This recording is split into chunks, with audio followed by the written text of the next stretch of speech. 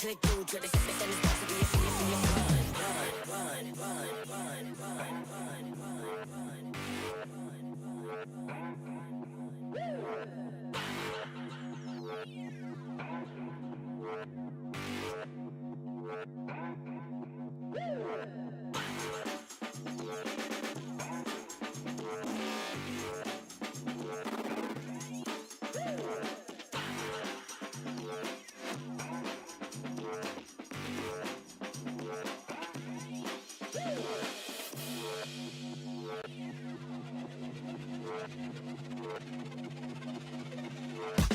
I've been coming up hot for a minute. Everybody know the drop when I'm in it. I drop the top when I'm in it. Everybody know the drop when I'm in it. Yeah, I go so cute. Everybody know I'm on. You know when the click through to the system. It's about to be a so big vibe.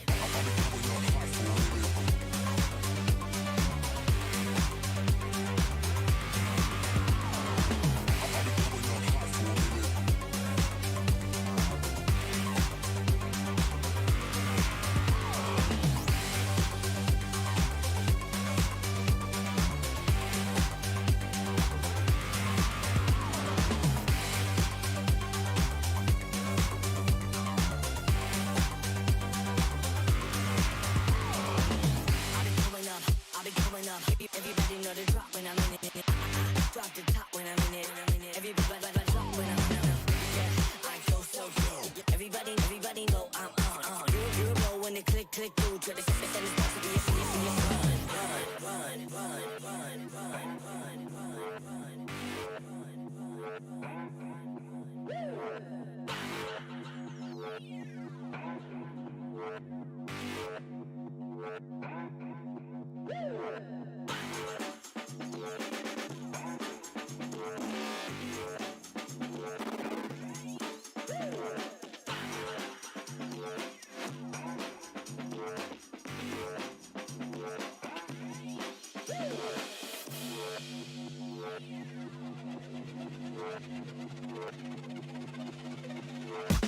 I've been coming up hot for a minute.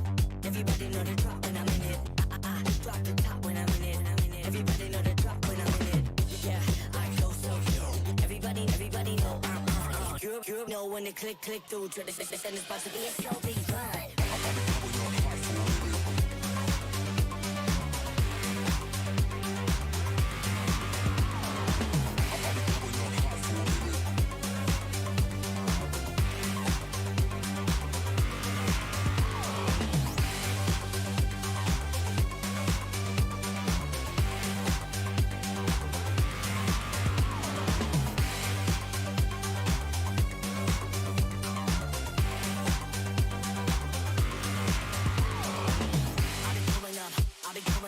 Everybody know the drop when I'm in it. I drop the top when I'm in it. Everybody drop when I'm in it. Yeah, I go so cute. Everybody know I'm on. You know when the click through to the system. It's about to be a serious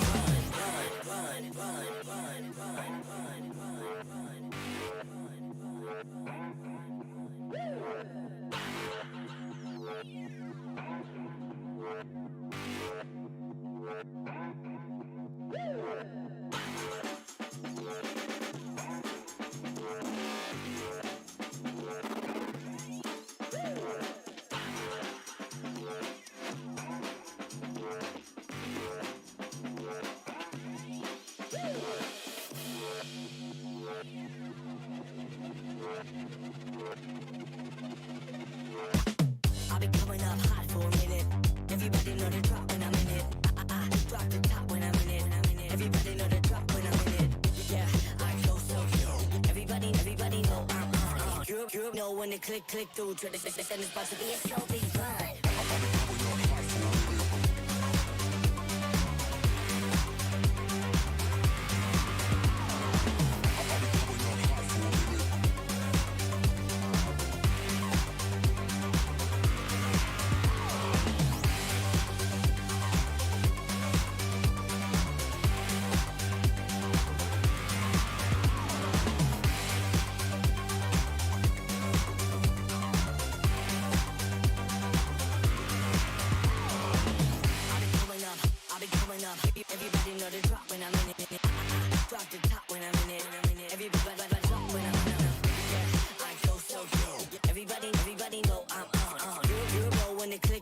through. Try to send this back to be a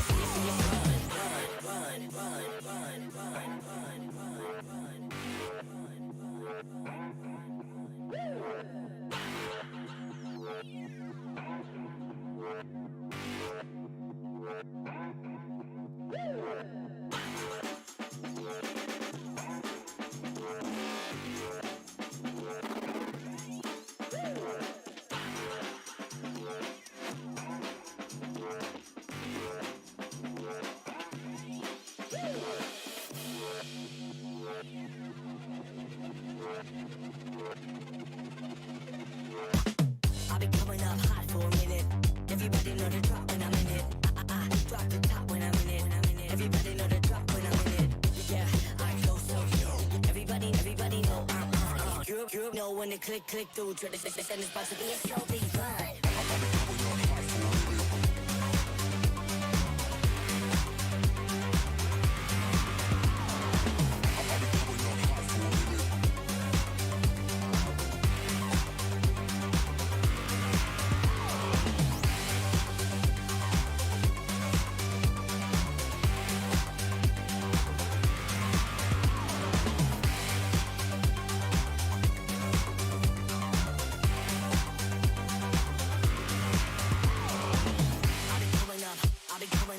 Everybody know the drop when I'm in it.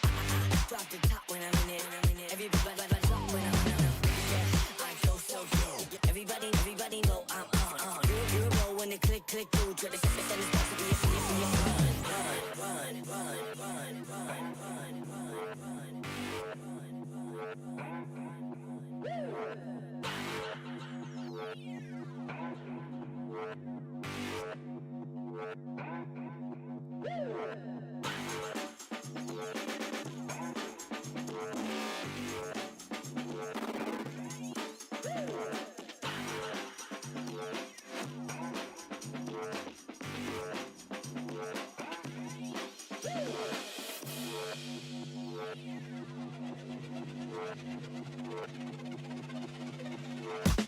I've been coming up hot for a minute. Everybody know the drop when I'm in it. I drop the top when I'm in it. Everybody know the drop when I'm in it. Yeah, I go so yo. Everybody know I'm Europe know when they click through. Try to send this back to be a so big fun.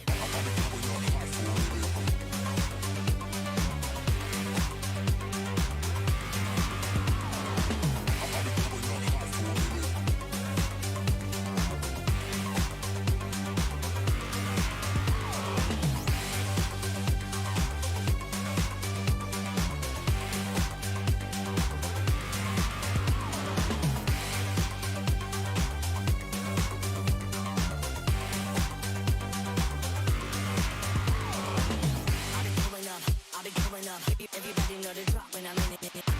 Drop the top when I'm in it. Everybody drop when I'm in it. Yeah, I go so yo. Everybody know I'm You know when they click through. Try to send this back to be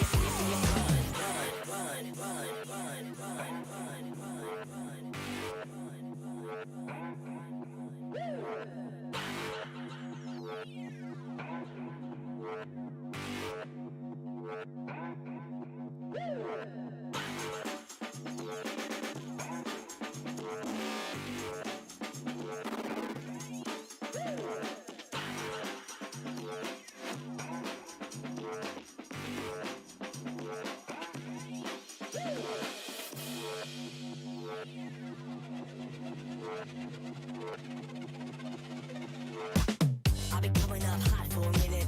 Everybody know the drop when I'm in it. I drop the top when I'm in it. Everybody know the drop when I'm in it. Yeah, I go so yo. Everybody know I'm Europe know when they click through. Try to send this back to be a so big fun.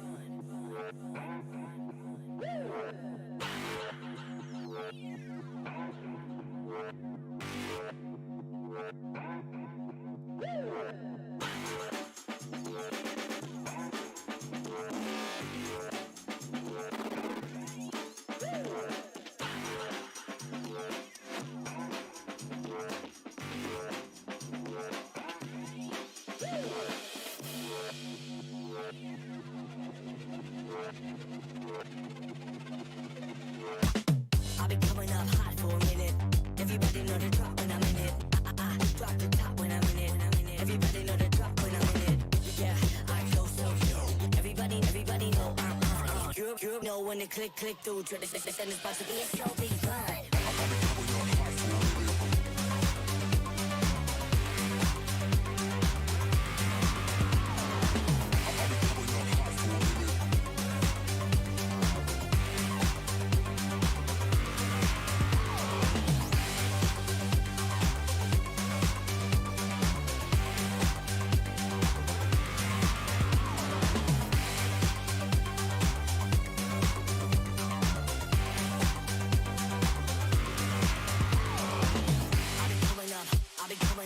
Everybody know the drop when I'm in it. Drop the top when I'm in it. Everybody drop when I'm in it. Yeah, I go so good. Everybody know I'm on. You know when the click through to the and it's about to be a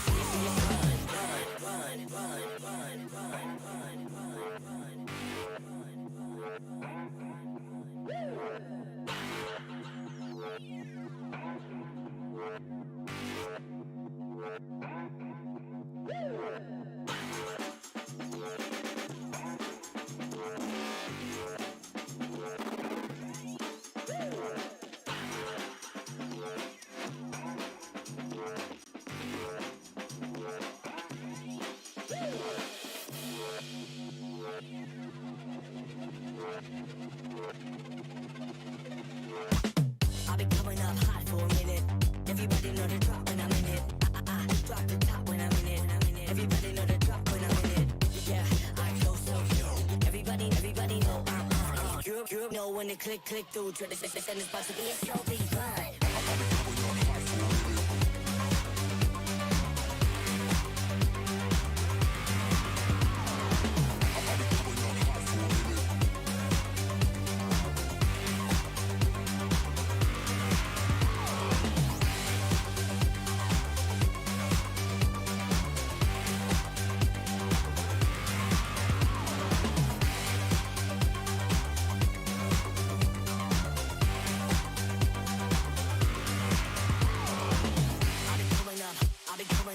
Everybody know the drop when I'm in it.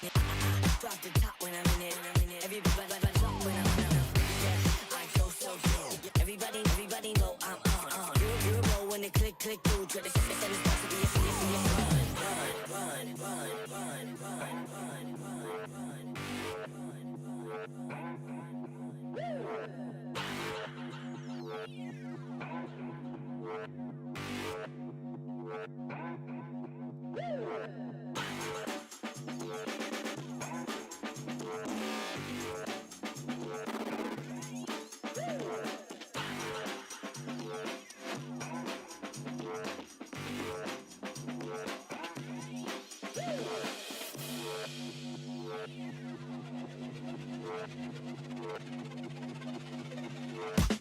I've been coming up hot for a minute. Everybody know the drop when I'm in it.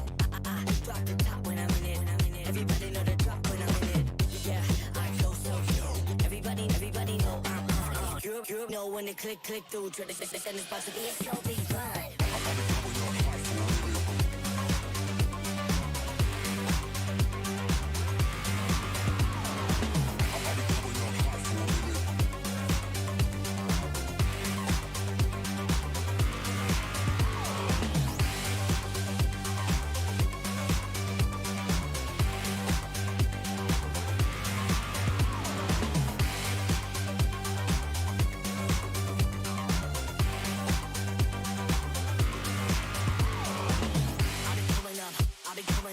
Everybody know the drop when I'm in it. Drop the top when I'm in it. Everybody drop when I'm in it. Yeah, I go so good. Everybody know I'm on. You know when the click through to the and it's about to be a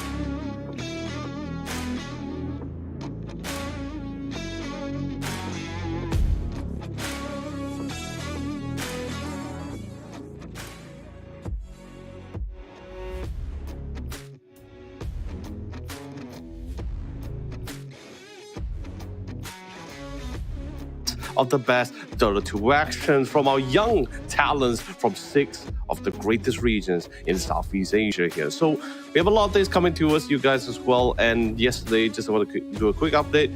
We just concluded for the Indonesia's regional qualifiers where Victory Pals was able to not only be our champion but representative for the region. Today is going to be the Malaysia's one as we try to figure out who will be representing and also going to that country's playoff. But first things first, you guys think about. We would like to give a big shout out to Samsung as well, who's been doing a phenomenal job on giving all these young talents from many regions in Southeast Asia an opportunity to not only to showcase their skills here in an esports manner, but at the same time also give them an opportunity to be scouted out or at least to be looked upon by any of the greatest organizations currently watching this stream. And besides that, Samsung just I'll give you a fantastic thing, a little tip for you guys. If you're looking to get that nice upgrade for monitors, Samsung just released their new series of monitors for 2024. One of them is the Samsung Odyssey OLED G8 here. The fantastic piece of monitor, very smooth, fantastic, utilizing, it's not an LED monitor, ladies and gentlemen. It is utilizing the OLED technology here, and it also comes with the OLED anti-glare, which is absolutely fantastic. And the G8 in particular is a 32-inch here with 240 hertz here with a response time of 0.03 ms. That is absolutely insane. You're looking for some quality visuals in your gameplay here. That's exactly the piece of hardware you're trying to look for. You know, with that being said, let's quickly get back to the more important things at hand as we quickly bring up the tournament format here to show you guys what we're actually running with. So first things first, as I mentioned as well, we are currently going through the open qualifiers here of 6 countries in Southeast Asia here, them being Malaysia, Singapore, Philippines, Thailand, Vietnam, and Indonesia. But then again, like I said, we just concluded for Indonesia yesterday. Victory Palace was the winner, our first winner and representative. So they're going to be very comfortable waiting it out. And I guess you could say one of the benefits of clearing or securing first would mean the fact that they have a lot more time to prepare for the next upcoming tournaments as they watch our respective series. So each one will be representing per country. 4 teams will advance to the country finals, which the country finals, by the way, it is a best of 3 formats. Only the top 1 from each country will advance to the regional playoffs. Group seeding, as I believe you guys know as well, group seeding will be determined on the amount of points or the amount of games or series they win. Without it, the more wins, of course, will dictate better seedings. And then, as you all know as well, better cities will at least determine what your position is going to be like in the playoffs bracket here. So regional playoffs is going to be the best of 3 format, double eliminations, and the grand finals will be a best of 5 long games. But guess what? We viewers and casters always love to see the teams going the distance for sure. So we have a total prize pool coming up as well, as we currently show you the format. Total prize pool 10,000 USD. That kind of figure which we'll actually never see if it was 10 years ago for a campus league tournament. So another big shout out to Samsung. Thank you so much for the opportunity. And the champions will walk away 4,000 USD. First runner will be 2,500 USD. Second runner 1,500. Fourth place is 1,000 USD. Although there is still 2 more, the 5th and 6th place is not mentioned here, but the 5th and 6th place will be walking away with 500 USD. So, which is a really cool thing. So, in other words, our top 6 teams in the actual playoffs, well, at least we'll be able to walk away with a little something, not just with the reputation and of course the honor of winning, but at least someone will get a little something. So let's quickly bring up our brackets for today, or at least our schedules for today, to show you guys what we're actually going to be going through. So we have our first broadcast, which I'm going to be handling. Our first match, best of 3, is going to be PSGD versus Dangerous Fury, which is going to be following up with Team Shutter versus Al Valon, which is whatever, very cool esports logo, the team logo here. And we're going to be ending the day, which is going to be the best of 3 finals. This is going to be the regional final to determine which team is going to be representing Malaysia in the playoffs. So the winner of these 2 matches, our first 2 matches of the broadcast, which is the semi-finals, will be going up for our last match for today here. It's going to be really great games. Malaysia has been one of the few areas where it has been producing great talents for the Dota 2 scene in particular as well in history. Team intros, of course, we're gonna have Al Valon, PSGD, Dangerous Fury, and Team Shutter. Really cool logos, really cool icons for themselves here. And at the same time, I will also be the one to be gracing you guys. Today, it's gonna be solely, once more, Don't really have any partners today, but that's fine. It's totally fine. I get to enjoy all these visuals, all this action, all to myself. I get to enjoy this without having to share. Not really big man on sharing things, but pretty good. Pretty glad to have all this action, and of course, not really talk to myself here.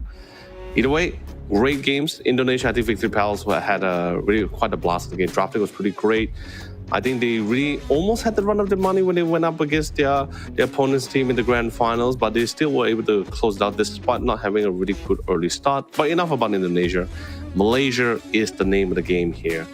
And I think these teams will be having a little bit of a difficult time here, mainly because of the fact that this is a campus league here, so there's not a lot of vaults, not a lot of information about the teams, their capabilities.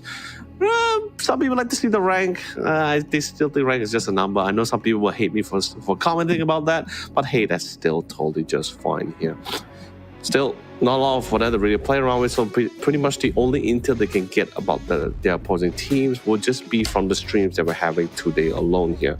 Not really much to work with, so I guess you could say they just have to be really confident with their perks and quirks with the competition they'll be running from the drafting that the IGL will be connecting. But at the same time, while we're here, and also checking out the Samsung Odyssey OLED G8 or any other of the Samsung's 2024 new hardware releases, you guys can also have an opportunity to still sign up. We still have the registration going. It is closing soon here for the other region. Indonesia is long and dusted. That's totally over. You guys can't sign up for that anymore. Malaysia is pretty much today. You can't do that either. But the other four regions here, Vietnam, Thailand, Philippines, and Singapore, those registrations is still ongoing as well. But then again, I did get the call. It is closing soon. So if you have any friends, great talents, campus league level, of course, there's still the rules and everything, yada, yada, yada, sign them up. You think they have an opportunity? Do you think your friends have a great team in either of these four regions? Tell them to sign up. There's a lot of things on the line. Great opportunity that Samsung is being provided for you guys. And of course, a little bit of a financial something. Groceries are not cheap nowadays, so might as well get it while you can. At the same time, also have a blast with your friend. I think this is the most important thing. Besides the fame and the financial and everything, it's about having fun. I think creating memories with your friends while, before you go into the working world, it's very important. I think it's just something that we don't get often. I mean, we just don't. We all grow up eventually. So enjoy while you can, while you're young. Youth is beautiful. I'm not, despite that, I'm actually pretty old as well. But still, enjoy what you can, sign it up. This is an opportunity. You get a little something out of it. Even if you don't, you still have some fun with your friends. So go for it. Sign them up, look up, because we need as many teams as much as possible, because we just want to see all these talents going head to head with each other. So, as you all know, big patch came in, 7.36. Some find it fun, some didn't. Especially for the casters and the professional players in the esports scenes. Yeah, it was pretty rough, because I think it was actually even more rougher for the pro teams and the casters during Dream League Season 23, because it dropped during day 4. Like, it just dropped. Like, there was no heads up. There was no mercy. The Valve just drops in and just like, hey, big tournament, great. We just dropped this very massive patch here with the new aspects, new quality of life. Although, don't get me wrong, quality of life, absolutely fantastic. I think it's definitely changing the dynamic of the game and how you tackle it. It's definitely not as stale, because it's been pretty static. It's been pretty static so far.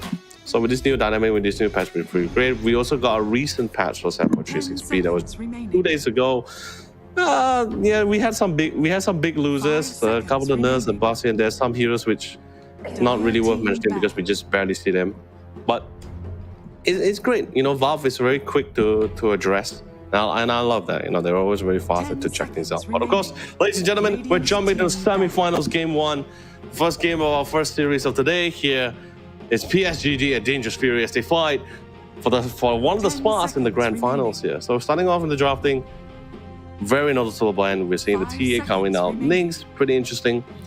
Shaman and Adventure, those two bands are relatively new to me, because mainly because of the fact that yes, there are certain bands in certain regions, because certain regions would be playing like certain types of support. Although yes, we still have the priority picks, priority bands, but there's some region who definitely prefers playing certain support, which is not as favorable in the other region. Maybe Shaman was being one of them. I think yesterday in the Indonesia side in our regional qualifiers, we had a lot of Shaman games. Yes, a lot of Shaman games, despite the heavy nerfs to the Shaman. But the Hex has no longer the damage amp.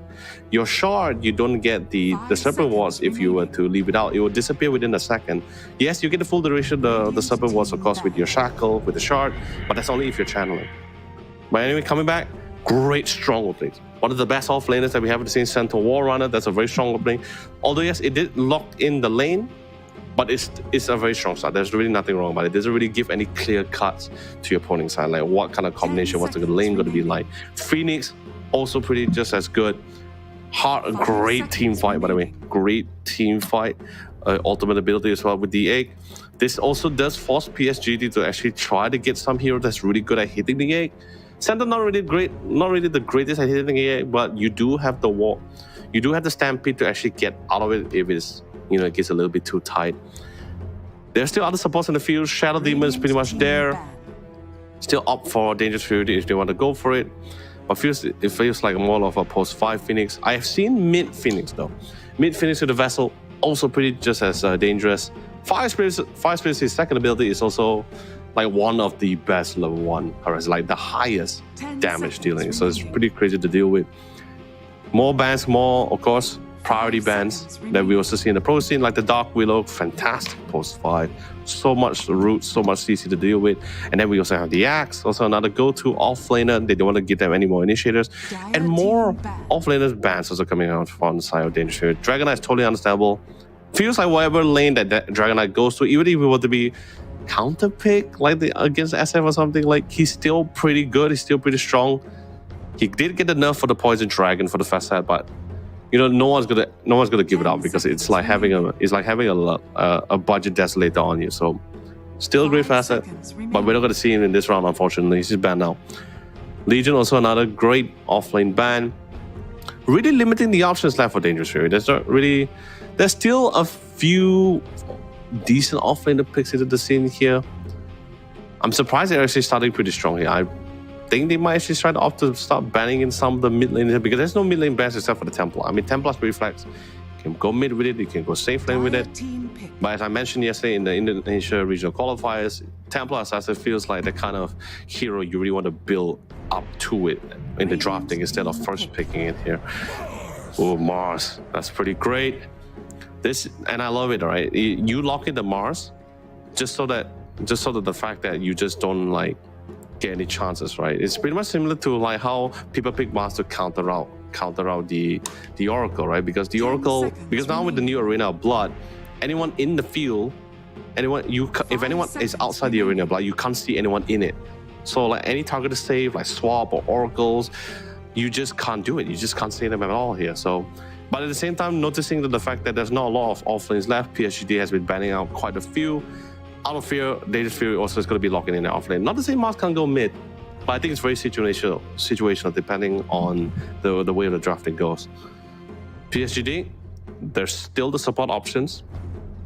Quite a few, if they want to go for it. Clockwork is still on the pool, which I think is also fantastic as a post 5. I know traditionally we have always seen Clockwork as the post 4. But recently with the new facet, Clockwork post 5, also just as strong. Pretty much literally your cars could kill even the most tankiest guy at level 1, which is absolutely insane to me. And drain all his mana. Even if you can't kill him, you're still draining out a lot of mana. A lot. It's insane. Veno also on the rise. We do have the recent buff to the facet for his Plague Wars. Like it comes with charges now. But I still think the Noxious play, I mean, it's still too early to say. Although we're already 1 week plus into the 7.36 patch, it's still pretty too early to say like which is the better one. I mean, even now, I mean, sure, some heroes facet is definitely clear cut. We already know, okay, this is definitely the one you're going to go for. But there are some heroes facets where it's debatable. People like be thinking like, hey, this is great. This is also pretty great. You know, we're still learning as we go. And Venom's pretty great. You get the shot for the Venomous Gale. You're going to be able, if anyone tries to debuff the Venomous Gale, they get stunned on the spot. So also a great form of CCs. You got a great slow, good, decent amount of harass with the Poison Sting as well in the early game. Noxious Plague with the facet, it actually spread twice. So that's also a pretty strong thing to deal with. Ruby post 4. Not a lot of spells to steal so far, but still pretty decent one. Believe this is going to be the post 4 Rubik. Traditionally wise, Rubik alongside with Hook Wings and was like one of the few go-to post 4s. You got great high rise, great poke, you are pretty much outrange. You can also have additional spells to utilize as well. This also somewhat limits a lot of like additional great abilities on the side of a Dangerous Fury, but then again, there are still ways you can really play around it, but you just have to be a little bit more careful, especially playing around with the Rubik. It's not that kind of thing where you can just simply open black holes anymore, no. I mean, we don't think we're going to be seeing Enigma, but I'm just giving an example in that manner. All right, last pick here. You got Vano, you got Rubik. I would really love a tempo player here for the side of a Dangerous Fury to really try to get to those backlines. There's a lot of really squishy supports they can really try to work it. You can actually, Dangerous Fury can be a little bit more safe. They can lock in another support if they wish to go for it. Mars, great initiator, great follow with the Phoenix 8, but they're going to be locking the safe lane. This is actually pretty fantastic. A lot of melee, this is like one of the few melee carries which like Centaurs or most of the offlaners are really having a hard time. Maybe except for Slaughter. I think Slaughter absolutely love going up against melee safe laners. But in this case, Centaur is going to be really careful. He does have decent amount of burst, but if the battle ends up being drawn out, this is something that Ursa loves to play off. He loves long drawn out fights. He loves like brawling. He absolutely excels in it. So Santa's gonna be really careful with it. And since it's gonna be a post 4 Rubik, you really gotta get a couple of harassment. But with the Lion, it's gonna be a little bit more difficult. It's like I don't think where people say like which one is more annoying to deal with, Lion or Shaman. And usually people would, if they had to pick which of the two to ban, people would usually ban Lion. Lion is a little bit more annoying to deal with in lane and in game, and also towards the late game, especially late game, right? When you have you literally have a cost-free hacks in any of the fight. BKB doesn't last so long, 6 seconds, right? You get one guy, that's pretty much it. Razor locks in, fast pace, can pretty much play off with a great timing alongside with these guys. We have seen safe lane Razors. Am I a big fan of it? I'm pretty okay with it. But I am concerned because he tends to fall off if he's not really snowballing as much, especially going up against the Ursas. Got Pop, understandable. You want to get a little bit, you want to try to ban out as many elusive heroes. I think the same goes for PSGD. Like both sides, it will be great to have elusive heroes. They're getting rid of the Puck, they're getting rid of the Storm. There's still Void in the pool. There is a slight nerf to the Resonant Pulse. I mean, they just basically increased the duration by 3 seconds for the cooldown. It did hurt slightly, but I still don't think it really killed the hero. I mean, it's a little bit too early to say. That patch came in like 2 days ago, and there wasn't really any real reason to really pick the Void so far. Like, not a really good reason just yet. There's still Amber Spirits. Last Strike, you really want to run it down. I think it's be pretty perfect for both sides. It'd be great to have the Last Strike. You got rid of the Zeus, and just a quick reminder: the Zeus shard does not work with the illusions anymore. So you can't. So your late game with the late game farming or pushing out, it doesn't really work anymore. Not to say that you can't play the Zeus. Still can play it as I guess you could play it as the traditional Zeus with the high burst and everything. Oh, pretty good, decent vision as well. Safe lane locks in. PSG is pretty like pretty much still in the dark, especially with the Razor. Can go mid if required. Necrophos is the final ban. Interesting. Necrophos. If Necrophos is the ban, they're going to be bringing someone in. They're going to be pretty. That doesn't really like the Necro. DP is still there. Left Shrek is still in the. I mean, DP got a lot of buffs, but we haven't really been able to see much about it. But yeah, brings in the Void Spirit. You'll be able to get a decent amount of control, get to the backline. It's elusive as well. Sure, you only have to worry about the Lion. Lion's the only one which the Void Spirit will only have to worry because of that instant stun and inside. That's like double control skills on top of the Lion. That's the only thing you have to worry. Spear Mass, not to say that it's not a control, but it's not instant. You can still react towards it if you're fast enough. I'm pretty sure the Void is capable. The PSG mid laner is very capable, so they really had to worry too much about it. And also, decent amount of escapes. You got great gap closers. The silence once you get the scepter, very easy to deal with as well. High burst capabilities. Now, what is the call for Dangerous Fury here? You're going to be going up against the Void. seen some really weird ones. I started mids before they go for the counter, Now but they select lock your in heroes. the punch. Punch mid. All right, cool. Melee to melee. Didn't really have to worry too much about it. And like I said, these two teams, there's absolutely no intel, no votes about it. So both this is pretty much their first game to get to know each other. This game is going to be break the ice for both sides. I'm not saying they're going to be making friends, having a cup of tea and biscuits at the sides. No, they're absolutely going to be, one of these two is going to be dominating the other. Fresh meat assets really decent. We just don't get that clockwork again. I think this is the first game. This is the first game that we had where clockwork is not banned, and it's literally in the pool for the taking. But I guess they just didn't feel up to it, right? Because it's like I mentioned before. They may know what's best in the patch, but it's a matter of whether they're not only are they confident, but are they able to pull it off, which is also another factor. So, which is fine. In Dota is really one of those games where if you have really good knowledge, but also very practical with a very large hero pool, this makes it a lot easier for your in-game captain to really go for the selection here. But it's also important to pick what you're most confident in, you're most comfortable in here. And Lion is actually pretty decent, so let's just see how it goes. It's the first game. PSGD versus Dangerous Fury. Only one is going to be the one to take the win here. And of course, this is a best of 3. So if either one want to lose, it's still okay. There's still an opportunity. There's still a chance for second game.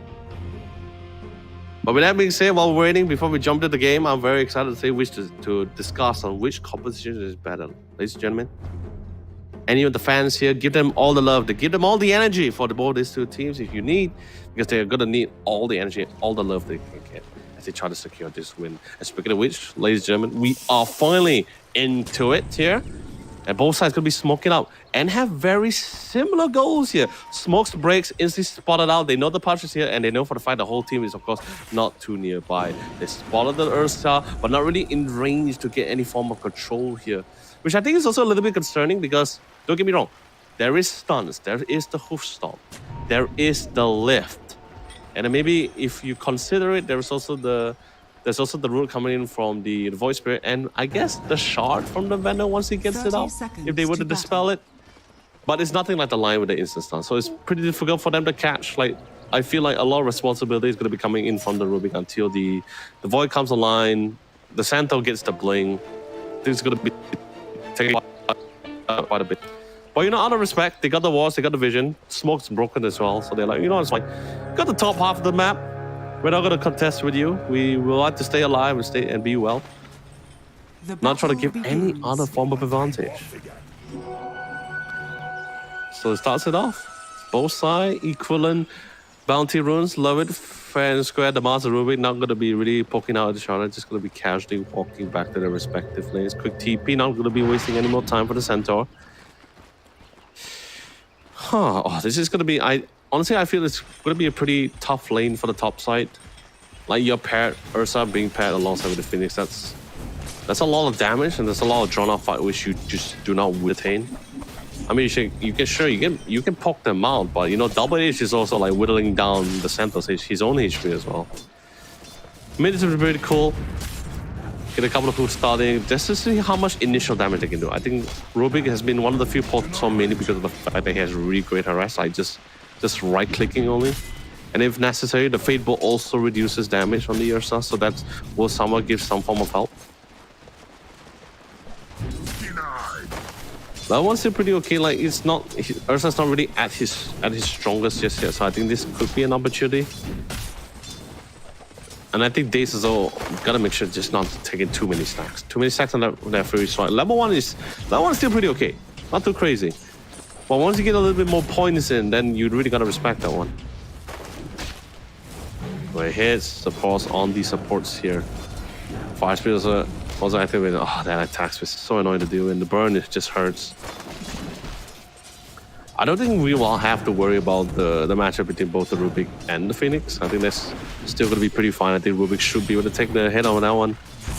But bottom lane, I think this is gonna be a little bit more of a slower lane. Like it's pretty hard. If Razor were to static link the Mars, he's just gonna get stunned by the line, and they're gonna be able to walk out of it. Mana drain is also pretty annoying to deal with because Razor doesn't really have the best mana pool. He really doesn't. Like one combo, and then instantly he's pretty much out of mana. Oh, overextended himself a little bit there with the static link. Sadly, you're only level 1, so you're not gonna be able to withstand the amount of damage here. That's gonna be first blood drawn, absolutely secure by Dangerous Fury here. Probably the worst possible time too, because Dio was actually going for the pool here. So left alone here, it's going to be succumbing to that 1v2 scenario here. But an opportunity to come, Venomous Gale. Just had the poison taste, drop the blood grenade into the plasma field here. That's going to be a guaranteed kill. Oh, but the deny! Securing no kills, no pickup, no bonus goal, or EXP. Going to be secure over the side here, PSGD here. Well played. Taking full advantage of the fact that Venomous Gale also can allow you to be denied here. And pokes in, top side, no mana, but he got decent amounts, like 4 stacks at the center. You gotta be careful about that. Good lift, falls back. Sun Ray comes in to not only just heal, but also do some form of damage in.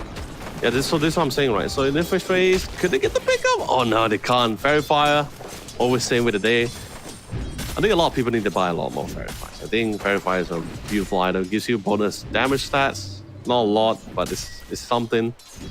And also just really allows you to give some bonus HP, especially in really tight situations. Farming-wise, really want to see a Clockwork game. Or an Enchantress. I think Enchantress has been a pretty good support so far. Dragon out mid. I don't think mid is going to be anything too crazy happening. Yeah, like nothing too crazy either. But there's not a lot of kill potential for both sides unless like one would have had to withstand like insane amount of damage to actually force out the force out actually a kill potential for the top side here. He's gonna rest, gotta respect. The Rubik has a lot of responsibility for this top side. I mean, sure, Santa's also dishing out damage. He's also doing his part, but he's the one getting nice and close and personal. Bottom side, that level 1 pickup actually did give them a slight advantage, give them a little bit more confidence to go for the harassed heal. Definitely going to be showing a little bit more attention to the lane, especially to what actually happened towards Bingaru here. Sorry, Binigaru. Which is the Razor. Lost secure. We got 3 minutes into the Wisdom Rune here. And with just a little bit more confidence, I think maybe if for the side, for the Dire side, for the off lane, if they were to get another kill, or speaking of which, beautiful Fateful. That's going to be 2 points in Fable. It hurts a lot more than usual. Finally, the constant damage, the consistent damage in pokes finally pulled through. Finally, they got the drop on the other side here.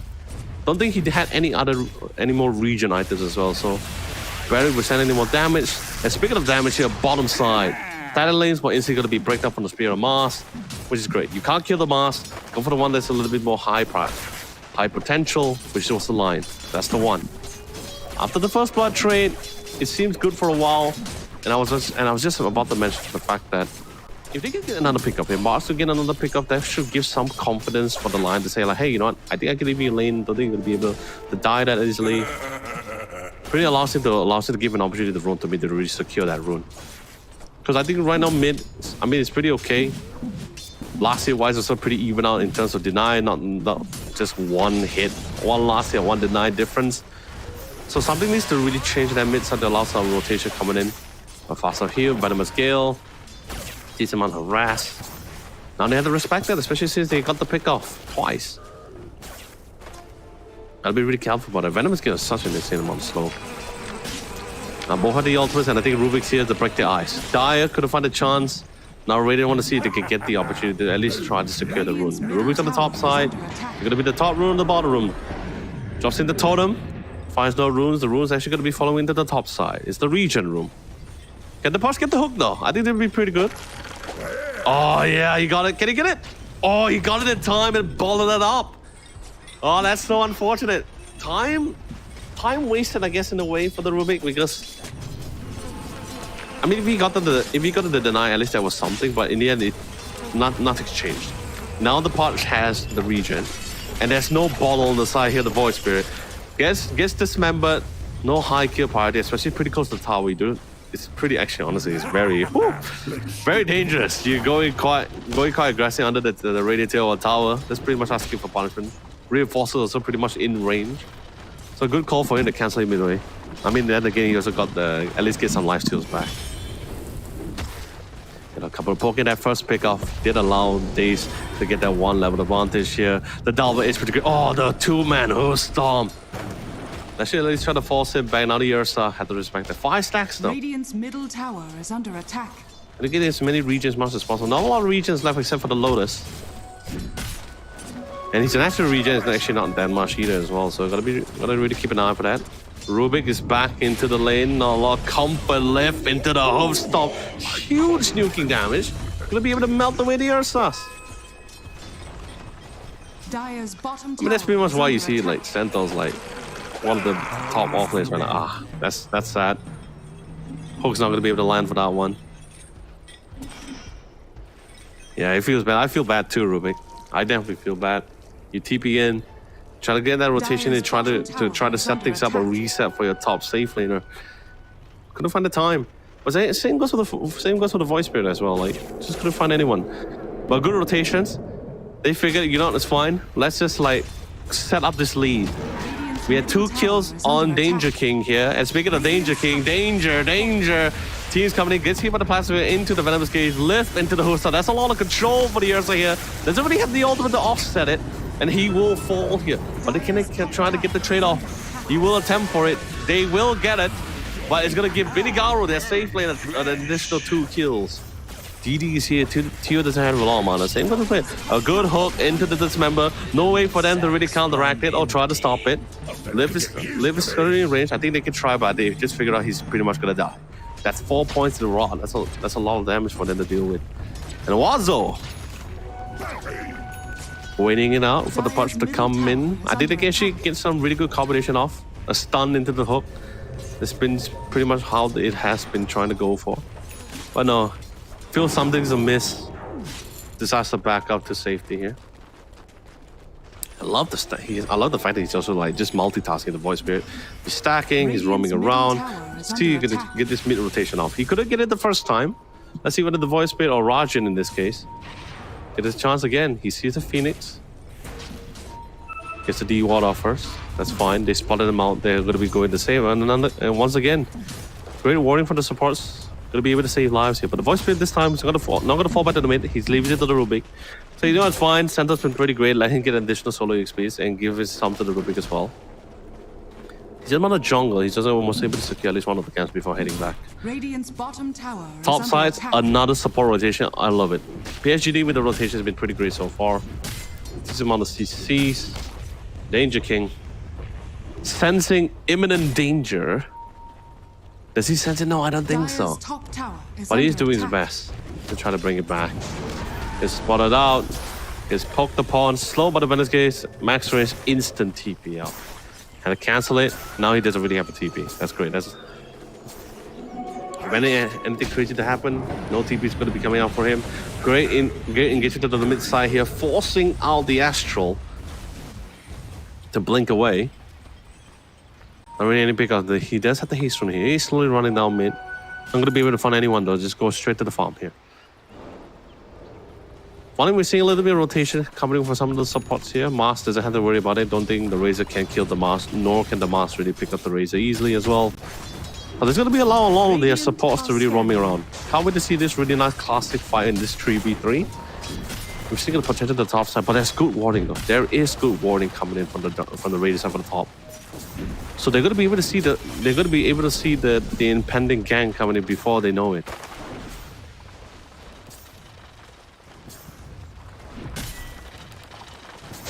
Slow down. Pot's not going to come from the jungle. Going to be coming from the lane side.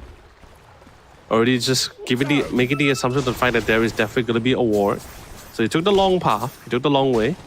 But the hook was not able to connect. And instantly, again, the surprise gang didn't fail out. But I don't think it's really like no one's really wasting time here. Like mid lane, the mid is to give it to the Phoenix to get some bonus EXP. Same goes to the Ursa. After the first few engagement, the Ursa is slowly bringing it back to the game. I think that's totally fine. I think as the time goes, scaling wise, he should be actually prime ready for the mid game, for the mid fight. Phoenix. JY comes in to join in the fray. He's an opportunity, not a lot of kill potential, but he is still level advantage, mainly because of the fact that he just was able to clear all those jungle camps. Despite not able to secure any of the pickups during his mid rotation, he's still actually not wasting any more time. Hook secures runes, he got the rune back. He's also waiting off the rest of the time. There is still ultimates towards the hand. He balls in the noxious plague here, but the flash speed is actually allowing him to tank in so much of the damage. There is the faster there, going to be forcing out even the Uranium Blood. Spear into the wall, into the egg as well. They have no way to cancel it, no way to avoid them. They outrun the egg here, and more men will get stunned in the process. Everyone is so absolutely low. But Bini Garu, once he can get a couple of more, Stampede was also committed himself for the safety, but 3 men into the Arena of Blood. There's just no real answer for that into the egg combination. It feels much of a secure until the BKB comes in, but at this current time, there's no way for them to outrun the egg. Maybe for the Void, but the same can't be said for the Rubik or the Venomancer here. Even with the Stampede active, you just can't outrun you can't really run out of the Arena of Blood. So pretty devastating team fight capabilities coming in for Dangerous Fury here. Didn't really change much, but at least that one pickup at least helped to offset things. And the Posh didn't really die either. So that flash mid just was able to just tank so much more damage. So the Arena of Blood was absolutely perfect. You get 4 members into the Phoenix as well. They just have no real answer. They got the kill. They got the pick up of the Void Spirit. I think that's also one of the biggest takeaway.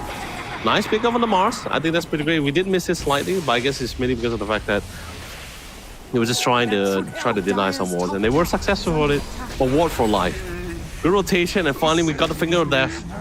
Now here comes the nuking damage, which is fine, right? Danger King put in the damage. If they're not able to secure it, they do have the execution and ultimate from the Finger. So you got decent team fights. They had not really the best of lane, nothing too crazy, especially for the top side, but they're slowly bringing it back. You win a couple of skirmishes, you win these small fights. It actually later pays dividend later on. Dire's top tower. But then again, in terms of map control, they did break in the first tier 1 tower for the top side, so that does open up a little bit for them to get some form of control to the Dire jungle. And there, although may not going to be really playing alongside the team, but he's there to support with the Stampede. Defensive TP, reinforced TPs are coming in the lines, and Danger King. Stampede allows them to reposition a lot more better. Ursa, even though he has a way to close the gap, or at least try to leap out of it, the Stampede just really ensures his demise here. And allows Salty to really reposition. Now, let's be honest, a lot of movement speed, a lot of slows here. Even with the Ursa's ultimate, there's just so much you can only do in that kind of scenario. At least without reinforcement, at least. Wazo. The rest of the squad did pop the glyph. Not really ready to join in the fight. We do see the TPs coming to the mix. Ursa is here. Spotted out. Instantly now they want to look for the fight. Big fight coming in. There's the team comes in. They want to go for the punish. Did ping out is going to be spotting no wars, but they get spotted out by the creeps here. And instantly the whole team was just saying, hey guys, no Stampede, Sentinel's not there. Doesn't really have the best of health to even come in for the fight, even if he was the TP in. They made the good call, they made the safe call. To back off from this one. Phoenix is slowly on the way. Gotta get the U scepter first. My dear observer, my fantastic observer, can we please check on the Void Spirit? I want to see like how far it is on the scepter. No, it's not really there yet. Gonna prioritize another item before getting that offhand first.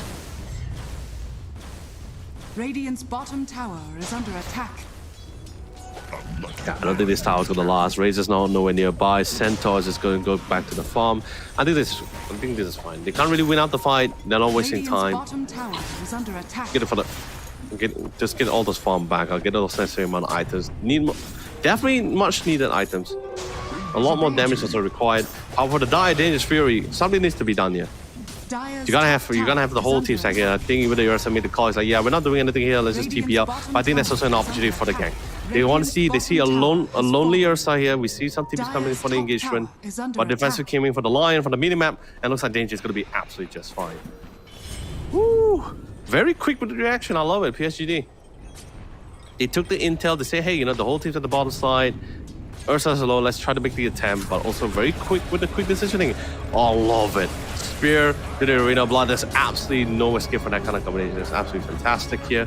Rubik managed to steal the Arena of Blood, but you know, didn't really do much for him, did it? Not really a fantastic thing, but hey, you know, you got a Rubik against the Potch. It's his opportunity to be his own personal Potch if he was able to steal out the hook. Does have the 8 lands, and it's crazy, man. 8 lands on the Rubik with the Arcane Mastery. If he gets a Psychic Headband later on for the tier 3 item, or maybe even the Telescope with the tier 4, he has insane range.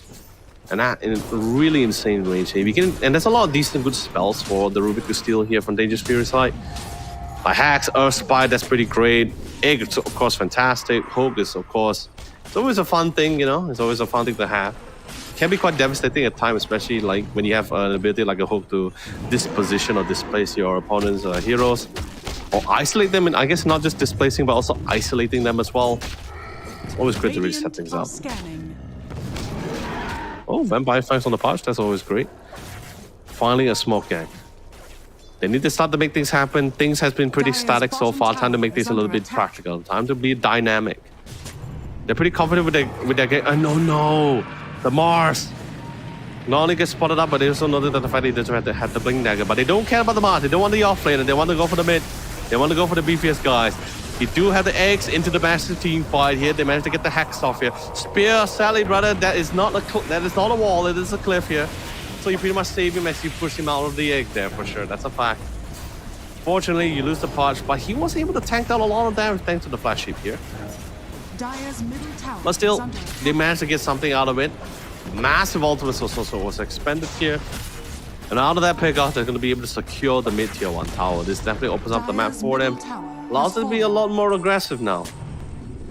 They do have the wall set up. They do have the D wards. Now it's time for aggressive warning, some aggressive positioning here. Can they get a couple more in the process here? Mars, try to push out the wave as much as possible, as safe as possible. He does have the Blink Dagger, so he should be able to react accordingly. But you gotta be very quick about it. Get all the lanes, all the pings here. Couldn't was not able to get the hook out. Potch, my friend, you're in the wrong neighborhood. No egg, no way for him to fly about it. You do have to flash it. Oh god, Ruby was also able to steal his own personal egg for sure. But then get JY, Lion, you just blink into the egg here. And that's not a favorable one here, but hey, at least you managed to get a pick up on the mid laner, a mid for support, but at the same time you also lose your own mid laner.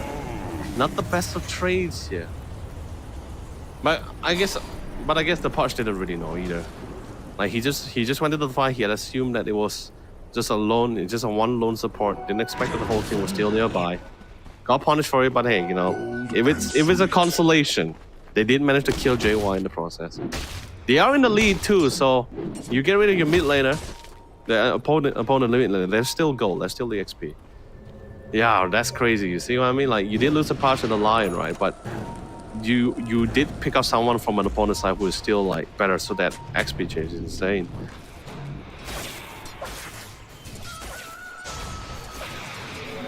$2,000 for the Lion fight, that's a lot, yeah.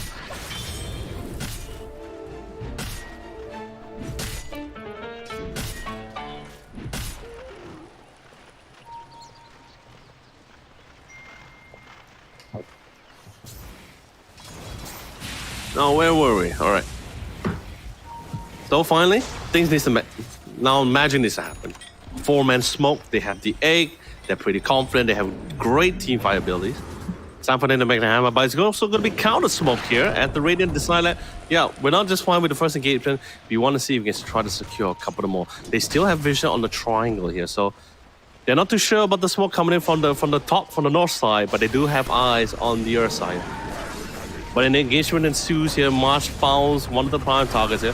Couldn't really get on hand, but I get a beautiful 2-man hoof stomp here. Pop the Stampede into the egg here. They want to try to break the egg as much as possible, but they just couldn't really outrun into the Arena of the Blood. Raijin stun on the spot here. Big damage comes to make a beautiful 3-man Earth Spike here. But Benigaru revealed the existence of the BKB. And with the falling and the death of their assailant Ursa, no other big damage is going to be coming out from the rest of the squad. Despite them being all so low, but the Potch just couldn't find a way to close things out. Wow, they really whacked that out here.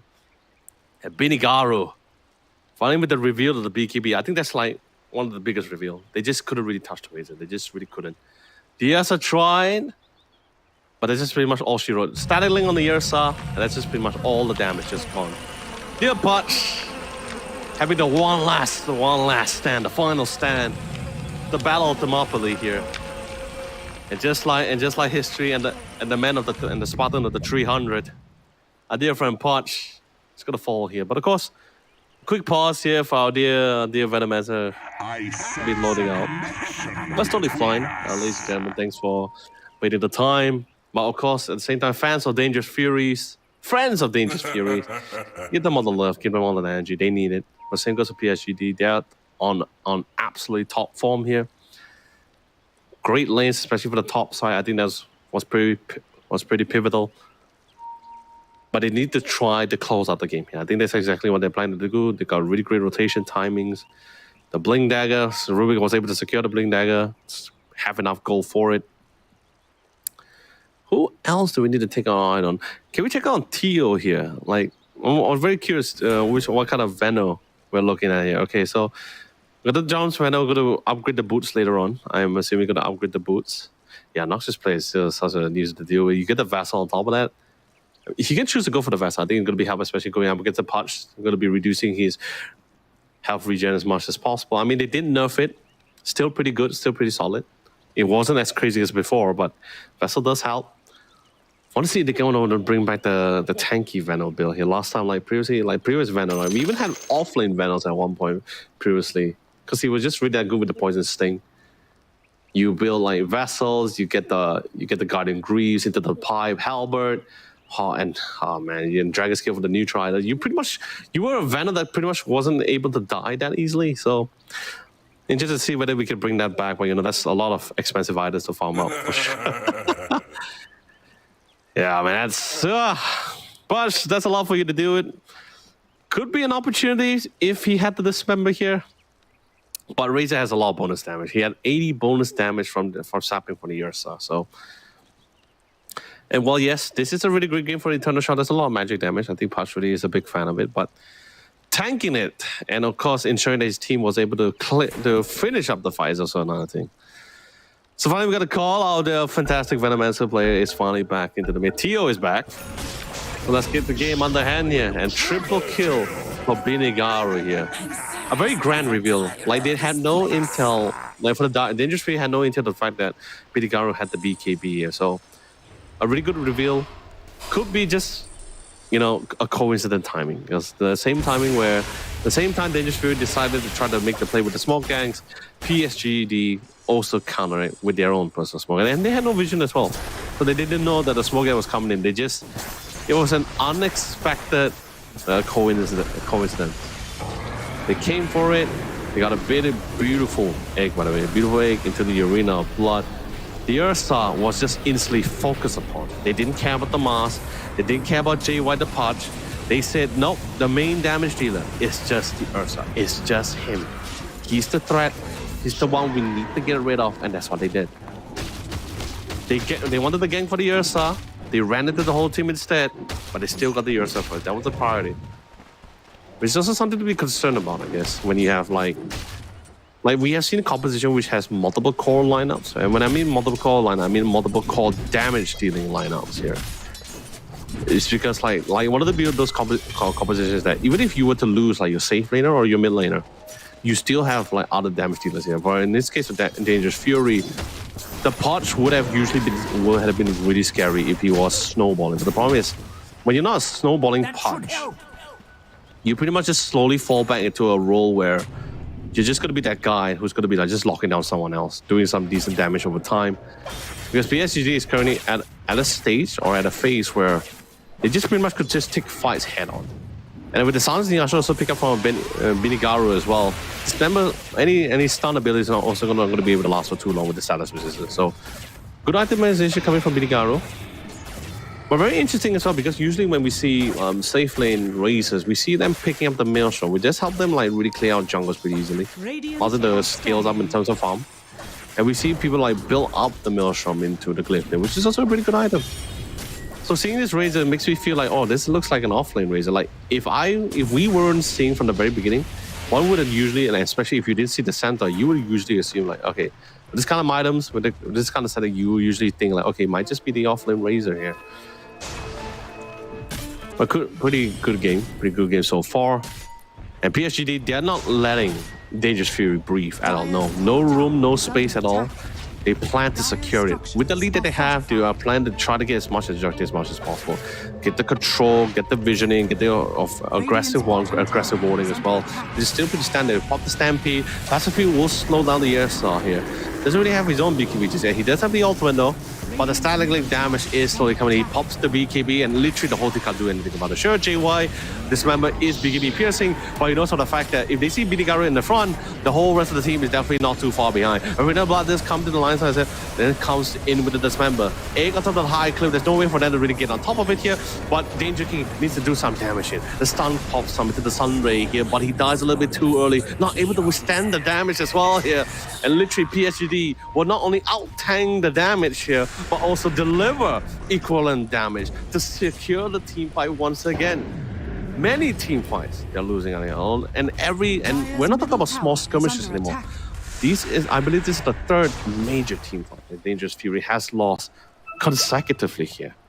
So more gold, more EXP here as well. That's a lot of damage output for the boss. I mean, it's pretty equivalent 10,000 to the 8,000 here, but PSG has somewhat of a lead and they have better items. I think they definitely have one item or two items, but definitely more at the side of Dangerous Furies here. And I think this is also one of the scary things when you go up against a Razor, right? Like, Razor pretty much falls in a similar category with the patch where if you're snowballing and your enemies just have no way to really like bring back the game, then the Razor will just literally overwhelm you. You have just no real answer for it. If both sides pretty equivalent, then I think it's still pretty doable, but PSG is not gonna allow that kind of scenario to happen. No way. They still have decent vision though. They still have done some decent amount of control around the map here. And we see the Void Spirits are currently on the way with the Scepter here. And once he gets the Scepter, things gets a lot more harder, especially for the Pudge. This member's not gonna be able to last for too long. The Silent comes in. Even if the lift was already committed, even if the hoof stop was committed, the silence is just going to be so detrimental for all of these guys. Like even if Raijin decides to go for a solo pickoff, it's even possible for him. He has damage, he has durability. With the scepter in hand, this makes things a lot more clear cut. Now the tier 2 tower. Both sides, Danger King was able to enable the mid lane to be somewhat pushed out, so the lost gives them some reaction to the bottom side. Pop the Stampede though. For the punch? Was it a misclick? I'm not too sure. I don't want to be wrong here. Just trying to figure out like what happened there. To force the Stampede, or maybe it's just a scare tactic, you know? Like this is a pop the Stampede, you hear the roar, everyone to the bottom lane is just like, yep, we're booking it. We are getting out of here. They're here, they're somewhere. Like you can not sure whether we'll get the replay for that one, but like for the bottom side, but I just want to see on the minimap just like everyone just running away from hearing the Stampede when there's no one there. So once again, back to the farm, pushing out the waves. Really just, I think they can even try to siege the high ground. This will somewhat force Danger Fury to come back for the defense here. Not a lot of good wave clear. Maybe with the Spirit of Mars, if he gets a shard, that does help them a little bit, alleviate a little bit as well. Fire Spirit is also pretty decent. Earth Spike, I guess you got the range for it if you like target the ground. And also, neutral Danger getting picked up by the neutral, the Tormentor, yeah. A kill by the Tormentor, but hey, you know, at least he got the shot for the line. I think that's great. The shot for the line, you get to mana drain 2 people, but at the same time you get a free BKB.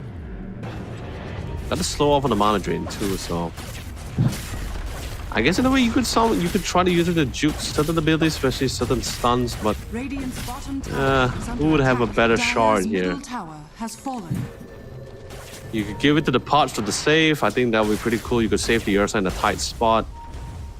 That's a shot, so it's alright. Phoenix is pretty cool. Mars probably help for the farm if he doesn't have the shard. Basically, the Master Shard, what it does is basically like, when he throws the Spear of Mars, it leaves a pathway of fire. It's a good, decent amount of farming. I guess it clears camp easily. Decent for high ground defense if necessary. Or Razor sees an opportunity for staff. He does use copy the Yoga Club into the blink. Maybe even the TP on the time. Razor's not going to be able to get any pickoffs here. By the way, this is the the skin that he has is actually I believe it's the Dota. It looks very similar to his Dota 1 counterpart, which is the Thunder God Rock, right? I think it's called Thunder God Warden or Thunder Warden. Forgot. Oh, man, I miss Dota 1. Man. It's such a beautiful piece. It's just another beautiful piece of game. Finding a smoke. They got the intel that the Razor was somewhat near to the bottom side. They know the Razor could be possibly nearby for the reinforcement for this fight. But they're getting ready. They spot no one. They still have no vision. Wazzle walks into Theo though. Got the Earth Spike on. But a good spell still. So now the Rubik have the Earth Spike here. This member in here does have the Earth Spike. Stuns in, no BKB. But still be able to melt away the Venomous. But he did pop in the ultimate, the Noxious Gaze, Noxious Plague. So at least there's going to be some form of damage, a decent amount of slows in time here. Can they get a couple more out of it? The Earth Spike is definitely proving dividend for the Rubik with the Arcane Master here. Did manage to juke out the plasma field with the shot from the line with the mana drain, but the host on beautiful for the follow. Now the counter initiation, they get back into the fight, they get the hook stop. Now they lost the front liner here. Can they get a couple of more? Binigaru doesn't really have a lot of mana thanks to the mana drain, of course. Doesn't really have the best amount of pull. But Raijin with the scepter in the hand and the Manta style, they are looking to secure a couple of more pickups. They're not satisfied with this. No, they want to get a couple of more, and they will succeed with 4 pickups, 2 for 4. That's the kind of market deal that PSGD always love to have and try to secure. Razor did, end up coming to the fight a little bit too late, but that's just totally fine. The voice field is just doing absolutely insane damage. And look at that Noxious Plague also was doing big damage at the same time. That's just crazy. And then it's just like Razor didn't have the doesn't really have the ultimate usage in that fight either, so it's just like 3 ultimates. And they only got 2 out of it. Pretty tough fight. It's pretty, like I said, the only one that can really control the Void Spirit would be the Lion. I mean, you have the Dismember, but he did use the Dismember earlier on. And without the BKB, let's be honest, without the BKB on the patch, it's pretty hard for him to actually really to have the full duration with the Dismember. There's just too many ways to really cancel out that channel ability, that channel ultimate. So Lion is literally the core person, but it's so difficult when your team is really fighting head on. You just can't really save abilities at that point in that kind of scenario. Maybe if you're in the lead, then you might have a lot more options, but in this case, you just don't. Pretty tough call for the line here. Like, you just have no choice but to really just copy to try to save as many lives as much as possible here. Dire's bottom tower has fallen. Radiant's middle tower is under attack. My God, the Centaur. No, you would think with the amount of HP that the Centaur had, we would assume that he had a heart, but no. That's just all Centaur with 2 braces and an Eternal Shroud.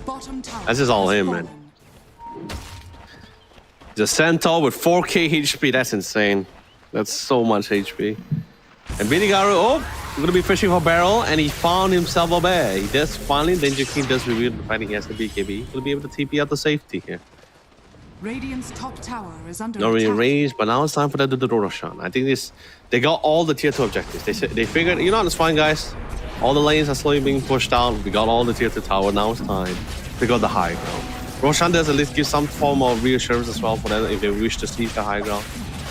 Like I said, not a lot. Danger Spirit have not really the best way player for the high ground defense. I mean, like I said, you get the Spirit Mask. And you can stand in the front. Hopefully you don't get lifted out of it. Lifted out as he gets close with the Shield of Mars. Second skill. Phoenix Fire Spirit is pretty much there. Doesn't really nuke on the way. Earth Spiders was pretty decent. I guess it's not the best high ground clear from the Dire side, but at least it's something you can work with.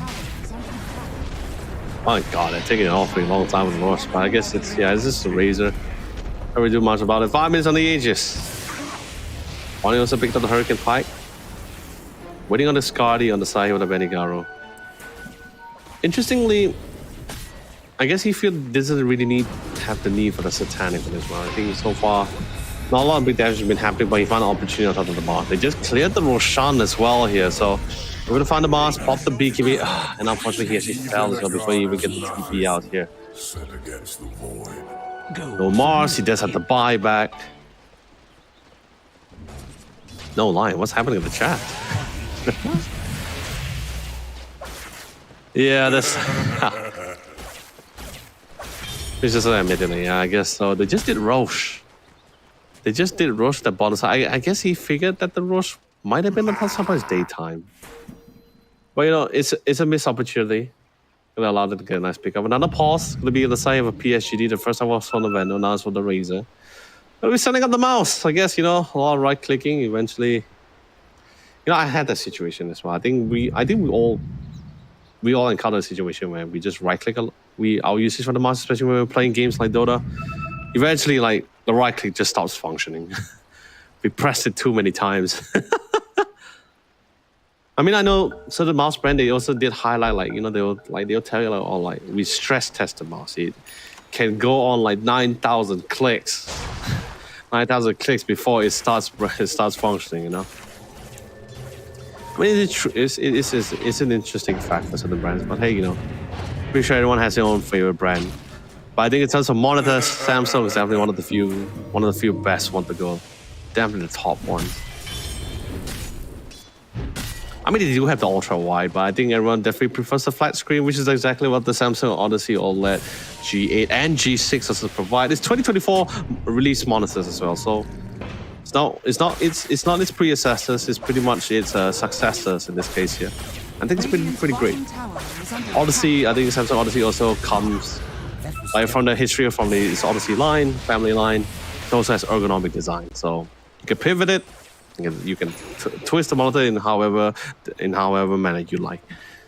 And it's 0.03 ms response time with a, depending which one you want. The G8 is pretty much 32-inch with a 240 Hz, whereas the G6, if you're not too big fan of a very large monitor, there's always the G6 option, which is the 27-inch. While it's a little bit smaller, it comes with 360 Hz. Can you imagine that? Giants are scanning. Yes. I guess the more compact it is, the more power you can get out of it. That's pretty insane to me. And it's OLED. It's 10 times. It's so much better than LED monitor. So, and Odyssey has always been, like, you can really take great pride in the fact that Samsung has produced a really fantastic monitor. I think the Odyssey line is always a fantastic one to have. But anyway, back to the game. Yeah, pretty slow. Ursa slowly finding his grounds back. Hopefully don't really drag them for too long. They do have the ages and 2 minutes, but I guess they really want to push on the lane as much as possible. Kudos to the Ursa though. Really try to cut out the waste while also farming the side care as much as possible. That is Levius the bottom side, but the mid is still being pushed in. Mid and top. Pretty decent lanes here. Definitely one would have loved it better if all 3 lanes was being pushed in at the same time for the pressure, but it's fine. They just want to try to get into it. 2 siege camps. They want to keep these camps alive as much as possible. I think they're going to be committing the glyph if necessary, then they will. Much needed. They see the 2 camps.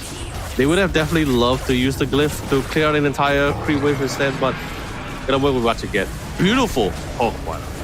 Beautiful spear, by the way, to literally force Benegaru all the way from the outside of the team here. Forced out the Aegis though, he still had the BKB, still have the ult as well. The egg was good here. Can they kill out the rest of the Radiant team before the Razor comes back into it? He goes straight for Wazo though, gets rid of the control here, and instantly has to force back, but the Hawk denies the BKB TPs here. Well done, well played. Dangerous Fury with Merciless Fury. They're gonna be able to take the fight back here. Completely isolating out Binigaru here. Even though he has the Aegis here. Good spear, good dismember here. I guess they found the calling. Dangerous Fury just said, you know what? We'll go for we'll melt the supports first. Forget the cores, get rid of the supports. Leave the off lane for last. Leave the tankers for last. They finally found their barriers here. A good egg. Fantastic one too. Danger went straight for the Venom. That's a good call. And instantly fall up with the Ruby. They pretty much just line up perfectly for Danger King here. They're now slowly they're making way to melt out the rest of the party here. They're still right. Jin gets back into it, but instantly he sees the Dismember cooldown back online. Yeah, you gotta really be careful about that one. I mean, how long drawn out the fight. Dismember is actually a pretty low cooldown.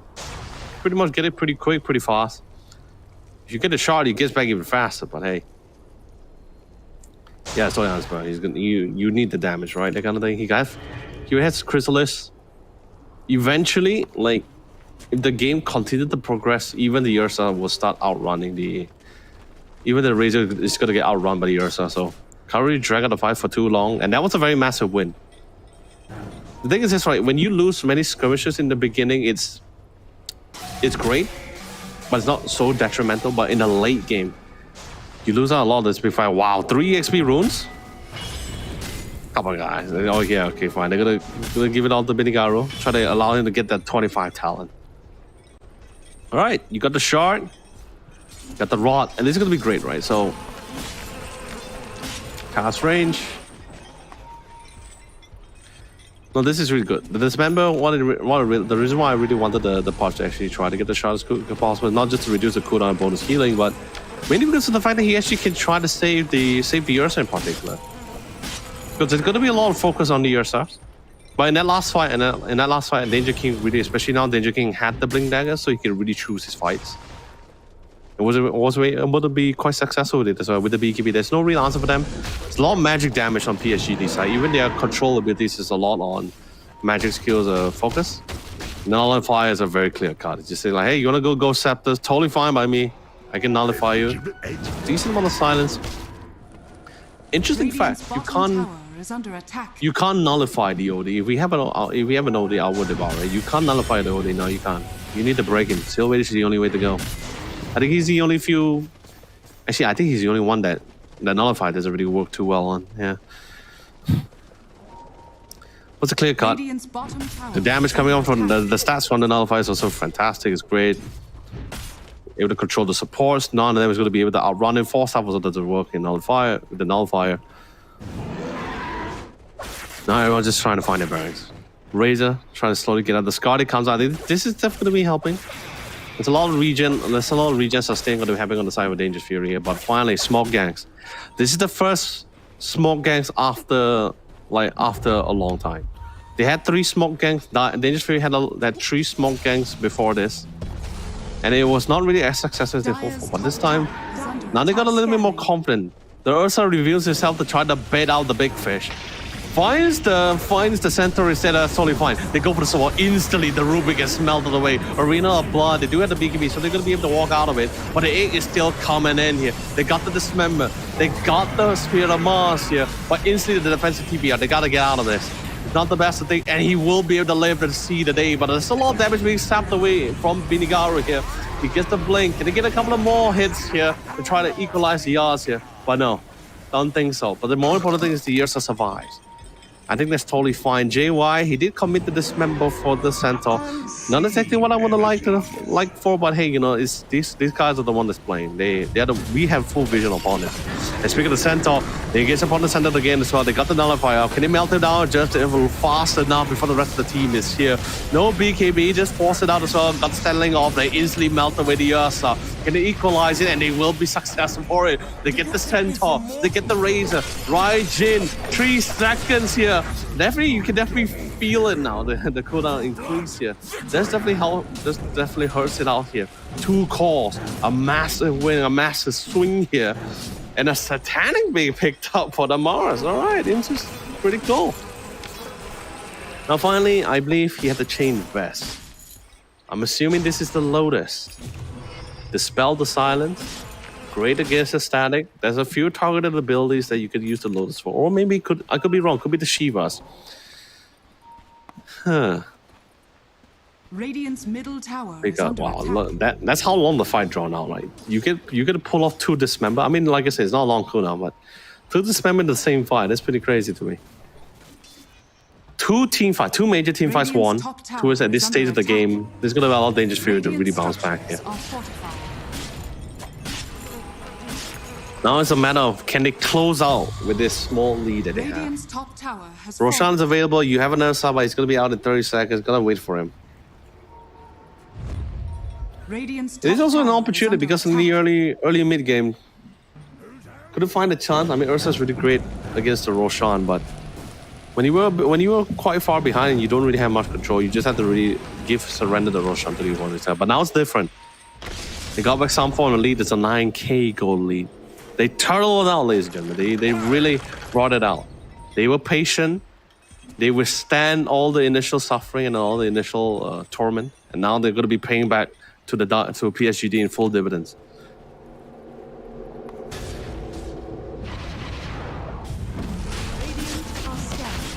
Here, Roshan begins. I believe this is the second Roshan.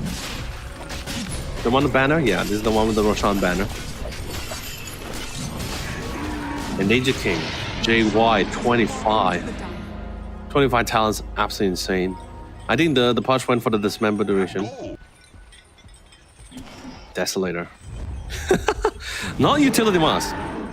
Flat on damage, yeah, he's just gonna keep piling on. He's gonna melt them away. I mean, second skill hurts, it does so much damage. I mean, I remember the days where, I mean, it's not remember the days, it's still one of the few days people just like run Deso first item for Mars. It just hurts so much. Dire are scanning. Good smoke. They spot the Razor on the top side. They know they're pretty confident with the team fight right now. And Razor hasn't really hit that level 25. He's nowhere near it. Trying to make his way there here. Ursa and the Patch is currently 25. Dire's top tower is under attack. Get the Raw. Finds the Venom. Got the Silence out. Can he melt away fast enough? Also nullified by the Stampede. There goes the defensive Stampede here. Instantly melts away the Venom. Raijin straight away went for the finish. He managed to get the Silence off as well. Can he get the egg up in time though? He pops in the use. Commits the egg. No choice. Defensively as well. Out of field, the fact that the Void might actually pick up on the Can he melt Binigaru? No! Just barely was able to TP out of time. There's still a decent amount of stats, especially since now he got the Scotty. Yeah, Scotty. We'll be able to tank some of the damage here, but the fight was not favorable anymore. They found the Dangerous Fury. They found the code. They broken the code here. Feels like that Turner movie, you know, when the group of UK scientists was able to create a device like basically the first computers, the turning system to break the Enigma code, right, which the Germans was using back in World War. So similar for Dangerous Fury, they broke the code. They found their bearings. They finally called back here.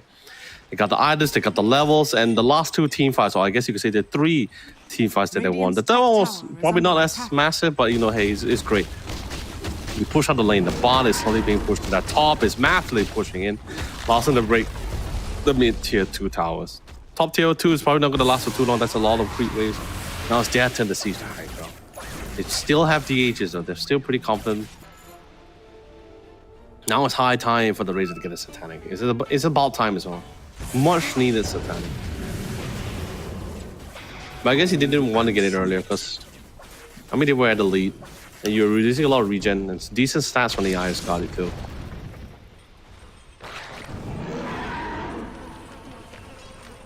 Oh yeah, I was right. It was a Shivas. Okay. He didn't go for the. He didn't go for the. Yeah, he didn't go for the Lotus. He went for the Shivas instead. All right. Less regen. Satan lifesteal is not going to be able to work out too well. Decent amount of slows. Restacking on the slows, yes.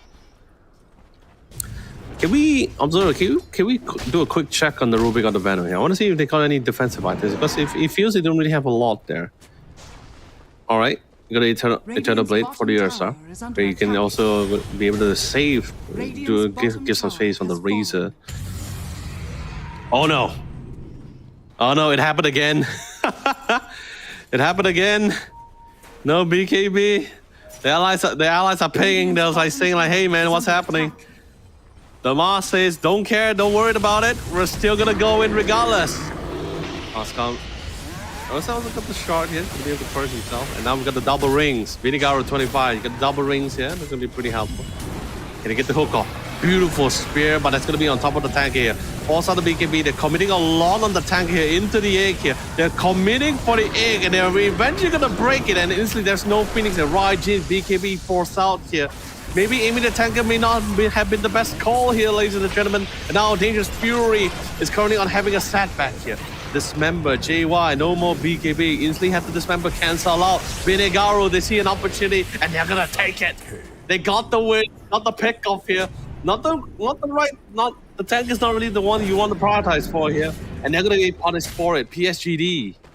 They finally found some light at the end of the tunnel. They brought it back. They got the gem back as well. Wow.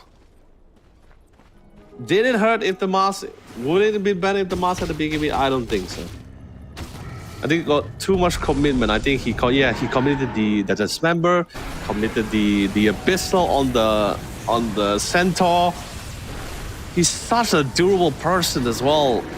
I feel like if he had committed for Raijin, I think there would have been a lot more Better or Binigaro, someone else besides the tanker. That was just how different it was when you went for the tanker instead of the main for the other main damage cores here. That was a very big loss here. That was a very unfortunate one. Dire's middle You know, I tower get it. is It was under- they were Dire's confident. They middle won tower 3 has team fights. They thought they had the damage. They thought they could melt Dace in time, who was a centaur. fallen. But no, it didn't. Unfortunately, it probably went really great in their head, in their head, the vision that they had. But tell you the reality of things is now they lost the mid. They forced out the glyph. Not a lot of waves. Waves are also slowly pushing it. Maybe not for the top side. Top side is still pretty dominant. But they got the mid in. It's fine. It's naturally going to be pushed in. Mid creeps are enhanced now. On the mid side. So that mid is going to be naturally pushed in. There is the DD rune in the race. They choose to go for it. But there's no vision, so he doesn't know. Another smoke. Can they try to catch someone offside here? Dace is there for the defensive stampede here, which has been pretty great so far. Binigaro spots out the line. Blinks instantly for the Venom. Can he melt it down in time here? Instantly gone out of commission. Forced out. Hasn't forced out the defensive stampede just yet. Now he commits it as well. Commits the static link for the punch though. So the Ursa are still there, hitting it of his choosing here. And beautiful save with the egg. Was able to pick out the Ursa here, and it was totally fine. The facade, the support, I guess, is the support for the support. No real objective gain from this. No, like the tie didn't swing in anyone's favor either. Just, but it did at least give some form of a breathing. Danger Fury will be someone depending on the mid crit to really naturally push out. They can't really push down by themselves. Oh man, we're gonna be looking for drawn out games actually today.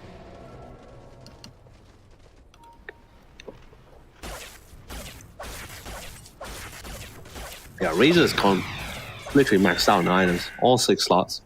Could go for the Scepter Blessing. I guess it's a direction he can go for if he chooses to go for it. But they're not really out of the clear. They have a lot of condition right now because now Dangerous Fury is just as online. Although gold lead did drop significantly after that last team fight at the bottom side. They had I believe it was 9k gold lead. After that big fight, they just dropped back to 3k. They're still in the lead though, the gold lead. And the game wise is pretty methodical right now. You really got to play methodically. Maybe waiting for the level for the next Roshan, level 30. But that's gonna be the name of the game for Binigaro.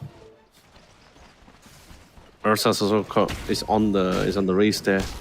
Swift Blink is gonna be fantastic. Yeah, I don't think any of the sub is gonna be able to outlive it. Rubik still has a chance to survive. He does have the E-Blade here, the Eternal Blade. Still slowly making his way to the Scepter. Scepter Rubik. Are scanning. I mean, he has a shard. He can actually save some allies if anyone gets caught up with the telekinesis, because now he can use it on his allies. But is Scepter the call here? I mean, you can steal 2 spells, so you have additional spells to play with. I mean, it's their choice here. Would I love a little bit more defensive items? E-Blade is pretty great, but what about for himself though? I feel like maybe a good 4-staff, maybe a glimmer for himself. They don't really carry a lot of dust here. Should be something nice to play with here. Oh, but the Phoenix for the Noxus Plague did manage to connect in time. They commit the Stampedes. He was also committed to try to buy the time. He gets the hook and not exactly the person he was trying to aim for. He was trying to save the Phoenix here, but Phoenix will fall. No egg. Dead for 90 seconds. This could be an opportunity, but Ursa was able to go find all the way to the back line, gets on top of the Rubik. So Razor comes in, Raijin gets caught out, Foster BKB. Static Link's on top of Danger King as well, and of course he's stacking and stealing a bunch of damage away from the Ursa here. Now he's making full use of the bonus damage and literally whipping Danger King down the sides. Raijin bang to the fray. He saw an opportunity. Danger King? Wait, hold on a second. This member comes with a normal BKB on the race here. Still a decent amount of damage. Spirit Master was not able to connect here. They're trying to melt out Binigaro as much as possible. And Danger King, how are you still alive? You're supposed to be dead a long time ago. But he pops in the abyss. So can he get a hit in? One more, could it be doing? And he lands it. Danger King outlives, outjukes the elusive Void Spirit and brings back the round. Binigaru pops in the Stanley. Gotta get some damage and he does have some form of life steal. He's got a life steal, see a couple of damage back. But then again, there's a lot of damage. Pops in it and that bash will secure it. 5 men will fall. Dangerous Fury from the brink of defeat. Without the Phoenix as well in a 5v4, they brought the game back. And now the Roshan timer. Roshan's gonna be spawning in 30 seconds, but that's just fine. Look at that! Look at that XP exchange. That's insane. That is, oh my god, that's crazy. But I guess it's pretty cool. Five buybacks available. They want to see high ground. They could have taken it. I want to see this one. I want to see the Ursa, right? The Razor, not true. Danger Kick was pretty much happy here. Just like dancing between the abilities. The 1v2, he's still going on. That's crazy. Oh, and there was just not enough mana. He went for the Astral as well with the Resonance. But no, he just couldn't do it. The bash, the lifesteal. And the hacks. Yeah, this is the one of the greatest buy. You gotta get, like, this is the kind of thing, right, when you get to the late game, right? The more control abilities like hacks is just so powerful. Which I was thinking, right, like in Rubik, defensive items would have been great, hacks also would have been fantastic. You got the shard now. Double arena? I guess it's okay. I mean, you can have double eggs, you can double finger. Nah, don't need a double dismember. The cooldown for the dismember is pretty fast. I guess double arena, right? Like the first time to force out the BKB, then if the BKB times out, then you can use it again to really secure, like really deny them in all of their escapes. There's just no way for them to really outrun it. Lotus are finally being put up. Which I guess in a way is good, right? It's good against the hacks, it's good against the fingers, good against the Earth Spike, great against the Abyss. So basically any targeted skills, right? Dismember is also pretty great. You can actually save the Razor sometime, but I think that the problem is that the Razor will always be outrunning the Venom.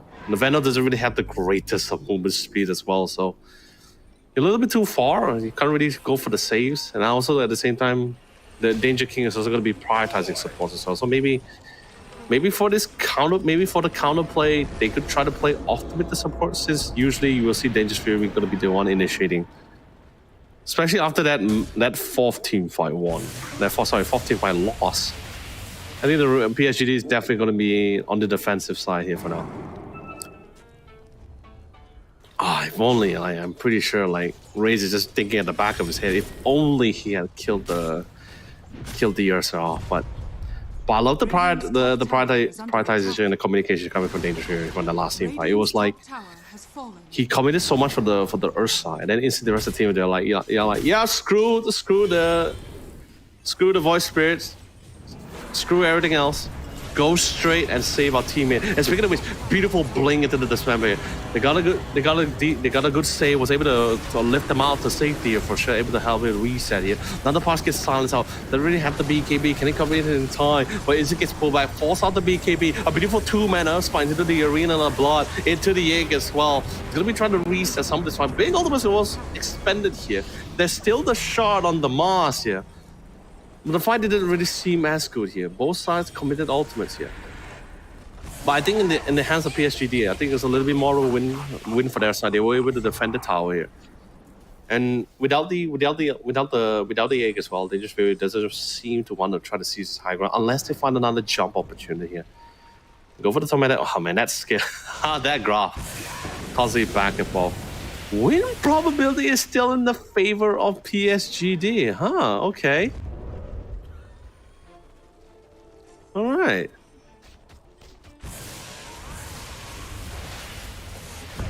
Well, I guess maybe because of kill score, right? I guess they're taking into account the kill score.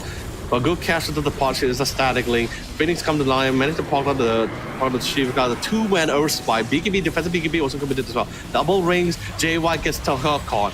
Can he get another smash? But does force out the BKB. He static links the Mars here. That just means it's going to be a clear cut for Danger King. But there's a lot of damage that was already sapped away here. So it's going to be literally whipping out Binigaru. He has the Aegis. He's going to be coming back into the fight. Can he kill the Push in time? There's no other form of reinforcement here in this 1v4 here. Danger King tries to TP out, but just can't. There's just so many ways for them to deny it. And the Danger King kill with the Lincolns here. And now Danger King comes with his own personal BKB. He is trying to one-man the whole team. Abyssal, he gets the one. He gets finally falls. The final boss here. Dangerous Fury finally falls.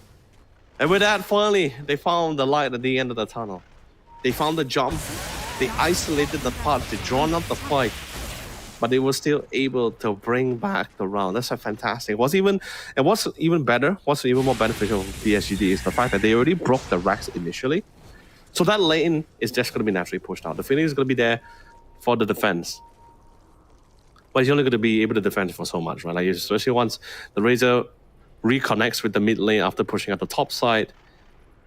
Phoenix is not going to be able to do much about that unless he can try to force out some buybacks. Lion's going to be coming out in 20 seconds, Mars in 30, so it's not too far behind, but I think they can force out some buybacks here, or maybe force the glyph. Pretty good, but wow, he's just really whacking the tower, especially since now he has the Scepter Blessing, which the ultimate allow, with the Scepter as well, Razor's ultimate is going to be able to hit building and tower, so tower's not going to be able to last for too long. They're going to be winning out. They're fine with losing 2 racks. It's still doable. Probably not as comfortable, but it's still pretty okay for them. Just as long as it's not megas. You got the melee racks, that's fantastic. Enhanced melee creeps. Now both lanes going to be naturally pushed in, which is going to give a lot of options for BSGD. They're not going to be too worried about both of these 2 lanes. And now Dangerous Fury back, having their backs against the wall once again. It feels like a roller coaster of emotions for us here. This constant tug of war between both of these 2 teams. And finally, I believe this is going to be our first game where we actually went to 60 minutes. Yes, 1 hour. Tier 5 items is going to be here. Maybe another Desolator for the Ursa. I think that could be great. Seer Stone, maybe a Seer Stone for the Lion. Battle Rage is fantastic, or Apex for some of these guys. Let's see what items can get. Mars might. I know the Patch would have loved the Giant Wing, but okay. Ooh. First hit, first tier 5, what's it gonna be? Mirror Shield. Okay, I'm not sure what was his other options here. Firehead will be pretty nice, but let's go for the Mirror Shield. No, it's a free linkage against the static for the static wing. So I think that's great. There are ways to break the Mirror Shield here. Force, but wow. Raijin is already so elusive, so mobile, so agile, and now you just give him a face boost. Wow, that's. I mean, it's horrible, right? Like. Voice Spirit getting a Voice Spirit getting a Mirror Shield. It's just so hard for them to really catch into the void now. Giant Ring, great. More durable, allows him to scale the cliffs. Doesn't have to worry about build like anything about walls now. He just pretty much just walks over everything.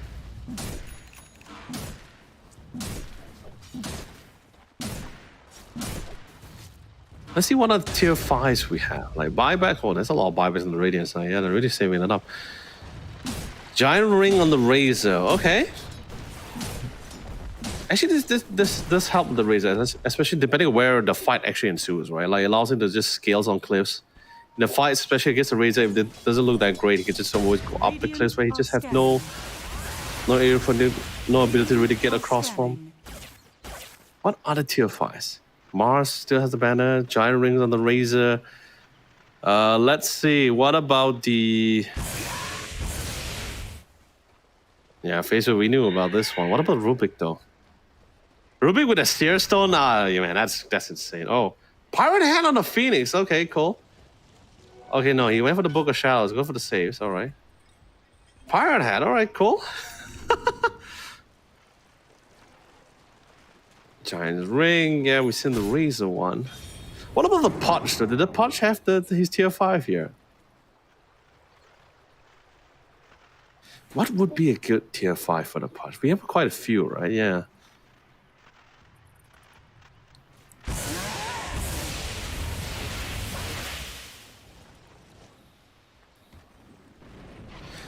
Wow, actually, I'll be honest. This is the first time I've seen so many giant rings in a round. Oh no, parchment for the face puts. Okay, yeah, force puts. Sorry, force puts, which allows him to actually get rid of the face put. Yeah, great. He can actually get another additional item.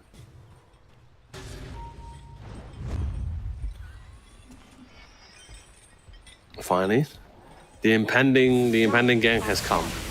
They smoked up. They got vision on Binigaru. Pretty sure they're pretty sure they know for the fact that it's going to be a defensive stampede or an offensive one. But barracks are under attack. let's see who they really get their hands on. Hopefully not the Centaur this time. Smoke's broken. They spot out the Venom, but they don't care about the Venom this time. They want the Razor. Who did get the lash on top of it? He popped the BKB. They got the Root. They got the Dismember. Can they melt him down in time? Force out the BKB. But instantly, crossing out for the saves here. Because Rubik has the Dismember. He also has the shot, so he's going to be able to save the Razor. It comes in, hooks him out into the finger, force out the Refresher here to see he can get another set of Satanic into the BKB. Razor's back into the fray. Phoenix Egg does pop too. No one really fell so far, but Dismember comes back. He commits on the Centaur instead here. The Razor gets stunned. Can they get a couple of... Can they finally get the pick up on Binigaru? He does have the Hurricane Pike. They're trying to slow him down here. Venomous Gears is also slowing down and controlling JY. Holding the Shiva. Blinks into it. Gets the Dismember. Can the Razor finally fall? And he does! But he falls out the buyback and they're pretty much finding the outpost. He gets the TP in. Can the Razor come in time? Or will he cancel out the TPs? No, he fully commits for it. He joins back the fight for it. He feels he can take this fight head on, but if the Razor were to die here, he has no BKB, by the way. A Dismember into the static link. That's a lot of damage he's tapping in. All the BKBs, all the buybacks committed. They are going for it. Void dies. He does have the buyback. He commits for it. He comes in. The whole team screams. No, this is the moment. This is the time. Commit for it. Kill them for it. Try to get a spot for it. Oh no! The Mars, he gets hacked before he actually got the spear off here. So Lotus come to the mix here. He's getting a lot of damage sacked in here, but the other side is here. The buyback becomes a dieback. What about the Void? They can't lose the Void. The Void needs to run for it, but he gets dismembered. He gets locked down. Can they get the control? The Lotus on top of it. The Venomancer commits for it. The Centaur will be able to blink out the safety, but now they're all now on the hunt. Thankfully, the top lane and the mid lane, both racks has been destroyed. So while this fight is actually happening here, PSG, both mid and top lanes are being naturally pushed in here. Centaur, my friend, Nullifier, wow, that's insane damage. 2 buybacks. I believe it's 2 buybacks, right, my fantastic observer. Can we see the stats though? That is, I want to just see how much damage was output in that. I'm predicting 50,000 at least. I was, yeah, oh, maybe, okay, I overshot for PSGD, but I was very underwhelming for Dangerous Fury. 77,000 damage. But all it took them was just 2 buybacks. So that's the thing. PSGD committed 4 buybacks. Yeah, that's very costly for them. And they lost 2 in the process here. Now there's no real answer for them. The only saving grace will be to the fact that at least the mid and top is being actually pushed in. Water hook though. Seriously, water hook here. But just go for the towers here while you can. This is an opportunity for you. It is somewhat of a 4v3 scenario since the line decides to stay back and basically go for the defense here. But it's fine. There's no real answer. The Void can't do anything about this fight. Without the BKB, without anything to actually, or without the Linkers at least in this case here, there's no way for them to really stop the JY from really using the Dismember on him here. And of course, Ursa with the Divine Rapier. Wow. And he also has the Linkers too. His double link, actually, does it stack? I'm not too sure about it. I've never encountered a scenario where you have both the Mirror Shield and the Linkers proc at the same time. Razor's going to be coming out in a couple of seconds here. Can they break the final tower here at least? It's Megas. Been looking pretty good for Dangerous Fury. They found the bearings. They found the time. He gets the hack stuff. Dives into the middle, force out the BKB. They're not looking for the fight anymore. No, they just want the throne. While the Parch on the cost, while the Parch and the Master is taking this fight head on here. Eggpox Soft gets the stun. They redirect back into the fight. The Void is dead. The Razor sustaining with the Satanic into the BKB with the Static Link as well. Can they actually get the pick up of Danger King? And they will succeed. That's also the Divine drop as well. But no, they can't stay for too long. That's a lot of kills. There's no buyback of the Ursa, by the way, and the Mars here. No, this might not look that great. The Mars, the Punch, JY. They spot the Divine, but then again, there's a lot of damage being sucked away by Binigaru. He dismembers, but there's too much control without the BKB. Stance is ensuing. There's 3 buybacks though. 3 buybacks in the 3v3 scenario here. Could they have hit the throne after the cliff ended? Not too sure about that one. Buyback is coming in. Binigaru. Sorry, I keep calling Binigaru, but Binigaru, I'm sorry, my friend. Binigaru with the Divine Rapier. Pretty much feels like we're trading back and forth with the Divine here, but comes here. Saving Grace is at least his Megas. But Binigaru with the ultimate, with the scepter, is gonna melt away this tower here. Hook doesn't land. Didn't manage to learn the Earth Spike here, but that is big damage. Can they actually melt it? But they do! They succeeded in it as well. I can't believe it. They melt away the Razor. Can they get the Centaur in the process here? No more Stampede. They're melting him down as much as possible. He's a level 30 punch here. He gets the Divine here, and right away the new Divine also comes in with Magic Amp as well. So the damage is also just as good. He slows down with the rod. He does have the Scepter still within the range here. He force-starts himself forward against the hook. Dismember comes on in 4 seconds, and this he's down for the count. I can't believe it. It's back and forth. What has happened? What has become of this game? Man, and I am exhausted. Divine Rapier falls in. What rune is that? Oh, no rune. The rune is actually topside. Is regen. Ah, no, that's not what he was looking for. BJ was hoping for another one. All right, this is the dark times now. Lion, maybe he could go for the, maybe he could, oh no, wait. Oh, he has to put a travel, also has to put a travel. Phoenix has to refresh it. Double X now. Double X, he has the win in the Wind Waker as well, so he's gonna be able to get out away from the classes of the Void here.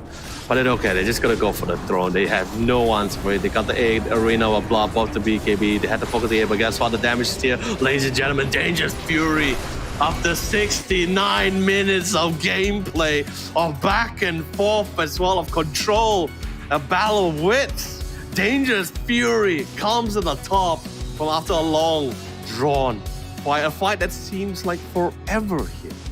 And this is, by the way, the first game of our first series of today, so we have a long day, a very long day for us here upcoming. But then again, Dangerous Fury, what a game. But same goes, I guess also same goes for the Radiant side. I think both teams really went head to head with each other. But unfortunately, they were really running on timers here. They got a good ganking opportunity. They had a lot of control, just couldn't figure out a way to really close out the round here. So really unfortunate one, they found an opportunity. It was really back and forth. Just really trying to get an opportunity over the other. But I guess in the end, the Ursa really pulled through here, I guess, when you're going up toe-to-toe with the Razor. I mean, the Stanley, don't get me wrong, Stanley is really fantastic, but such long, drawn-out fights, it's really hard to tell like who was going to be able to get the opponent, and I think Ursa and the rest of the squad was able to find their bearings. So, pretty great game overall. I'm a little bit concerned for the two teams now. This is the semi-final. We still have one more game before the conclusion of our best of 3, unless we really go the distance here, but. We'll just have to see as we currently check again on the highlights on our first game. Like, oh, this is really great, right? Like, good eggs into the Arena of Blood. That was really unfortunate. I think this is the one where, this is the one where the first time they focused down on Daisy here, who was a Centaur. And it didn't really work out too well for them. Sadly, there was no, the cliff it was a cliff, it wasn't a wall, so the spear was not able to land the spear on the stun on the Razor here. Feathers is really good. They managed to get the pick up on Ursa here, but the Razor just sustained a little bit too much damage. Without the BKB as well, he did fell eventually. And remember, this is still a core punch. So late game punch level 30. Wow, there's a lot of this is the second time they focus on the Centaur again. They come in not just the Dismember, but even the Abyssal here. So there was no real control on the Razor and the Void as they all hit the A. They lost the Phoenix pretty early. Same goes to the Mars. Mars also didn't have the BKB for this fight either. He actually accidentally activated before this fight prior. So this fight actually allowed PSGD to actually get a couple of racks. And this is the one I still don't understand how Danger King just out-juked the Void Spirit. But also good call. The Razor really, Binigaru really overextended himself, and I love the priority switch of the communication coming for Dangerous Fury. I mean, Danger King was fighting for dear life for sure, but like, But the rest of the squad just focusing down on Binigaru. They were saying like, you know what, this guy is actually the bane of the Ursa. Let's just quickly try to get him out of it. This is a full 5-man wipe. This is also another good catch. The whole team wasn't really at present at the time. They just Fury was actually not they were nearby, but they were all here present here. So forcing the fight on top of the pot here really was really forced Dangerous Fury in a very uncomfortable situation. Although yes, Danger King, it did feel like he was the final boss. He actually got 2 kills before falling here. This slowed things down. Yes, this was possibly the longest fight here. Binigaru fell here. I believe after this is the part where this is the one with the dieback one, yeah. This fight was so long. Oh yeah, this is the one with the dieback. The dismember off. Oh no, sorry, this is the before the dieback. This is the buyback one. Now this is the dieback one. Okay. They got their hands on Danger King. He had a buyback though. That's the saving grace for sure. I mean, that's how long the game was, guys. It was so long that everyone could have 6 slotted items and buybacks on each of their players here. He bought back. They got the outpost nearby. The Razor just tanked a little bit too much damage. The punch was just like the punch. I'm sure right click it does hurt, but it's definitely no more for the dismembering here. So Razor fell relatively early here. This is the part where they really turned it around. Felt like they could have just hit the throne like after the glyph, and then because the egg was still present, right? The Phoenix egg was still present. I felt like they could have hit the throne after the egg because it was a very weird fight. It was a very weird fight because the Binigaru already popped in the BKB and already started like doing the initial damage as well. So, oh well, you know, all said and done, Dangerous Fury was able to bring back the game in a very fantastic, in the most shocking manner as well. I thought the Razor was gonna melt that tower, and he was. He had the Divine after winning out the fight, killing out the Ursa. He got the Divine. He ran straight in with the Scepter, popped in the ultimate, and started hitting that tower. But I think also from his point of view, he didn't expect to see the damage that was being outputted by both the Punch and then also with the Phoenix and the Lion. Like he probably felt like he didn't have the need to pop the BKB. He just felt like, you know, I think I'll be totally fine for this fight. And with the Punch just dismembered into the finger, I'm like, yo, that is gone. He is so gone. I think he also didn't expect it. He was pretty much spamming out the BKB. Abel was nearby. Maybe I should have seen the. I wish we had a replay for the last one because I wasn't too sure was Abel not able to blink because he got hit by the Fire Spirit initially, or he got Vessel here, that kind of thing. Who knows? But regardless, it was a long game, longer than it was supposed to be, but it was very action-packed. It was really back and forth. Both sides was really trying to utilize. Was really battling it with their wits and skills here, trying to outmaneuver the other or outdamage the other here. So long drawn out, but you know, like we said, Ursa loves long drawn out fights, especially if the starting link wasn't so focused on him here. Then it's been pretty great. Right, regardless, ladies and gentlemen, we're going to be taking a quick short break before we head to the next before we continue to our next game. But before that, during this time, I want you guys to not only take an opportunity to remind any of your friends in the other regions, Philippines, Singapore, Thailand, Vietnam in particular, to sign up for the registration. You can check it out down in the link below or in the comment section. But also do check out some of Samsung release monitors for 2024. Yes, 2024, not 2023, 2024. One of them being the Samsung Odyssey OLED G8. Like I said, it's a beautiful flat screen OLED, of course, utilizing OLED technology, OLED anti-glare technology as well. 32-inch, 240 Hz with a response time of 0.03 amp mass. It's a beautiful piece of hardware. It's ergonomic as well, so you can adjust it according to however you like. For your gaming setup or your gaming room setup, it's always great to have ergonomic monitors. Samsung is always there to give it to you. And don't even get me started with the visual. Very smooth. You can highlight all of your really great games. Although Samsung also does have curved screen monitors, but we are professional gamer and we always love our flat screen. But you know, that's going to be it for this first round. Hope we don't go over too long because more Dota 2 action is going to be coming towards you guys right after this.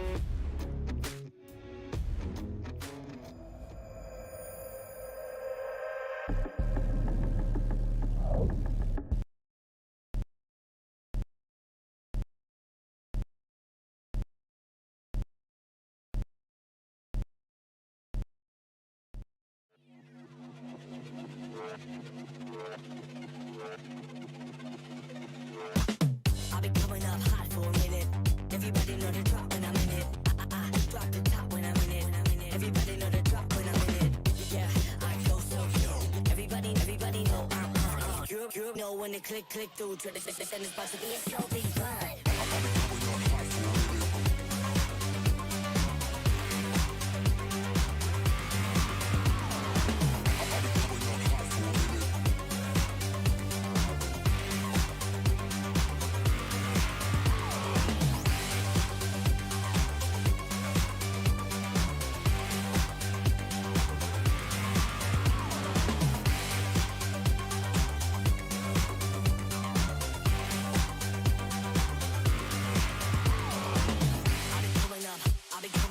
Everybody know the drop when I'm in it.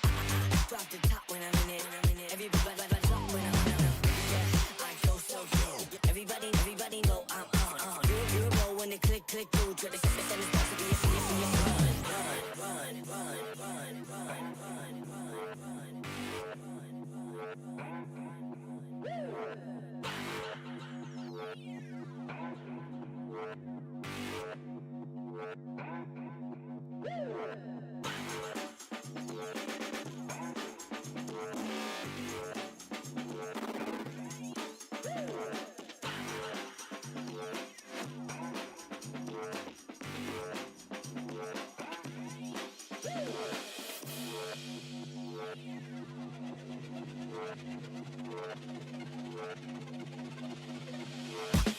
I'll be coming up hot for a minute.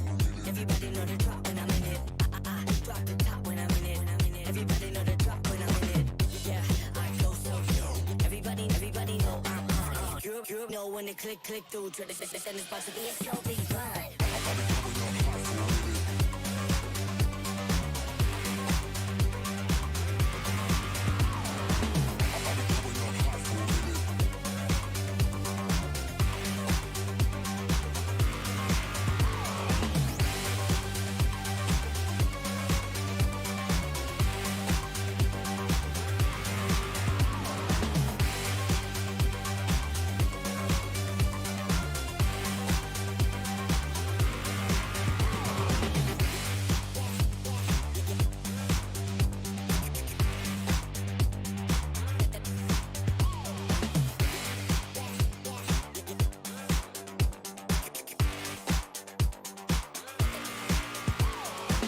I'll be coming up hot for a minute.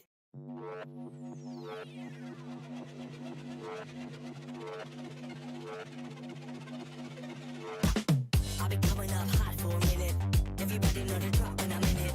I drop the top when I'm in it. Everybody know the drop when I'm in it. Yeah, I go so good. Everybody know I'm on. You know when the click through to the send it's about to be a so big run.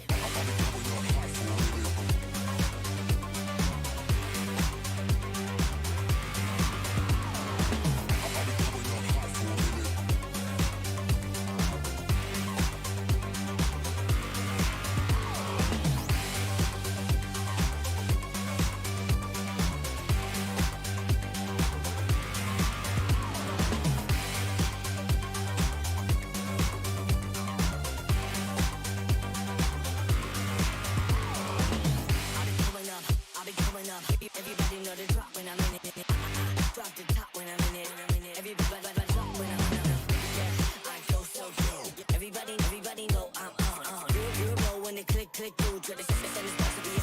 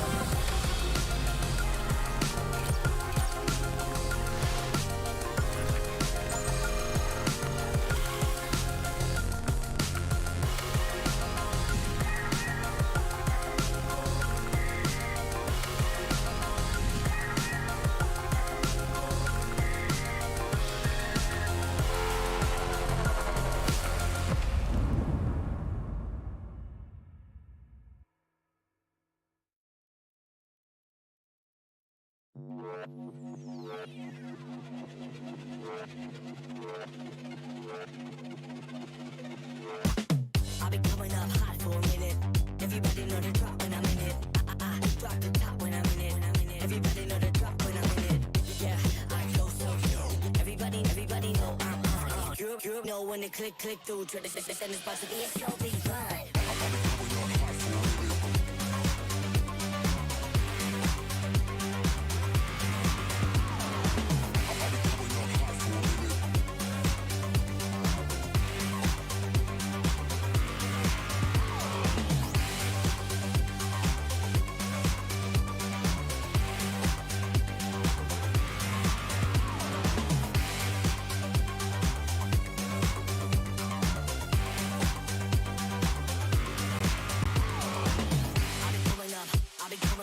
Everybody know the drop when I'm in it.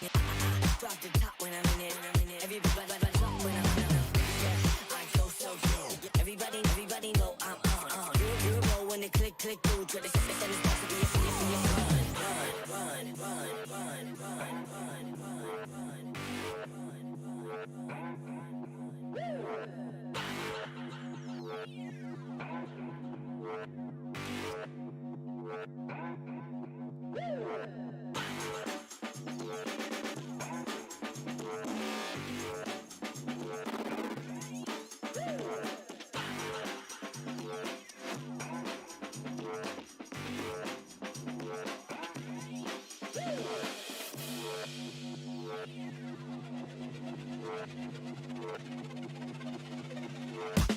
I've been coming up hot for a minute.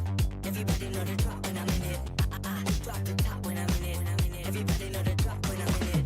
Yeah, I go so good. Everybody know I'm on. You know when to click through. Try to send this about to be a show, be fine.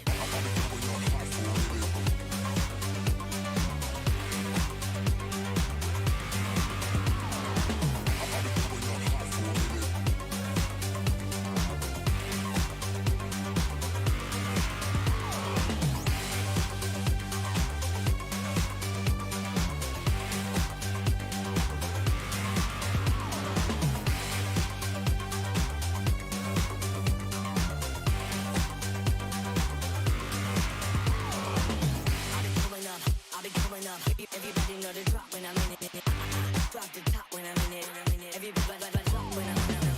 Yeah, I go so good. Everybody know I'm on. You know when to click through. Try to send this about to be a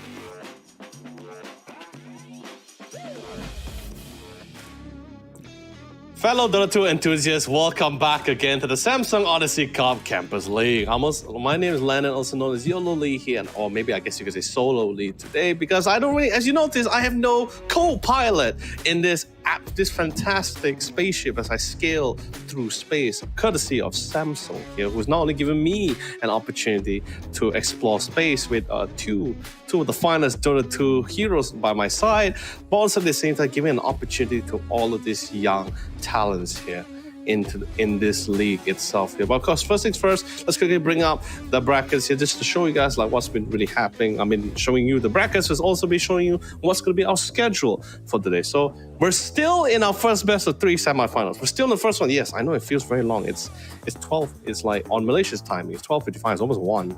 But it feels like we're almost done and that's it. But no, we're only midway of the semifinal best of 3, which is against PSGD versus Dangerous Fury here, where the game was 69 minutes. Yeah, 69 minutes, and they were able to secure the first win. Our second broadcast is going to be Shudder versus Al Valon. The winner of these 2 semifinals will be going up against each other in the country finals to represent Malaysia in the country playoffs. And just to give you a clear explanation of what you guys might have missed if you guys weren't here earlier today or yesterday, Samsung is giving an opportunity to all these young talents here, university students, to exhibit their skills and highlight their capabilities here on such an esport level with a fantastic prize pool, but also at the same time we are going through 6 regions here. So Indonesia was pretty much clear for yesterday. That was Victory Palace. Today is the Malaysia's regional qualifiers. And we're also going to be having other regions in the next few weekends here. So yeah, save the dates. It's not the wedding. It's not a wedding, but save the dates. Because if you're really interested to scout out some really fantastic teams or some fantastic talented Dota players from the next generation of aces, this is the tournament you're sort of be looking at for. Anyway, finally jumping to game 2 of our first best of 3 series here of the semi-finals 1. It either could go anywhere. Dangerous Fury could be the one to take it all the way, or it could just be PSGD here to bring back the comeback and go the distance into that 3rd game. But regardless, we're going to go for the bans. Interesting seeing the eventual being the first ban here on the side of a Dangerous Fury. And at times, and Shaman will be the one to bring it in. By the way, this is not the buff Shaman. This is the very nerf Shaman. One of the biggest losers. If you're looking at the current Shaman, which is the one with the damage amp and everything, and the shard, no.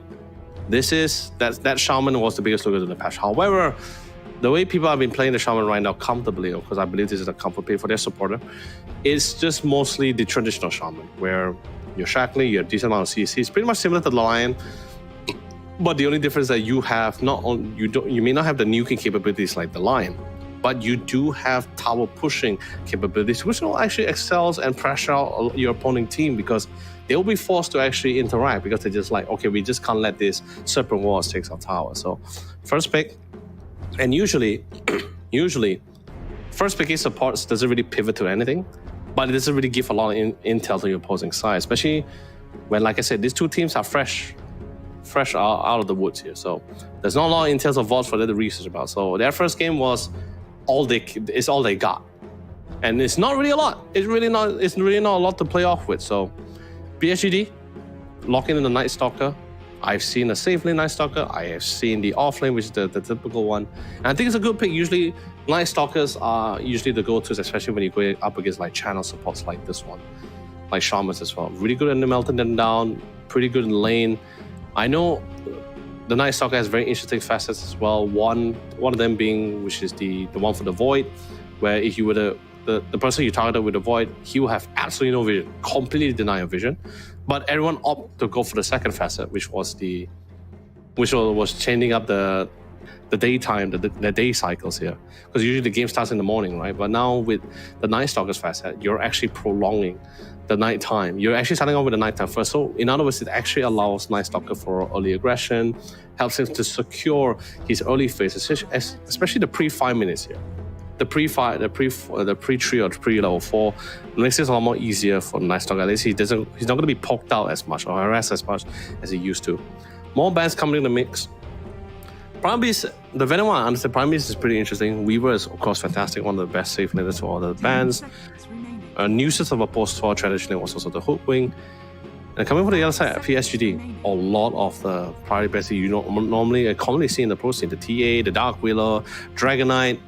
I know it's debatable. People say there are counters against, there are some heroes you can play against the Dragon Knight, but I think everyone just tend to admit Dragon Knight, whichever lane he goes to, he's just so dominant about it. You just can't do anything. It's just really that hard. Without at least alone.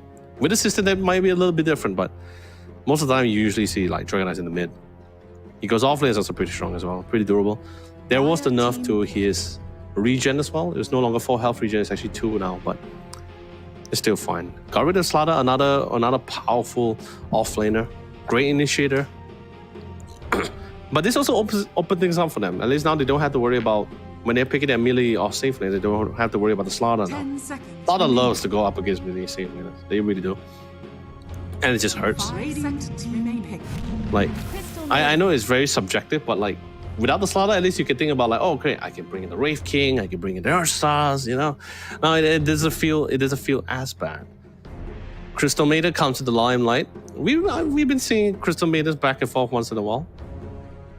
Definitely not the priority pick as he used to be last time, but it's still pretty just a good. And finally, I got it. I finally got it. I've been asking for it. I finally got it. I think I deserved it.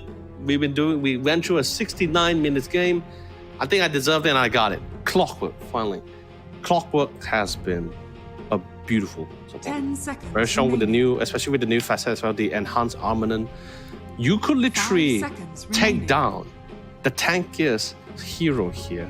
Even if you don't manage to kill him, you still be able to do massive damage and drain his mana with just cogs alone. Level 1 cogs, that's just how insane it is. And pair that with the Razor, there's absolutely no escape. You just can't outrun it. I think this is a very devastating lane combination. You usually, like, there's a few devastating lane combinations that we've seen in the pro scene and theory crafted as well. There was the Wheel with the Clockwork, that was in the safe lane, that was also pretty scary to deal with. Now I'm gonna raise the clock. That safe lane pick, you gotta figure out how you wanna do this, man. Like, it has some form of escapes. One would think, like, especially because from what we saw from PSGD lineup from the previous game, it feels like they do like to really run it down. But now with the Razor being stolen from them, they don't have the Dangerous Fury, they don't have to ban the Razor, they opt to take it. That's another option to deny your opponent teams one of their few core heroes here. But they also need to take into account that this lane is going to be run a lot. Shadow Demon, one of the few best post fives also in the scene. Especially with the new disseminate facets, right? I think everyone is going for the basically what that does when you max the disseminate with the facet as well. It's basically like the old soul 10 catcher, seconds remaining. where you're doing, not only are you amplifying damage for your allies to do 5 damage, seconds remaining. but also at the same time you're also reducing 50% of the target HP. But that's offensively. If you use it defensively, using it on an ally, you actually buff them 50% based on their max Radiant HP. team So pick. that's actually pretty cool. You Anti-mage. can use it both ways. Now anti-mage comes into the lineup. It secures a safe lane, which I think is great. Like I said, you needed a safe lane that can really get out of the thick of things. I was looking at the line set between, I mean, AM was more of the second thought that came to me. The 10 first one was initially was a seconds Faceless Void. Chrono has always been fantastic. It's a great game-changing 5 ability. Even if you want to seconds drag out the game, if you want to drag out the game, Chrono is always the best thing to do. It's always the best thing. There's no real proper counters for it. I mean, there's traditional ones like the Winter Wyverns for sure, but you have all the supports already locked in. There's no Vengeful Spirit either, unless you go Venge Carry or Venge Offlane, which we did see in one. I believe I saw in the Rider Masters, but not a big fan of that. No one's a big fan of that. Some people try to make it work, but still not a big fan of that. Yeah, so there's no real counters to this. So Faceless Void was one of it, and the Anti-Mage was the other one, because they have really great escapes. So even if you would get gunned by the stat, you get connected by statlings, you get cogs, you're gonna be able to get out of it. But I will feel slightly bad for the support. There's just no way for you to really outrun this. I think it's just imminent death. It's just really imminent death. I'm not sure who's gonna go toe-to-toe with who, but it's just really imminent death. You can't really, like, for the supports, you can't outrun the clock, you can't outrun the Razor. You can try to stall for time though. But here's the beauty about having the Shadow Demon locked in, right? At least it sends a message to Dangerous Fury where you can't just simply Radiant pick team like certain back. safe laners, right? Because like even traditionally before the patch, Shadow Demon was a really great counter against like some of our strength core Dire safe team laners like back. the Savan, the Lifestealer. The ability to just like get your illusion within mid-fight, just do massive damage, is just really something hard for them to deal with. And even if it's not with the disruptor, the demonic purge is so great at slowing things down, especially for Razor, where mobility is a little bit 10 quite of a seconds crucial thing for him. remaining. You purge the Razor, and then that's pretty much it. You just can't do anything. It's big, and then I believe it's 5 BKB piercing seconds as well. remaining. So Dire back to the team bans. back. Back to the bans. We have Zeus banning out because there is a pretty clear cut that they know that PSGD's last role will be the mid. PSG on the other hand, they're still not convinced that.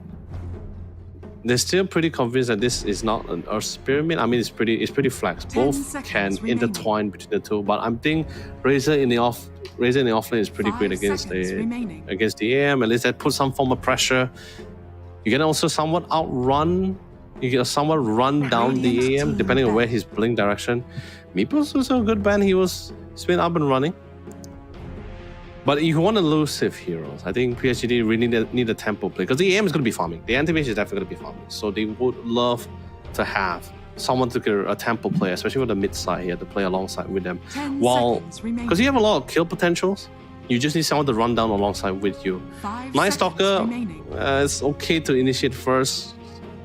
Sometimes at times it does feel better if it was a secondary one because at least it allows him to target particular supports and really melt them down away. But you want to hit for towers, you want to counteract, I think Last Strike will be fine. You want elusive, they're still can bring back the Void Spirit, they want to go for it. There's still also the Ember. But no, Dangerous Fury fear that they ban out the Void first. So they're still fine with going toe-to-toe with the Ember. I think that's their statement. They say, we're fine with the Ember. The Void is a little bit of a nuisance, especially since in both the Void, you get an AoE silence of both the Ember, the Earth Spirit, and the Shadow Shaman at the same time. I think it's pretty detrimental. So I think that was one of the few options. Who's left in the mid? Last Strike is still there. The... let me think. What else do we still have?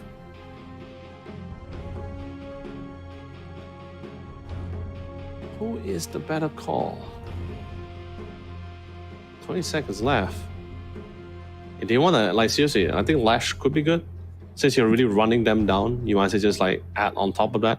You got decent catch, decent tempo, good for hitting towers. Not a lot of equals, especially in the mid lane side either. Dire team pick. Final choice.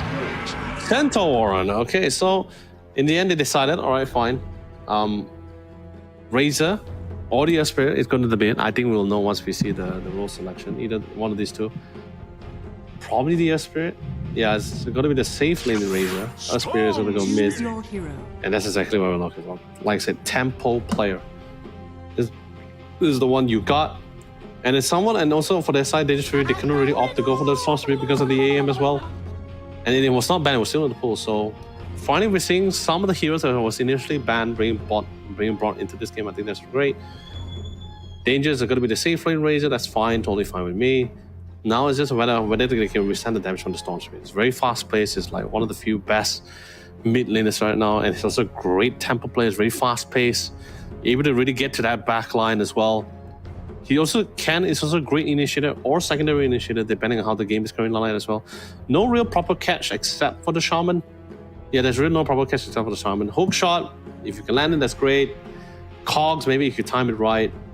Hoof Storm still needs to really need to time it well, but Shaman is the only one that's a little bit more instant here. You got the instant hacks, instant shackle, probably the best one was Storm, but he's also pretty much the clear target here, the primary target for both the Storm and the Night Stalker. He's so soft. The Shaman is very soft here. I feel like we're going to be seeing a lot of we're going to be seeing a lot of our dear Shaman friend. We're going to be seeing a lot of the Fountain a lot. Going to be paying a visit to the Fountain a lot more in this game here. It's not too careful. I guess Defense Fighter is definitely going to be the name of the game for him later on as the game progress after he gets the Aether Lance or Blade Daggers, of course. But drafting wise, which one do I prefer? PSGD has definitely a lot more of a traditional look here. A very classic, I guess you could say a very classic lineup here. It's the kind of lineup we should commonly see back in the day. That's pretty cool. I think if they play with the tempo well, if they have really good mid rotation with the Storm Spirit, they play off the timing of the Night Stalker. I think they have and also buy enough time while also setting the pace for the AM. I think this game just might be in the favor for PSGD because as the game drags on, anti-mage just somewhat thrives. Dangerous Fury got pretty good lanes. I think it's a little bit weird. Like if you look at it individually, they're strong. Collectively, probably it's not as stable as the side of PSGD. It's very hard to tell who takes it. And I think PSGD seems a lot more better. But Dangerous Fury is the one with a very fast tempo. You got Stampede, you got rolls, got decent mid rotation, got good hook shots, got good range. And speaking of which, you do have Cogs. He set things up with the plasma field. He locks in the AM here. First blood is definitely going to be in the hands of PSGD. That's decent amount of damage here into the shackle here. Can he chain stun this? And he gets on top of the AM. That's a big kill. This is my first blood being secure for the side here of PSGD in the hands of the safe laner, but you lose him at the same time for the trade. Support for your safe laner. I think that they're fine with this trade. I think it's maybe slightly beneficial for Dangerous Fury side. It's gonna be fun. Huh, not the arcane crystal meter. We're not gonna see little puppy dog. That's sad. It's not, but you know, we just gotta work with it. Shadow Diamond. So it's gonna be the post 5, you know. It's most likely gonna be crystal meter, right? Yeah. CM is gonna be the post 5. Shadow Demon is gonna be at the bottom. Clock, okay, interesting. So I would have loved the post 5 clock. But I thought it was going to be the pulse with the shaman picked up. But no, they actually swapped things up. They switched things up here. So we're going to be seeing a lot more. Yeah, it's definitely a lot more better for a lot better brawl on the top side. I think shaman paired with the centaur, that you're going to be seeing a lot of high kill potential here. A lot of chain stun potential here. Especially for an AM where you need a lot of control to really get things rolling here. So yeah, I'm going to be really careful. And in terms of base damage, both the centaur and the shaman has really high base damage for just like right clicking alone. And CM is not your bulkiest support. Neither is the AM, who's the agi safe laner. So just like they're gonna be able to will down a decent amount of control. I think the only problem they had to be concerned about would be the mana burn from the AM from Binigaru here. Tio doesn't really have the best mana capacity here. I mean, once he gets the passive, then he should be able to get some back, but gotta be not very cost efficient, that one.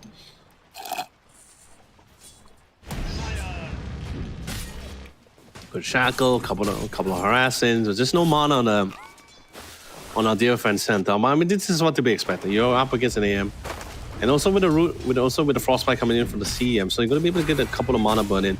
Oh no, hacks. Shackle. This is not good. Not with the CM not currently around. You do have to bring up Basala, just no mana to chain stun that hoof stomp. I think if you get that hoof stomp up, you might actually see another pickup on the AM. You gotta be really careful about that one. And not a lot of regen items left on Binigaru. As must be. I mean, he's definitely getting free tangos from Tio, and he's brought in like two stacks of tangos here. So regen-wise, he's definitely going to be able to furnish the anti-mage, or Binigaru in this case. But like I said, the mana pool for CM is just absolutely terrible, especially in the early games. Like, so it's like if you were to use your combo just once, that's an opportunity for both the centaur and the shaman to actually go offensive again, because you just may not have the mana capacity to actually try to fight back. You see what I mean? One frostbite and that's gone. There's barely any mana left. Bottom side, yeah, Dace is not having a fun lane at all. It's morning as well. Anyway, actually no. Oh no, he actually didn't know. My mistake. I should notice it from the morning day cycle. The Night Stalker didn't opt to go for the other facet. He went for the Blinding Void. So basically, whoever he targets with the Void, his first kill, they will be completely blinded. Like absolutely obscured from all vision. Total darkness for a couple of seconds. It's not as bad. Oh, the one! Not enough charges. Barely enough. And now with the Blood Grenade stack atop, Tio doesn't have the best of movement speed, and Centaur rocking that top side, especially after getting the kill on the AM. Able to get an additional point into that double edge. Doing so much damage to CM. With the kind of HP he has, 200 HP, not going to be able to withstand the damage of the double edge. Mid side, not much kill potential, so from both sides, going to really be of concern. Earth Spirit is still a strength hero, so it's not going to be easy for the Storm Spirit to will him down. But the Storm Spirit is not like, I mean, of course, if he dominates the lane, that's always fantastic, right? But like, he's definitely known more for his rotations here. The rotation is a little bit the one with the threat here. Once that level 6 comes in, you'll be real careful with that one. Dace. Dissimulate, my dear observer, my fantastic observer, can you please like check on the facet for the Shadow Demon? Right, yeah, okay, so yeah, he went for the Promulgate. This is what I was talking about, right? So this is pretty much the old Soul Catcher. And speaking of old, things are not looking so old on the top side in terms of the situation here. Still no mana here. But he'll still be able to get the first kill. Foul play comes in for the save. He gets the blink. Didn't blink out to the right path here, but he'll still get the pick off, but instantly get revenge back. This is the other nerf, right? Besides the shard for the shaman. Oh, wait, hold on. We'll talk about that later. Got a good static links. Barely bought the time here, and I think the Shadow Demon just succumbed to his fate. Cox comes in. They'll be able to get the final pick off on the Shadow Demon, yeah. If you can't get your hands on the Night Stalker, you can definitely get your hands on the Shadow Demon. But yeah, as I was saying, right? So the other thing that really hurt for the Shaman during the patch was his foul play. You don't have that bonus movement speed anymore. You just don't have that burst of movement speed to really escape now. So it's pretty simple for like your opponents to really catch up to you. Like, absolutely no problem. But foul play is still quite an easy to deal with. Securing runes, we see the rotation coming in, trying to secure the runes for the Earth Spirit. Doesn't want to give a chance for the Storm Spirit to bring it back, but they do have a River Ward. And he also has level 6 now. Both sides, mirror rotations, high potential. Very high potential. And the Arcane Rune is going to be on at the top side. Rolls for it. He gets the Arcane Rune. They all got all the secures.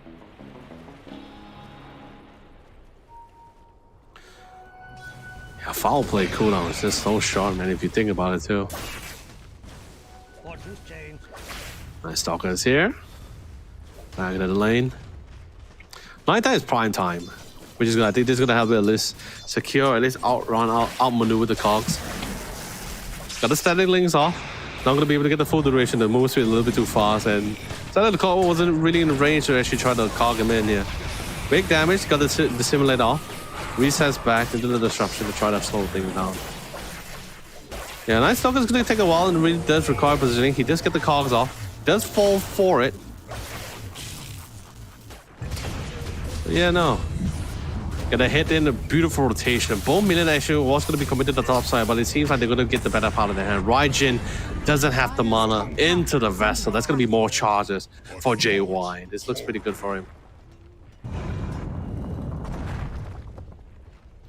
Yeah, so this is what I'm saying, right? It's like AM, not the best. Like, it's fine if it's drawn out in the 2v2, it's just fine. But if you bring like high bursts and like heroes that has a significant mana pool or doesn't really require much of their mana pool, not pretty great for those kind of drawn out fires. CM barely durable.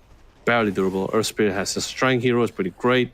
Storm Spirit, I'm pretty sure he committed all of his mana just to try to close the gap here, and it's going to take a while for him to slowly come online, but once he does, it gets pretty crazy. Nice timing with the mid rotation though. They got all the wards. I think that's a good call too. That Radiant ward into their jungle gave it a clear cut that the storm was coming. So they were pretty ready. They were pretty ready for the fight. Didn't really make it easy though. They did die. They didn't die for it, but they were able to trade it back.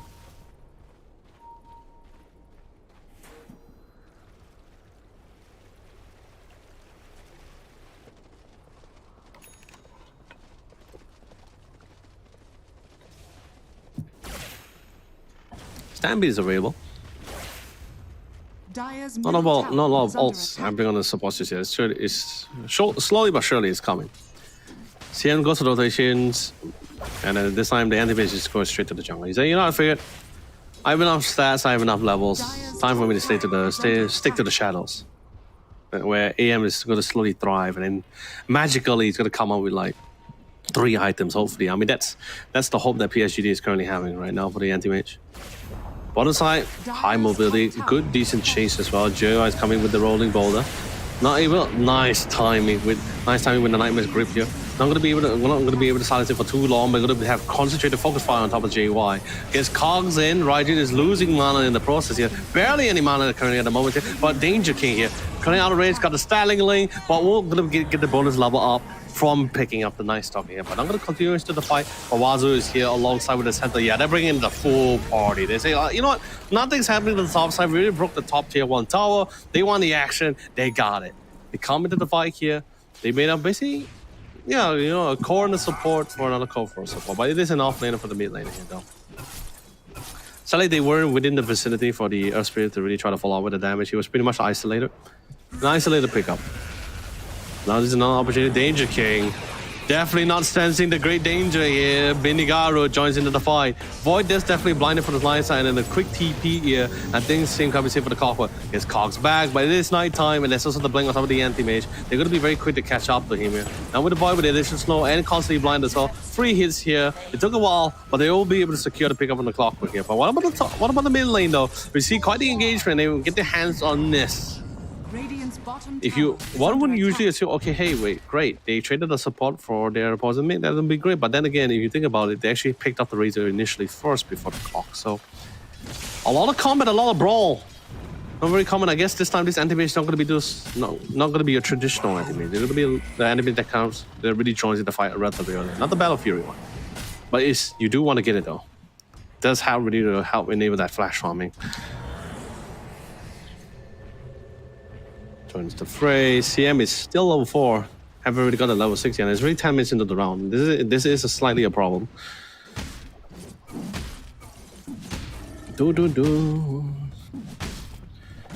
Ah, okay. No wonder. I was wondering where's the silence. So J1 didn't really pick up the silence yet.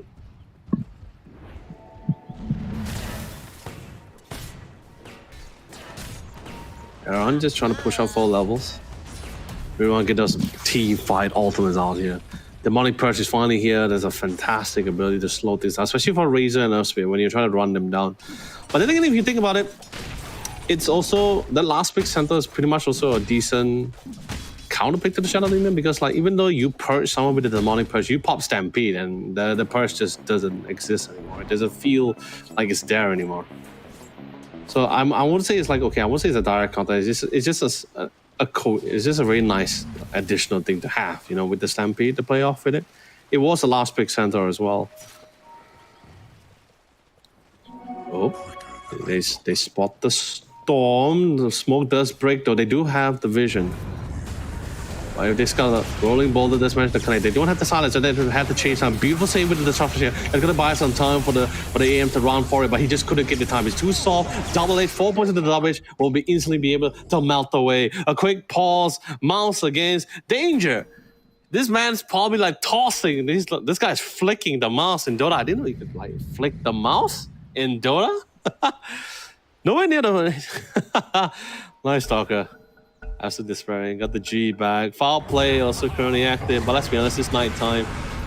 Drop the Stampede, won't be able to outrun for too long. There's no mana on Raijin though, but it is a nice target. He's playing around the surface, so he got the vessel out. Can he connect it? Hook shot is active.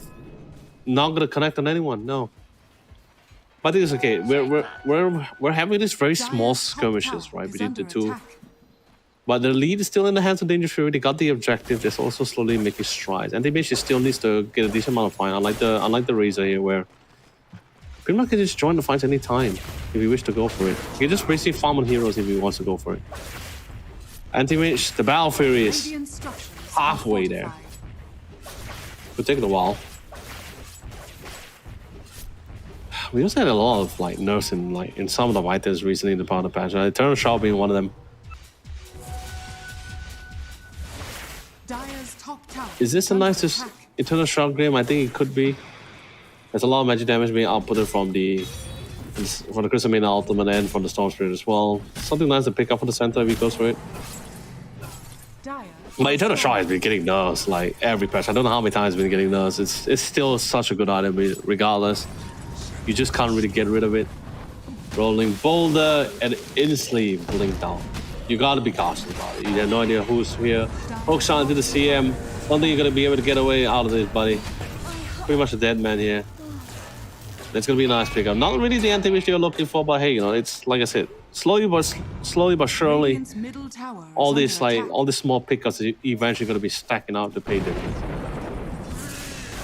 Wait, Danger popping in the ultimate. They know it's not nighttime. They pop with the styling. No way to really cancel out the TP here, unfortunately. But hey, you got the bonus. You got the bonus damage here at least. But Charlie really could agree to get the pick up with the ultimate usage. Home Spirit. Dire's structures are fortified.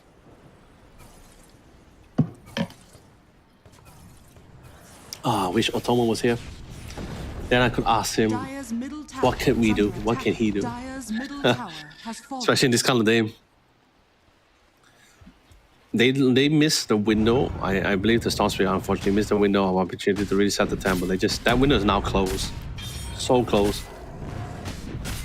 Currently back to the farm. They are giving a little bit of breathing room for the AM to come back.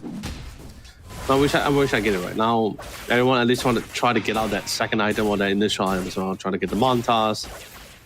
Already expect that, at least try to disable from the roots, right? With the Manta cell on the Razor here. Hookshot coming in. Not sure what he's going to get the force stuff here. What's going to be the buy for the Clockwork here? Observer. Can we check out what's the items currently? The items of choice for the Clockwork. Now he's going to go for the Blamer. Yeah, a lot of right-click damage. Currently in the thick of things. Always great to have more armor on it. Centaur. He's an Eternal Shroud. We know that. Philantry. Okay, this is interesting. I'm going for the Philantry on the hands of the Night Stalker.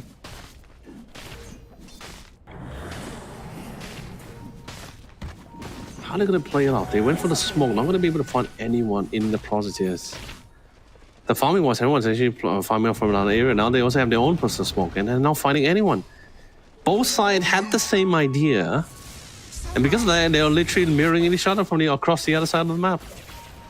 Could be an option for them to break down the tier 1 bot tower, but they are.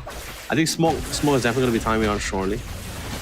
But they are making their way back bottom. They're seeing they can catch anyone. They do have the Stampede if it's necessary.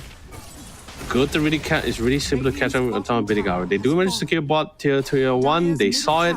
They know it now. They anticipated the routes. They also managed to do what? They have no vision of their dire triangles. Completely, like from their point of view, that fog is completely darkness right now. All they see, the only intel they got is the Razor in that tier 2 tower. That's pretty much it. I think this is fine out. They're just biding their time. The goal is just to drag it out. Just to drag it out for the AM at least. We see Dangerous Fury trying to look for the fight, try to force a fight. Not able to find anyone. Now they want to see they get a attempt for the bottom side. Pops in the Stampede. They find Tio though. Unfortunately for the Crystal Maiden, no way for him to run. Nice Stalker force out the Dark Ascension. Wait, no, sorry. I thought he was flying for a second there, but no. Just a second. My bad. It was actually his second skill. So he's going to be able to get out of it. It's fine. Support for support. Shadow Demon Vision Control. And that was a beautiful pickup from JY and the Centaur.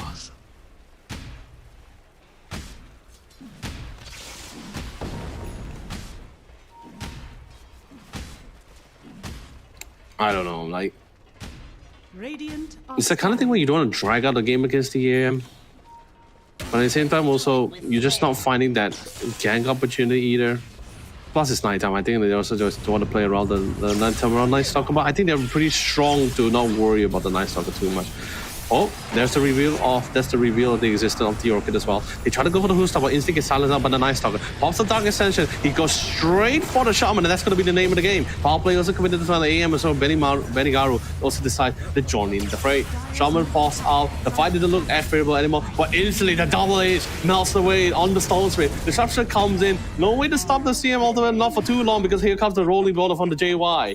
Gets 3 in the process, a massive course. Only 2 support actually fell for the entire fight. And now things looks pretty great here. Yes, there is the concern. There is the concern of the silence, but let's be honest, it's just silent. It's not lasting forever. You can deal with it, you can walk around it here. The problem is stuns.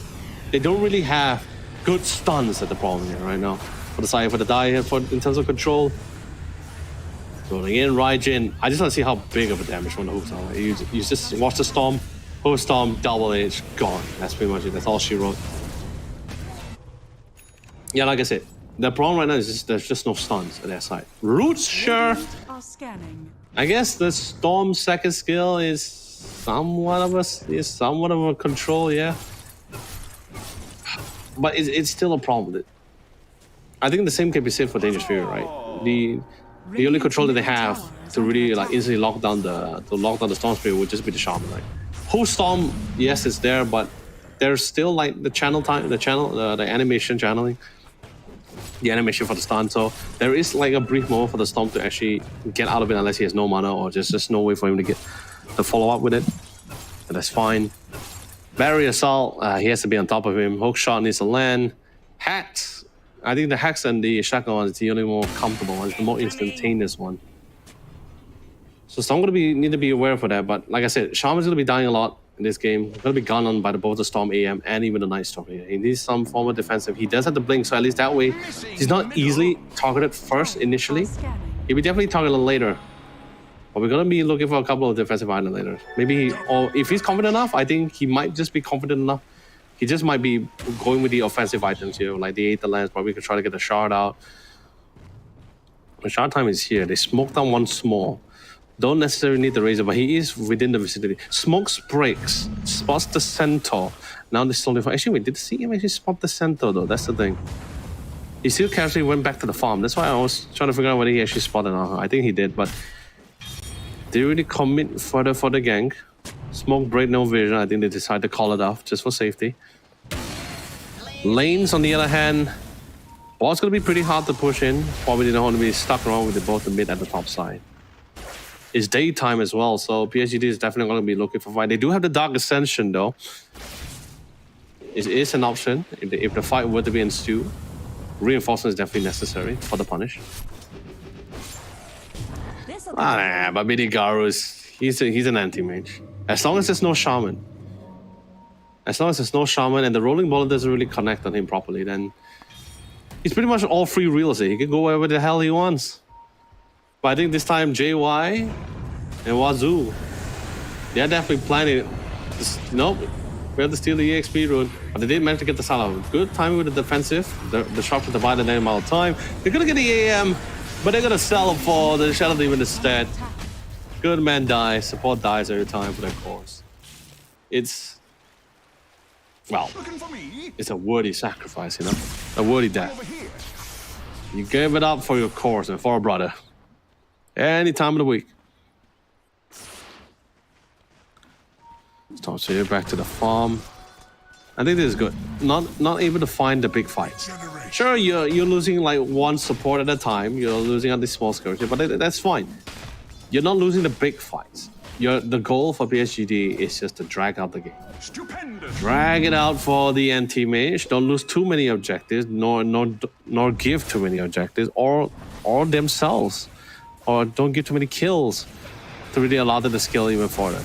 Sure, we're seeing some control, some map control. We're seeing like Danger and the rest of the squad traversing into Dire's triangle, Dire areas. So they even got some aggressive ward as well on the side jungles to get at least a good idea of where the anti-mage is and try to see if they can play around it. Shadow Demon moves up to the high ground, trying to go for the D1. I hear the Storm Spirit committed their search. Not going to be caught by anyone. It's going to be a defensive one instead. Dire's bottom tower. Yeah, but so far, not giving an opportunity to force a fight. Tio, on the other hand, he got his own aggressive warding. Man knows at the same time he sees his whole team is currently not around the shaman here. This could be an opportunity for the pickup. But then again, they gotta be careful. It's near a tier 1 tower, so TPs can drop in at any time. Reveal the blink, force out the thing, and eventually they couldn't find the aim, but they do find the crystal maiden. Amid the stampede, they got the Hackstorm into the full storm and silence. Phasma field, but the one to secure is gonna be the one from the Centaur.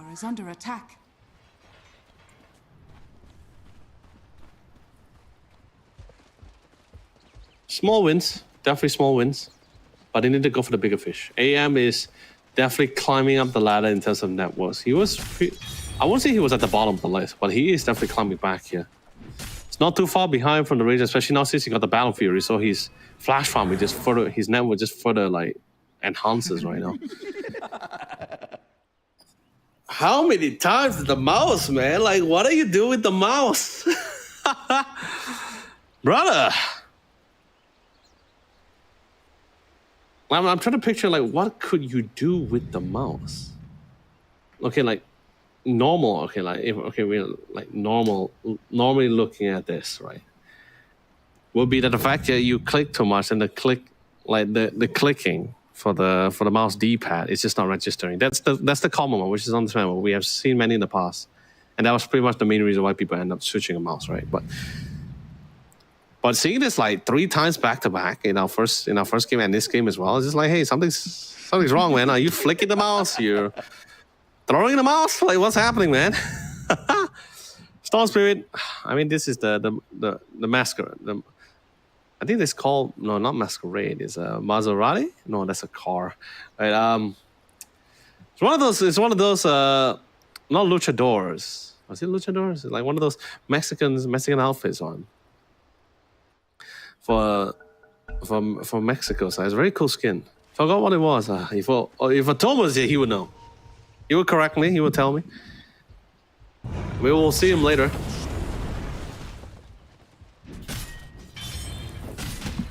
Dire's top tower. Anyway, is ladies and under gentlemen, attack. thank you all so much for joining in. Spirit is true. Very contrasting from our series yesterday. Yesterday was pretty fast, pretty straightforward. Today, very methodical, very long games.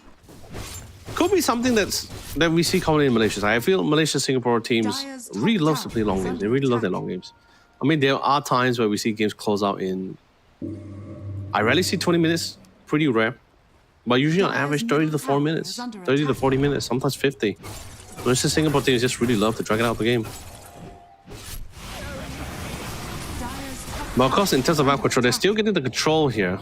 Dire's structures But it's not really are dominant enough to fortified. really shut down the AM. AM is still having the power. Oh, Crystal Clone is fantastic. If you guys are not too sure about the Crystal Clone for the Crystal Main, it's absolutely fantastic. I mean, basically, what it does is that the CM is going to be pushed. It's going to be pushed back and leaves behind a crystallized form of herself here, which bursts and once active, it actually frosts by anyone or crits within the vicinity. So good for clearing waves. Good for the jungle. Also really great within the chaos of a team fight, right? Like just within the midst, suddenly more than one person, more than one opponent is actually frostbite rooted down here. Tower has fallen. So slowly but surely, Dangerous Fury is able to getting objectives, but they're not getting any pickups here.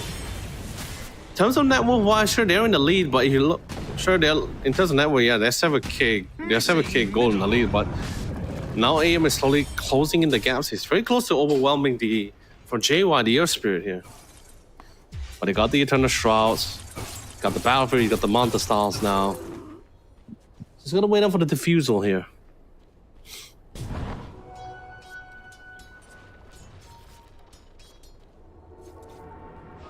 An exception. Roshan, this is the time for the Roshan.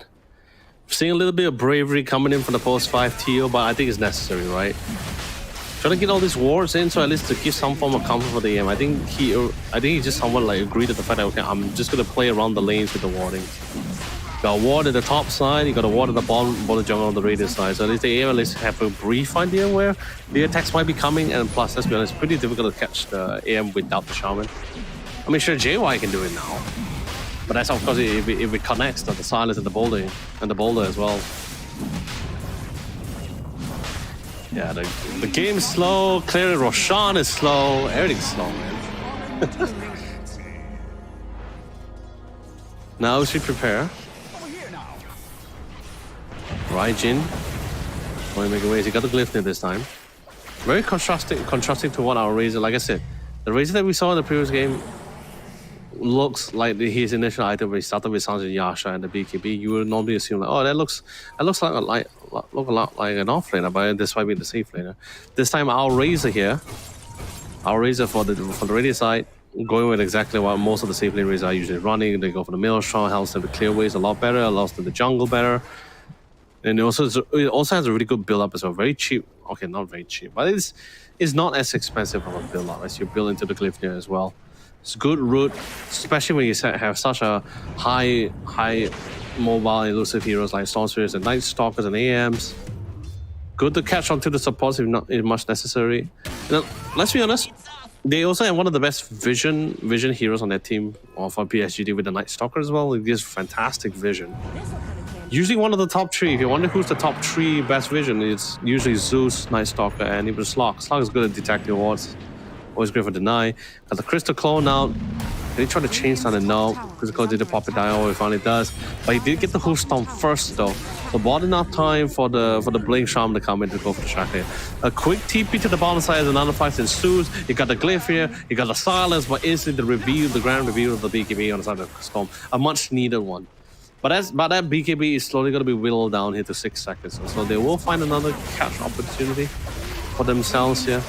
But it's definitely not going to be as simple anymore. Like I said, Silence can only do so much. Oh, Bookshot, I'm pretty sure was definitely more focused towards the side of the Shadow Beam, but his server was a little bit better. The Silence, the commitment for the support. But look at the amount of damage that's happening on top of the Storm Spirit. Can they actually get him in time here? And they will. They managed to destroy. He despite trying to walk away with the vessel currently in tower him, but they just couldn't do anything much about it. The damage ensues. They lost the Storm Spirit. There's no more Dark Ascension active, but it's eventually going to be timing out. And they're playing around the Serpent's Watch, which makes it even more harder. Darcy blinks in. You want to see if he can get the pickup attack. Thankful for foul play. And the Glyphnia comes into the mix as well. A beautiful two-man Hoostar. The Disruption comes in, but the stun pulls out first. And they will potentially get the pickup of Darcy. Dark Ascension ends. You got the Vassal on top of him as well. Just one more hit away.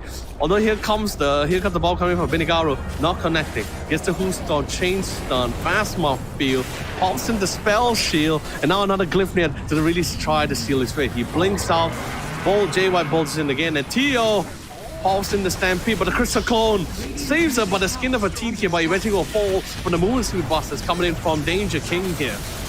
Buybacks, double buyback. They know there's no more altar currently available for them here, but looks like the buyback might just be a dieback as he instantly melt away the Shadow Demon. JY got a little bit too close to the fountain here. We'll get the full brunt of the damage. Forced out the other way from the Crystal Maiden here. A long fight, forced out 2 buybacks. They couldn't get the racks though, but at least they managed to get the tower out of it. Hopefully they don't lose any more members. If they can manage to get out, if the rest of the human was able to get out of it, I think that's still somewhat of a win. But no, they turn it around. The Storm comes back in. They got the kill. They got the pickup. They got the Night Stalker. And now suddenly they re-engage into the fight and they won out the trade. They could have just been happy with just getting the tower and the 2 buybacks, but no, they want something better. Dangerous Fury is in it to win it here. And I was a little bit concerned about the mental state of both the 2 teams. They just went through a 69-minute game here. Can you imagine how exhausted they must have been because the game wasn't as one-sided. It could have gone anyone's way. But thankfully for the AM, who was actually cutting wave initially, not enough creeps to allow them to really break the racks. So all that time, all that investment, I guess it's just bonusy XP and gold. And they managed to force out buybacks, I guess. Oh god. They found him, they connect upon him, hook shot, chain stuns into the silence. He do have the Manta to break it, but he changed it with the rolling boulder again. He does manage to blink out of it. Rolling boulder finds him.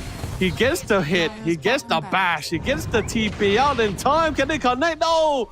Not enough stone remnants to make that rolling boulder fast enough. Foul play. On the other side of the map, they do manage to get rid of the Shaman, but the standing lane damage into the BKB, they're forcing it all out. Crystal Maiden couldn't withstand the damage, putting out from the Razor, and Binigaru, he tried to join the fray. He has the BKB, he pops it out, but like I said, Razor did manage to stab a decent amount of damage, and he is whipping them down the sides. They're keeping up straight. Earth Spirit, so durable. No mana on the Raijin here, and literally has been sent back to the fountain here. Earth Spirit, JY pretty much screaming, get out of here, this is my territory now, it's free real estate here. And the Centaur, he's not done. He's a strength hero. The hook shot connects. No Manta. The mana drain is there. He gets rooted once more. Can they get the pickup here? Pops the force it out the blink here. And they're not going to commit further. Get the racks. They find Binigaru. They got the vision as well. And Binigaru, all he can do right now is just try to cut the creep wave as he did before. But there's still a creep in the base here. So this racks will not last. It will be destroyed. 2 racks gone. There's still the 3rd. Can they get the Magas over the time? But the rest of the team is responding shortly. There is the DD though. We can choose to try to go back for it, but I don't think he can. Can they fight for it? It is daytime, not the best time for the Night Stalker, and no Dark Ascension. Storm is back. They go for the smoke. They will attempt for it. Dark Ascension is like 50 seconds. There's just no way he can get in it. Smoke breaks, hook shot is a connect, but that's still totally fine. They got the Megas. They managed to claim the quota they were looking for. And there's also the Linkers on the Razor side, so I'm gonna be easy to lock him down with the Demonic Purse. And now he's got a Serpent Ward. Beautiful stun into the hacks. Defensive 4-staffs here. And Wazu, he does have the foul play, but eventually will die to the hands of Binigaru here. Got the spell shield out. He's doing decent amount of damage. He blinks to try to blink into save him here. The Storm comes in for the ultimate for the side here for the Razor again. They try to chase him out. They are literally spawn camping, gatekeeping them at their base. This is no longer your base, dude. This is dangerous fury. And of course, while this whole battle was ensuing, the Serpent Wards dropped down by the Shaman with them falling out. Shaman is doing the work of the towers. So I guess you can say they're really juggling, they're multitasking. They managed to get a really big pickup. Fantastically. Earthspirit still stand. He connects. Can he get the pickup? One more hit. EM dies. Buyback comes back. Darcy will roll out to safety and a Centaur. Hey, I'm a Centaur war runner. I don't run for the fight. I take the fight head on. He's all alone here. No mana. Rolls back in. JY. Can they get it? Can the buyback become the diver here? The silence is going to end shortly. One more hit is all it takes. But the disruption come in. Nicely timed to save the AM life. It could have gone so wrong if the AM also were to die in that situation again. But regardless, the damage has been done. The base is butt naked here. There's nothing left to hold the line here. Can they defend the high ground? Well, it'll be possible for has been killed. maybe with the C. No, can't. I don't think so. Probably need both the supports to really defend against Megas. Binigaru, sure, he can just like split push only once. Maybe same goes for the Storm. Yeah, but I think the Night Stalker has to stay in base to assist the Shadow Demon and the CM. They just can't handle the damage. Sure, you got the Crystal Clone, but still. But cool, massive fight. Thankful for the replay. Binigaru definitely bit a little bit more than they get true, especially without the BKB. The silence came in. It was a very nice touch with the silence. Did get the buyback. Oh, there's a so close. This is so close. No mana. Center refused to run. Comms is clean. He got the silence off. He also got the vessel. Just need one more hit in, but sadly the mana burn did pull through. Radiant's middle tower has Nice fallen. and a nice save from the Shadow Demon as well. Finally got the shard. I've seen many times when some teams they actually disable the help allies option because you can really meme with the Stone Remnant. But hey, you know what? These guys are here to win it. They're in it to win it. They have total faith in the Earth Spirit. No memes, no jokes here. Everyone is here to play. For reals. Good connection. They do find the CM. Can they actually pick it off in the process? It'll be a nice pick-off. It'll be a nice touch. But the Vessel out, trying to go to TP. Instantly get cancelled out by the Glyph there by the root. Now no CM. One member short for this final defense. An offensive Stampede. They got the Bling off, but they still got the Stampede movement speed. They still try to chase them down. Boulder connects into the silence. Just force out the BKB, not to be on the fight, but to literally run from the fight. The Night Stalker is having a lot of damage being sapped away by the Stanley. And Danger is literally whipping out. He has 63, not a lot of bonus damage, but still relatively enough. They whip down Binigaru. He has no buyback, dead for 120 seconds. The Storm gets silent, gets channeled, get locked down in. GG is the call. Ladies and gentlemen, our first grand finalist for the Malaysia regional qualifiers. It is going to be Dangerous Fury. Absolutely running down with quite the composition that we have. Definitely not to be underestimated as well. I think there was also a factor, the fact that the top lane was going really well. Like the top lane side was going really fantastic, but relatively not so simple, especially when you are a melee offlaner going up against a Razor. That's never a really fun thing to do. It's also ranged as well. Paired with the Clockwork, there's so much kill potential in each of this lane. Like the laning phase was really well drafted out here for Dangerous Fury. Not to say there was nothing wrong with the side here for our PSGD, but I guess with the comp that they had, sure, CM was great, Shadow Demons as well, but relatively too soft to really withstand the damage. And there's also the problem about mana capacity. Like drawn out fights is something that Chrisomania was not really a big favor for. And anti-mage, you really don't want to see him like really hitting too much so early. I think he's in the same situation with the Slug, right? Like great at hitting, great for long drawn out fights, but not really the tankiest guy. They're very easily prone to be harassed from abilities here, which is something that Centaur was really excelling here. Not too dependent on mana, just double edge him all the way as long as he got the regen. That's why he had 3 braces as well. He just had to be durable enough to just keep spamming the double edge, eventually bullying the AM out of the lane. A lot of this fight was pretty close. I think it was also really well thought out. The focus fire, I mean, that was the main goal, right? You get the Night Stalker right after the Shaman pick in the drafting. I think this was the goal. You got the vision, you got the good silence, but like I said, you just don't have those stuns. You really need it. The silence is, of course, fantastic. But when you really want to try to control, like on a player like JY, you gotta need it. You have to have it as well. A lot of it is engagement, a lot of catch. Then after that, Dangerous Fury just really primarily focus on not really trying to look for big fights anymore. Like, especially once you see you in the high ground, they were just like, no, we get rid of one, that's pretty much enough for us. They will follow with the next guy. These are the small pickers that finally came through for them here. And let's be honest, JY Earth Spirit is a strength hero. So durable, no way they're going to be able to sustain from him. And the Razor, with the Stampede combination, completely able to outrun the competition. The Push Storm, Flash of Field, we got a buyback. Yeah, this is the one where they had the double buyback. And then they decide to chase down, but instantly gets counter-initiated upon here. So suddenly from the dieback here, 3 people falling, that actually led to a mega creeps here as well. Like, don't get me wrong, Storm Spirit is still a very strong mid laner. I think it's also one of the best mid laners in the patch as well. But I think certain requirements is certain checks need to be checked out here. Especially if you have a winning lane, or at least you have some form of control of the game. I think that makes things a lot more easier for the Storm. But in this state, there's really not much option for them to really play off with, or much to do as well. Not enough damage. But because this is the final fight, 3 players fell, especially without the anti-image as well. He did commit the BKB initially, blinks into it, and now fell for it. And that was it. That GG was the call. That was the final call line. That's all she wrote, and that's all she can do about it.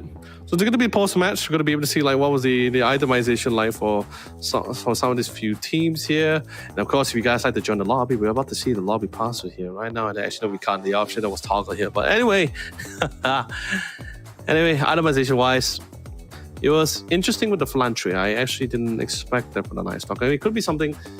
It could be something. I think it's something you could have worked with, right? Philanthropy with the Void, I think that's pretty powerful. It's pretty much similar to how we see Luna like transitioning from the Philanthropy into the Kanda. But I think if you're nice, I feel like you should just right-click your way. Like really just right-click. Just get your you get your blink, you get your BKB. You could even try to opt to go for the Lotus if necessary, because there's a lot of like silences you could somewhat purge as well for yourself. You can also get into the fight too with the Blink Dagger, with the Lotus. Who knows, you know what? That's just pretty much itemization wise. The game is pretty much done and dusted. We have our first grand finalist as well. What a game for sure.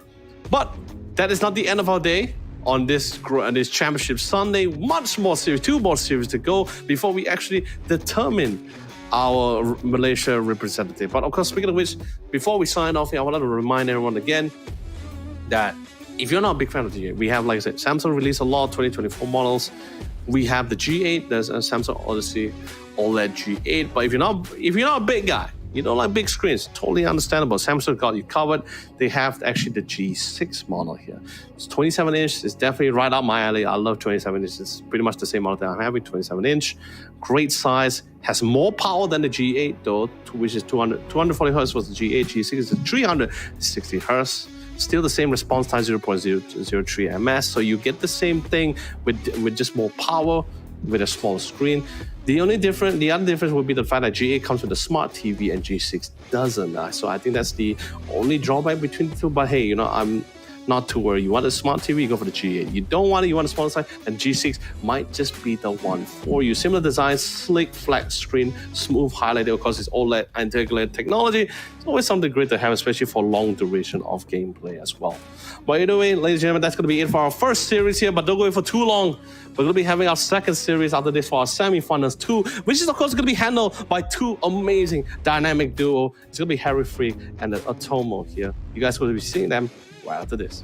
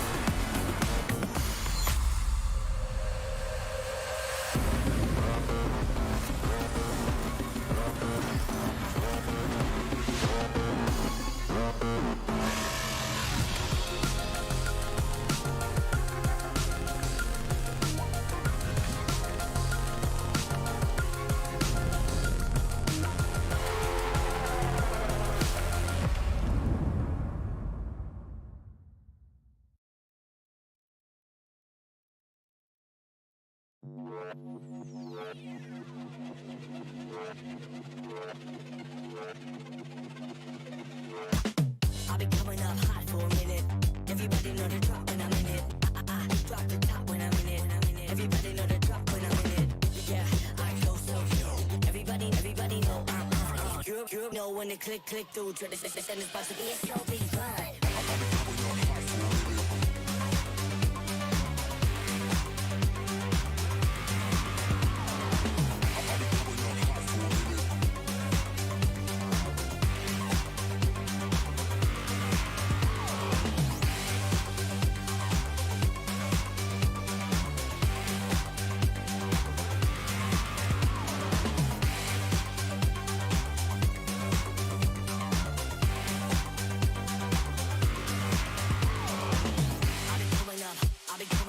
Everybody know the drop when I'm in it.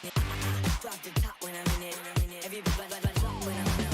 Yeah, I go so good. Everybody know I'm on. You know when the click through. Try to send this box to be a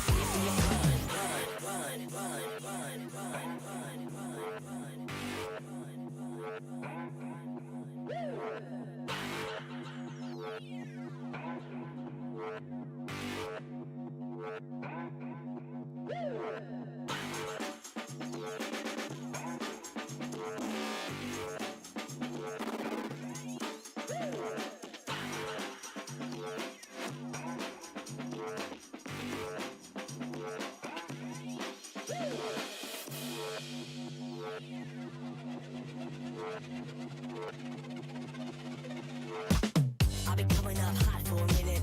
Everybody know the drop when I'm in it. I drop the top when I'm in it. Everybody know the drop when I'm in it.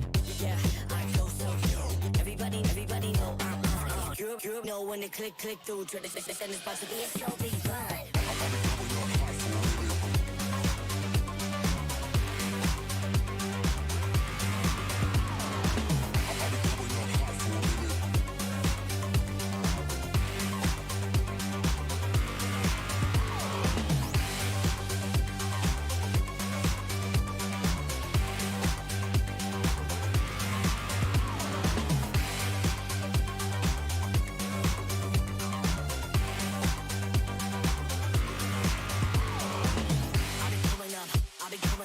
Everybody know the drop when I'm in it.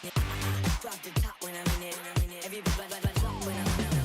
Yeah, I go so good. Everybody know I'm on. You know when the click through. Try to send this box to be a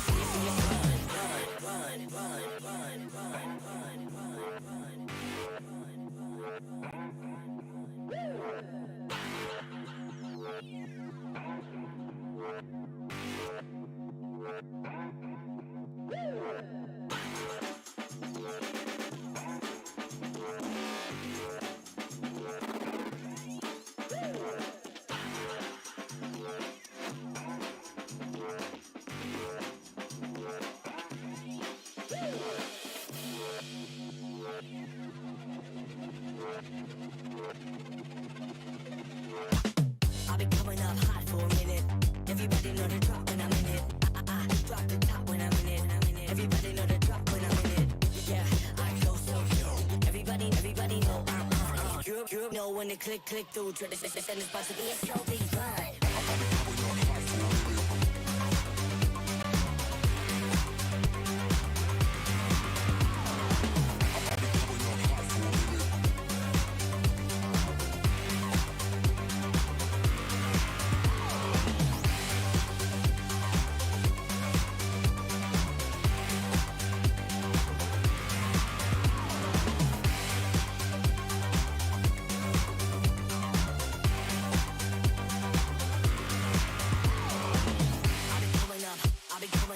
Everybody know the drop when I'm in it.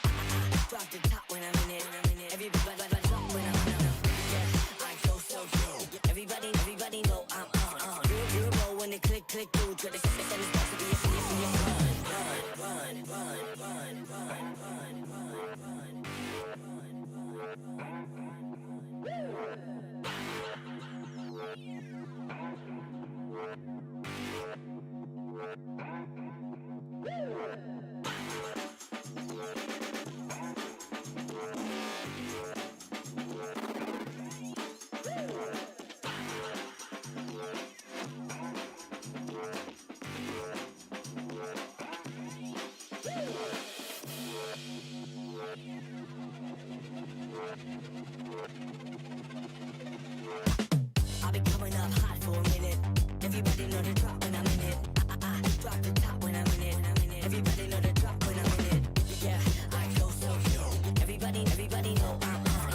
You know when it click through, try to send this about to be a slow beat run.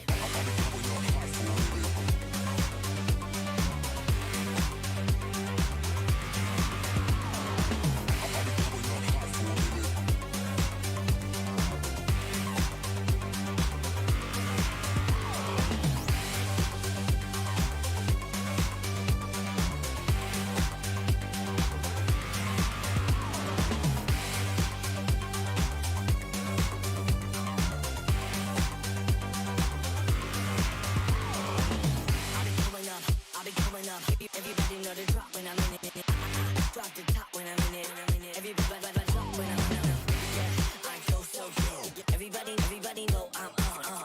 You know when it click through. Try to send this box to be a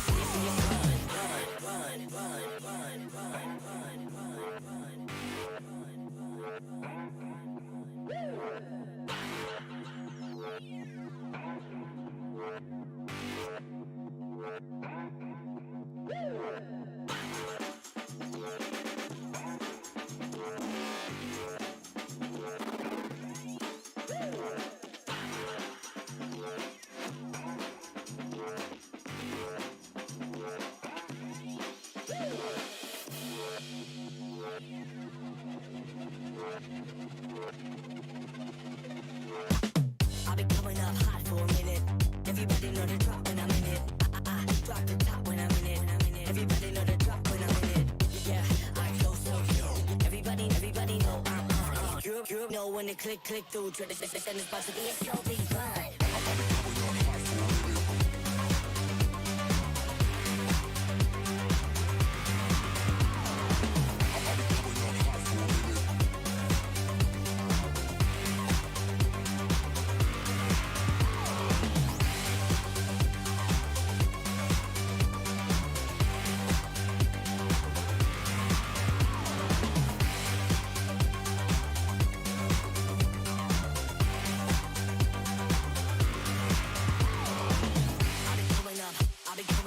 Everybody know the drop when I'm in it. Drop the top when I'm in it. Everybody drop when I'm in it. Yeah, I go so good. Everybody know I'm on. You know when it click through. Try to send this box to be a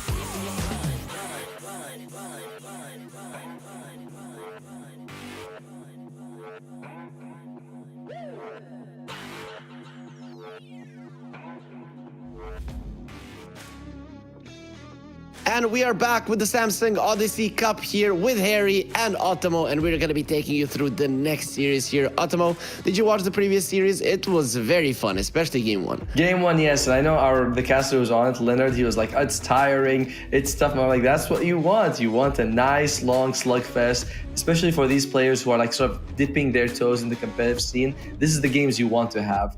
You know, game two a little bit more one-sided, but that's how life is sometimes. You get a good game, then you might not get not the best game in the game two. Yeah, makes sense. I mean, we still have a lot more to play today, so let's see what we got. What we are going to be watching today, the schedule. How does it look for us and for our amazing viewers here at the Campus League? Well, PSGD versus Dangerous Fury, of course, that one was already played, but Team Shutter versus Alte Volante is going to be the next one, and then we're going to be seeing Dangerous Fury, the guys that won the first series, versus the winner of this series. Otomo, obviously, this is a campus league. These are university players. You're not gonna know all of them, but who do you have here between Team Shutter and Alte Volante? I guess Alte Volante has a cooler logo. You know, we were talking about it. If you're in university, you can go to other students and be like, here, this is what it looks like. Let's look at the bracket. Although it's kind of basically the schedule. We start semifinals. The winners will go up in the finals. Then if you win that, you make it past the group stage into the playoffs, where you're going to represent Malaysia, and you're guaranteed some money as well, by the way. All 6 teams that go and represent their country will make money, but obviously winning the tournament gets you a lot more than just making it to playoffs. I know you're not Malaysian, but you live in Malaysia, right? So is this important for you? Yes, I'm very. Firstly, by the way, you see, my son is Malaysian, which is kind of close. Like, we have interesting laws here about immigration. So he's Malaysian. But yes, we are like, yeah, Malaysia Boleh. They're gonna go represent us. They're gonna smash all the other countries. That's kind of what we hope, maybe. Is that like a family thing? You get in front of the TV, or if you're casting the rest of the families in front of the TV, they're like, yeah, let's go Malaysia? No, my family doesn't never supports me in any of this. But sure, I imagine others might. Probably the viewers watching, they're supporting the players, and that's kind of cool. For people who are wondering, though, we are doing Malaysia. We did Indonesia yesterday, and we finished them. Victory Pal is going to win, represent Indonesia. But we still have 4 more countries that we're looking for. So if you want to register for Thailand, Vietnam, Philippines, or Singapore, the registration is still open. So please join, so you have a chance to bring, honor and pride to your family, right? And that's how it works, Harry? Yep. And Exactly. It's honor and pride and money. I mean, everything is brought. I mean, money does give you a lot of pride. Let's just go with that. And if you want to join, it is at odysseycup.gg. That's the website. So hopefully you can join in, because it'll be cool, to represent your university, your country as well. And I like that. I like that we're doing these tournaments for people to get into the scene. The first Dota tournament that I cast was actually a university league. Ah, really? It was in my country, but it was very, very fun. So that's this takes me back 7 years, I want to say. But yeah, it was a long time ago. Have you ever done something similar? I have. I've both competed in these university tournaments. I've casted these university tournaments, corporate tournaments as well. They're very different from the pro scene, where everyone's kind of playing what they like. There's sometimes a big gap in skill, but it's a lot of fun because it's like you're playing with your co-workers and your classmates, and everyone's making a team. It's fun. I enjoy it. The amount of, let's say, knowledge that the university teams get, especially if it's a longer league. This one, it is long, but it doesn't have a classic group stage where it's a round robin matchup, right? When there's a round robin and when everybody is close to each other, they're talking, they're making streams between each other, they're listening to, let's say, a caster. If a caster comes, these obviously or most likely gonna be higher MMR than most of them. They have maybe one high MMR guy in the team. A lot of these players will actually elevate their skills so much. Even today, there's quite a lot of divine and immortal players that came out of that league, and they started off like Archon, or I don't think the medals were even a thing back then. But they started off 3-4k MMR, and now they're immortal because they got into Dota and they got a lot of friends that actually know the game. So it is quite fun to see something like this. Agreed. It's very much like, it's stepping stones. This is how you begin, this is how you try out. And it also gives you an insight into the pro scene, because you do this tournament and if you win or lose, you're like, wow, this is harder than I thought. And I can see why, when you're watching pro match, why these mistakes are happening or things like that. But we are gonna have game 1 ready for you guys. Let's start look at the draft, see what we're working with here. I'm expecting very unique drafts. Not like the stereotypical pro picks, but more like comfort. I like Ogre, so I'm picking Ogre. I don't care. You think so? Yeah. You think there's not like a big gym guy or somebody who trains MMA on the campus is gonna say, no, you're gonna play what I tell you, right? I doubt it. I'm gonna say I doubt it. By the way, there has to be one. There's a guy called Yu Hang on Shutter, and I'm like, I've known that like a journalist or a admin or something, because I follow him on Twitter, which is tells you how much I know about him. Like, he does something in Dota page, but I'll have to check if this is the same you're person. not. Okay, I'm gonna do it because he does sound very familiar to me as well. Right? It's like, who is this you? And it's probably not even the same person, right? Just 2 people who have the same. I think it is because it says TV, so I'm guessing that it's Is the one that it's his Twitch channel or something, right? We'll see if he's streaming. Meanwhile, though, the bans, it is mostly off-lane bans for Alta Voltland. They get rid of the Axe, Timbersaw, and the Tiny. So fairly standard. For sure that they get rid of the Chen and the Storm Surge. Chen is a nightmare if you're not able to get that split push going or that counter push, or sorry, deep push coming out. So I like that Shutter gets rid of him. There's many tournaments in this level where you go in, they have a good Chen player and you just lose. You auto lose. There's just no way you can play against it. So the guy has a Twitch channel with 8.5k followers, and he's verified. To be honest, I don't think I've ever watched him, but he does pop out in the recommended channels from time to time. So I'm like, I'm pretty sure it's the same guy, but yeah, kudos to him. Shudder, they ban the TA. They start off with the Witch Doctor. This has been an interesting evolution for the hero, because Voodoo Festival has the best innate ability. No, he doesn't. Gree kind of.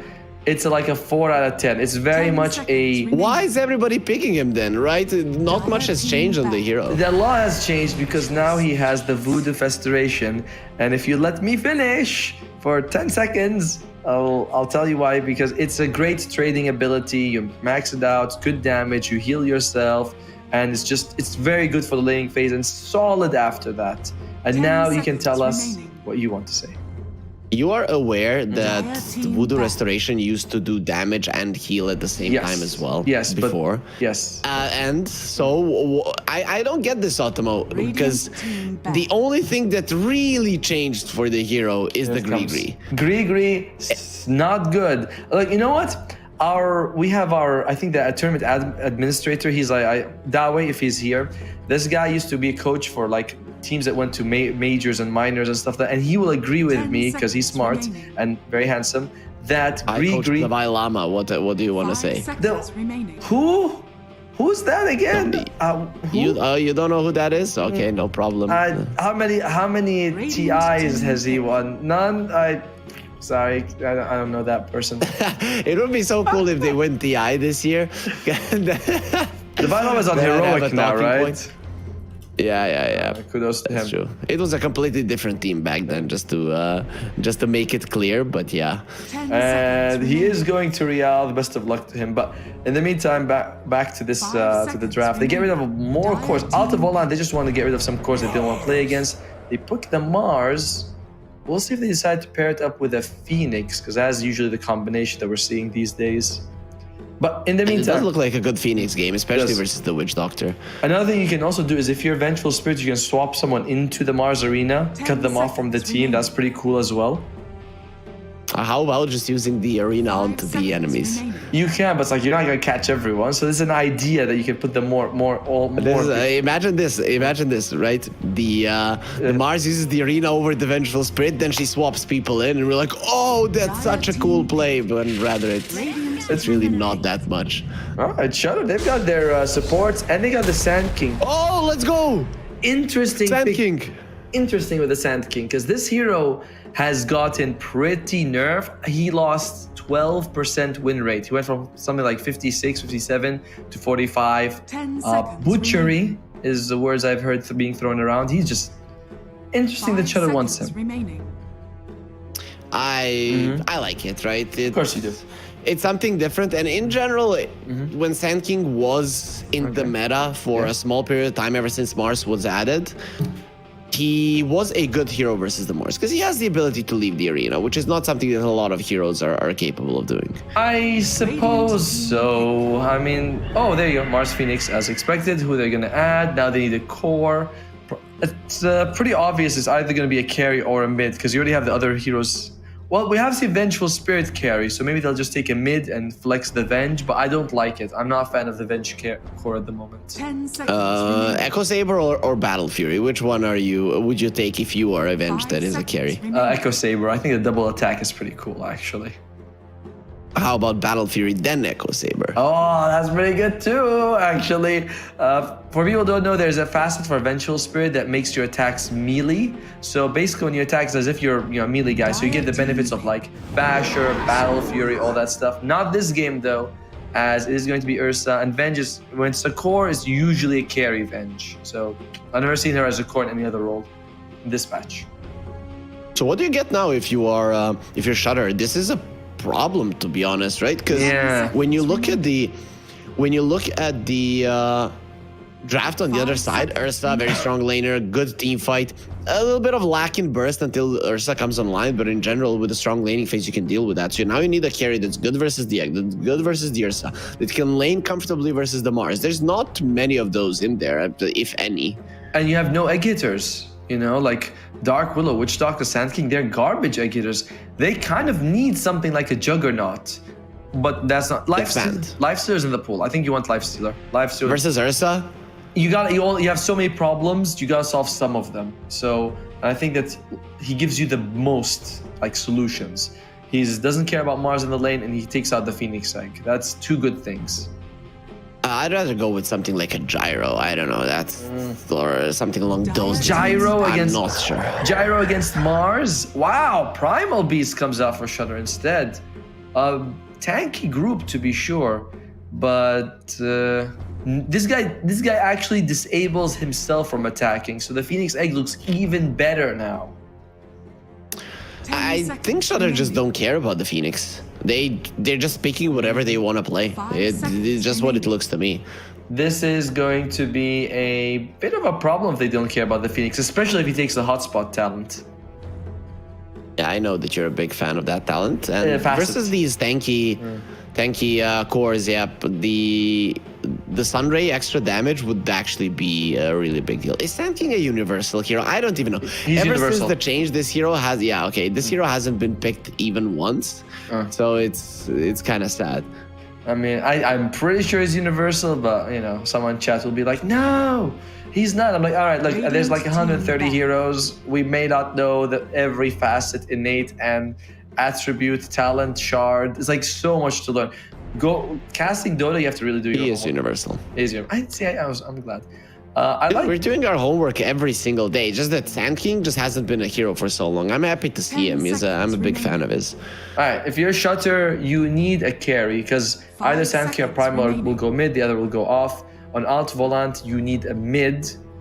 I wouldn't mind seeing something like a Puck. You know, there is decent catch on the other side, but it's catch that you see. Onslaught, Burst Strike, Brambles, like you see them. They're not instant hexes, for example. Burrow Strike is pretty instant though. True, when you have a Blink Dagger. So Of the ones I mentioned, Burst Strike is definitely like the hardest to dodge. It's like the hardest. You're right there. But the other three, they have last pick. They have last pick, right? So it doesn't really. They're probably not thinking that much about the pick at the moment because they want to see everything that they're up against. Fair. Who will Shutter take? I'm still into the Lifestealer side. I think Lifestealer is still good, but you're not wrong. Like that there are problems that he'll have to go through. But Gyro is the same thing. Like a Gyro against Mars is never good. How is it not good? Your flak cannon goes through the arena walls. Does it? Yes. Okay. But what about when he turns on the bulwark and he absorbs all the hits and he'll be like pow pow pow pow pow and like he doesn't care. Well, you cannot absorb all the hits. Oh, fine, some of them. You know what I mean? More than usual. Either way, I don't like the idea of Gyrocopter. I like Lifesteal a bit more. Okay.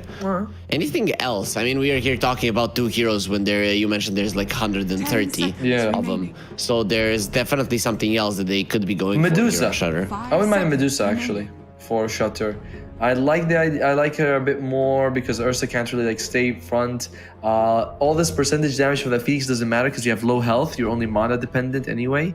So I wouldn't mind seeing the Medusa if it's something that they play. You know what's good, but is actually kind of nerfed lately and people don't want to play it? It's a Morphling.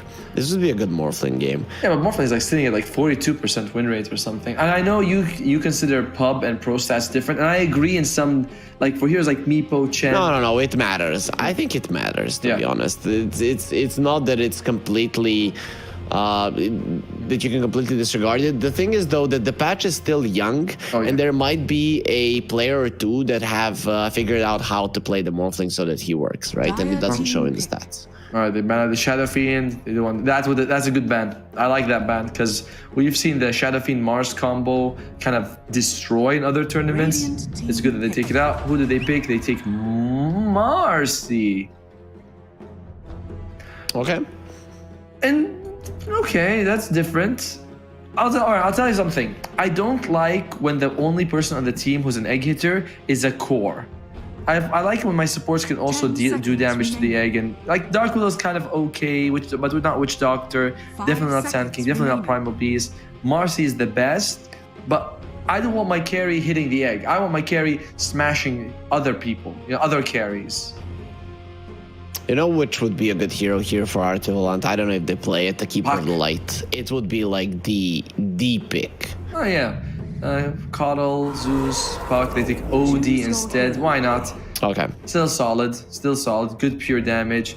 And this is going to be the lineup here. Huh. Okay, the thing is though, versus a Marcy, if Marcy gets into the face of the OD in any point of the game, he is screwed. Okay. He is literally just gonna get ripped apart. It's Voodoo. By the way, it is Voodoo Festration being picked up. Blood Sport is coming out. That's the one that you want. That's not the Feast. Dying Light on Phoenix. Not a big fan. I would like to see what Overwhelming Devour does once we start the game. And I imagine from now on, every patch we get, by the way, we're gonna get like 10 new facets we're gonna have to learn. Really? Nah, I think we're just gonna be getting some fixes to the current ones. Yesterday, you and me talked a little bit about the reverse polarity. Yes. And you think that it's gonna be taken out, but Yep. I don't think so, to be honest. We'll see. Well, meanwhile, this is Shudder versus Outvolant, game 1. I have a clear favorite. Do you have a clear favorite in terms of draft? In terms of draft, I think that the Radiant side with the Mars Phoenix actually makes a lot more sense. Yep. The thing is, their playmaking capabilities before the Blink Dagger of the Mars are quite limited, and I think that Altivolant are banging on that. Plus, the Yu Hang, the guy that we know as a streamer, is on their side, so I'm kind of leaning on the dragon here. Look at that logo. How can you go up against that? That is a pretty cool dragon. And knowing that one of them is a streamer who's got, followers, is probably pretty high up there in the rankings, that always makes you go like, the draft may not be such a big deal if there's a big skill gap between the two teams, which exists in these kind of campus tournaments.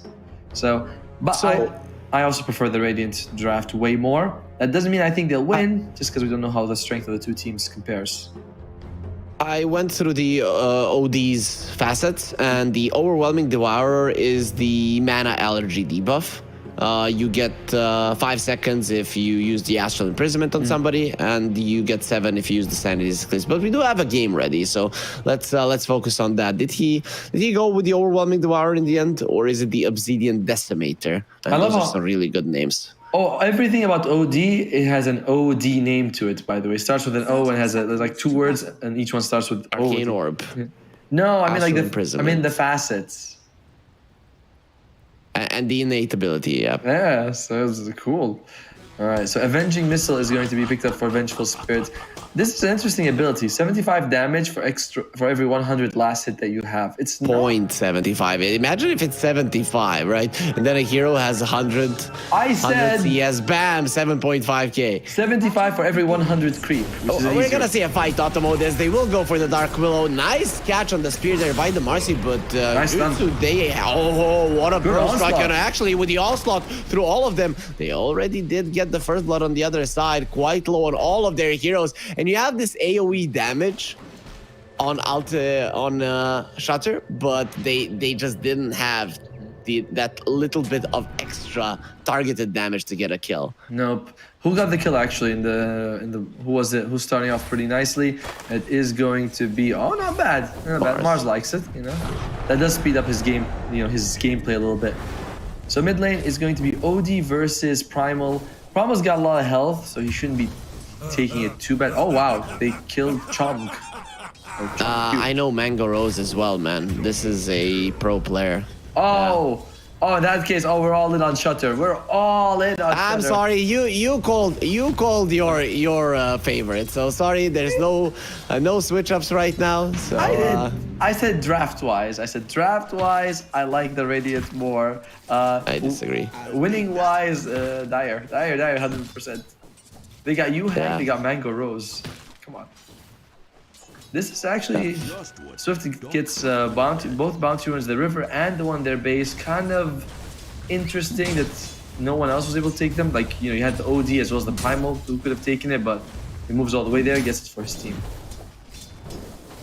What about the mid lane? If, let's say, the players are at the same level, is the Primal Beast gonna have any kind of an okay time versus an OD? I feel like OD should have a decent time, right? You got pure damage. If he does his onslaught or his trample, you just send him to the Nether Realms, and you're like, nah, none of that bullshit. So I would prefer the OD over the Primal mid. Do you think the Mangaro is now having a mouse problem that he's gonna be dealing with it like Gork? How does Gorg deal with it? Never, ever, ever. You don't know that? Is that wait? Is it like the Gorg smash where he breaks the mouse? Yeah, but he bought a certain type of mouse. We're not gonna say which one, and he said never, ever, ever buy this this type of mouse. Never, ever, ever, never, ever, ever. And then he goes to change his mouse, and when he's coming back, he takes the old mouse, starts screaming never, ever, ever, and smashes it into the table. It was one of the funniest scenes on his stream that I've ever seen. Wow. Well, good for Gorg. Hope that's cool. So we're gonna be looking at Dark Willow here. You know, some people think she's very pretty. I think she's okay looking. You know, she's all right. And looks like the mouse has been changed. It's ready, and we won't have to wait for never ever. We can just start right now. Yep. But who knows? Maybe this mouse suffered the same fate. And I mean, you know, bottom lane, it's gonna be rather hard for the Radiant to get kills. Yeah, they've got stuns and slows, but the other side's got Burrow Strike to, you know, jump away, and Shadow Realm. Not the easiest thing for the Ursa to stay on top of them. They're going for the Ursa actually to hit the range creep. If he hit the range creep there, it would have been even more damage into the Ursa. But now, Mintoki is gonna be smacked a little bit by Yutsu. Is Yutsu? Do you think I'm pronouncing that right? I think you're doing it perfectly. It is Yutsu. Okay. You know, we'll probably get a briefing after this. You're like, all right, you guys pronounced 7 out of 10 players' names wrong. That's better than we expected. Oh, look at the stinger and the range of it. That's actually pretty cool. It is. This has been like, this is one of the reasons why Sand King is so good, is because you can just farm really well with Stinger while harassing in the lane. So it's kind of like his been rise to fame. As mid lane is actually, Akamaru's losing to Barry at the moment, and maybe a bad Astro. Yeah, he's in trouble with a What? trample. He's actually gone out with the TP. Trample does stop. There's the healing salve. Mintoki comes over. Doesn't have the mana for the magic missile, so it just goes with the minus armor, which probably doesn't really care about. That's a, by the way, it's a big. Yeah, he shows up, no mana there, and if he was in trouble, he wouldn't actually been able to do anything. Most likely the TP's scary as it is, as Mango goes, he wants to punch him in the face. Yeah, going for the Phoenix, pulling him in. Oh, nice. Gonna be taking some damage on the Phoenix. Swift gets pulled into the tower. That was a nice spear Well and dive away. Phoenix is fine. Mango Rose gets baited a bit. Of course, you do not have the damage on the Mars necessary at the moment to really threaten the Marcy that is going in. Mango Rose, he's playing with his life. He is, and real. By the way, the name of the Phoenix means real man. So the real man. He's going out. He's showing that he's a real man, and they. Oh, he's baiting him onto Swift. Here comes the heal. No, Mango Rose, he needs the heal. He's coming forward maybe to get some of the hits there with the sidekick. Does survive. Playing with his life a little bit too much. Well, this top lane is doing way better than we thought, especially because we haven't been seeing a lot of like CS coming out from the Mars, but hey, he's doing well to fight them off. I mean, he's playing with a real man after all. As Yep, he is. mid lane Akamaru continues to really, like, surprisingly struggle against the Primal Beast. I mean, OD is a weird hero, though we kind of agree that Shutter might be the better team. And I mean, in terms of CS, you can see the discrepancy in skill. At least they're doing okay with the Ursa, but the other two lanes are, they're suffering a lot actually. Yep, they are. But I think top lane is where the biggest difference is. So how do you feel about this Venge facet? I kind of like it as, oh no, we lost him again. The Phoenix is able to get himself to safety, but that's going to be what, the second death now on Mars? Rough. Yep, That's rough. Exactly. And he got the first blood, you know, so it started off okay for him, but well, this is not a good continuation of his story. No, it's not. I mean, he starts off with the best advantage you can give him, really, as he's moving forward here.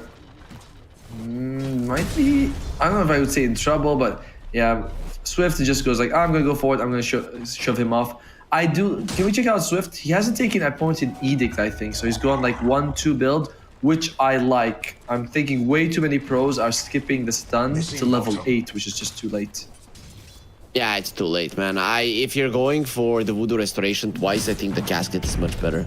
I mean, even it's like I'm perfectly fine with Maledict, but you can go like 1-1-1 or 1-2-1. That's fine as well. Up to you how you want to play it. But no points in stun to me is kind of a grief. As oh my god, Primal again causing problems. Yeah, diving, and the real man is gonna be coming over. So Barry is gonna be afraid. But Mangaros, he does finish off the Mars yet again. oh, The second they see that he's alone, they just dive him. No reason not to. and to be fair, Phoenix not the best bodyguard when you're playing hyper aggressive, right? Like he has no stuns, he has no way to sort of push you away. As bottom lane, stun is going to come out. Yutsu as well as Yuhang are going to be fine-ish. Are they? There's the Shadow Realm. Yuhang, he got scouted there by Stun? the Vengeance. There will be a stun. Nice usage of the sticks just in time. Ooh, the Yuhang stinger. coming forward. Ursa, he's a mad bear, but does he have vision? Yuhang running away. Oh, he doesn't give invis any longer, right? Nope. It's either invis or chases you. You pick one or the other. Yep. And I think he took the chase as Mangaros gets his 5th kill of the game. 5,000 advantage right now for Shutter. They're gonna get the tower as well. They are looking really good as Real Man. He's a real man, but he still doesn't want to go into that. Radiant's top tower has fallen. That's gonna be the tower gone. 5k gold lead. This is looking way too easy, Optimo. I mean, coming into the series, of course, you said there could be some discrepancies between the strength of the teams. Then we saw Mangaros, we saw Yuhang, and now it is becoming abundantly clear that they are the better team. So let's say you are in the situation of Altivalant. How do you approach this game? Do you just run at them like madmen, create chaos so that maybe they get confused? Is that the best approach? I guess you kind of wait for your team fight to kick in. You know, maybe that's going to help you. However, look at Mars' CS. He's got 10 creeps in 8 minutes. He's not going to get his Blink Dagger in time, which means he's not going to be able to like set up for the Phoenix Egg. It's kind of a disaster that there's no easy fix to. Dire's bottom tower is under attack. Nope, there really is not. Oh, do you 2 want to 6, and is this gonna change?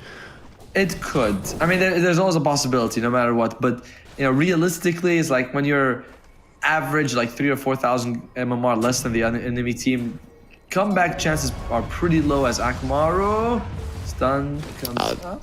Gasket? Yeah, he has the blood grenade, so the Voodoo He's burning. Restoration also is starting to kick in. It turns around. Yep, he is burning quite a lot. And Swift gets himself a kill. That's gonna be another one for him. This time around, it wasn't the Primal Beast that was diving, though he was there in the vicinity, but rather the Witch Doctor.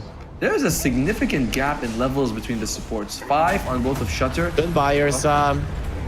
as well as he's not the only one who's gonna die. Mint to Kill also loses his life. It's getting scary, Harry. Well, you can actually rhyme. I didn't know you were good at making Radiant's songs, bottom Optimo. tower has When I was in university, I used to write a lot of poems. You know, I thought it made me look sensitive.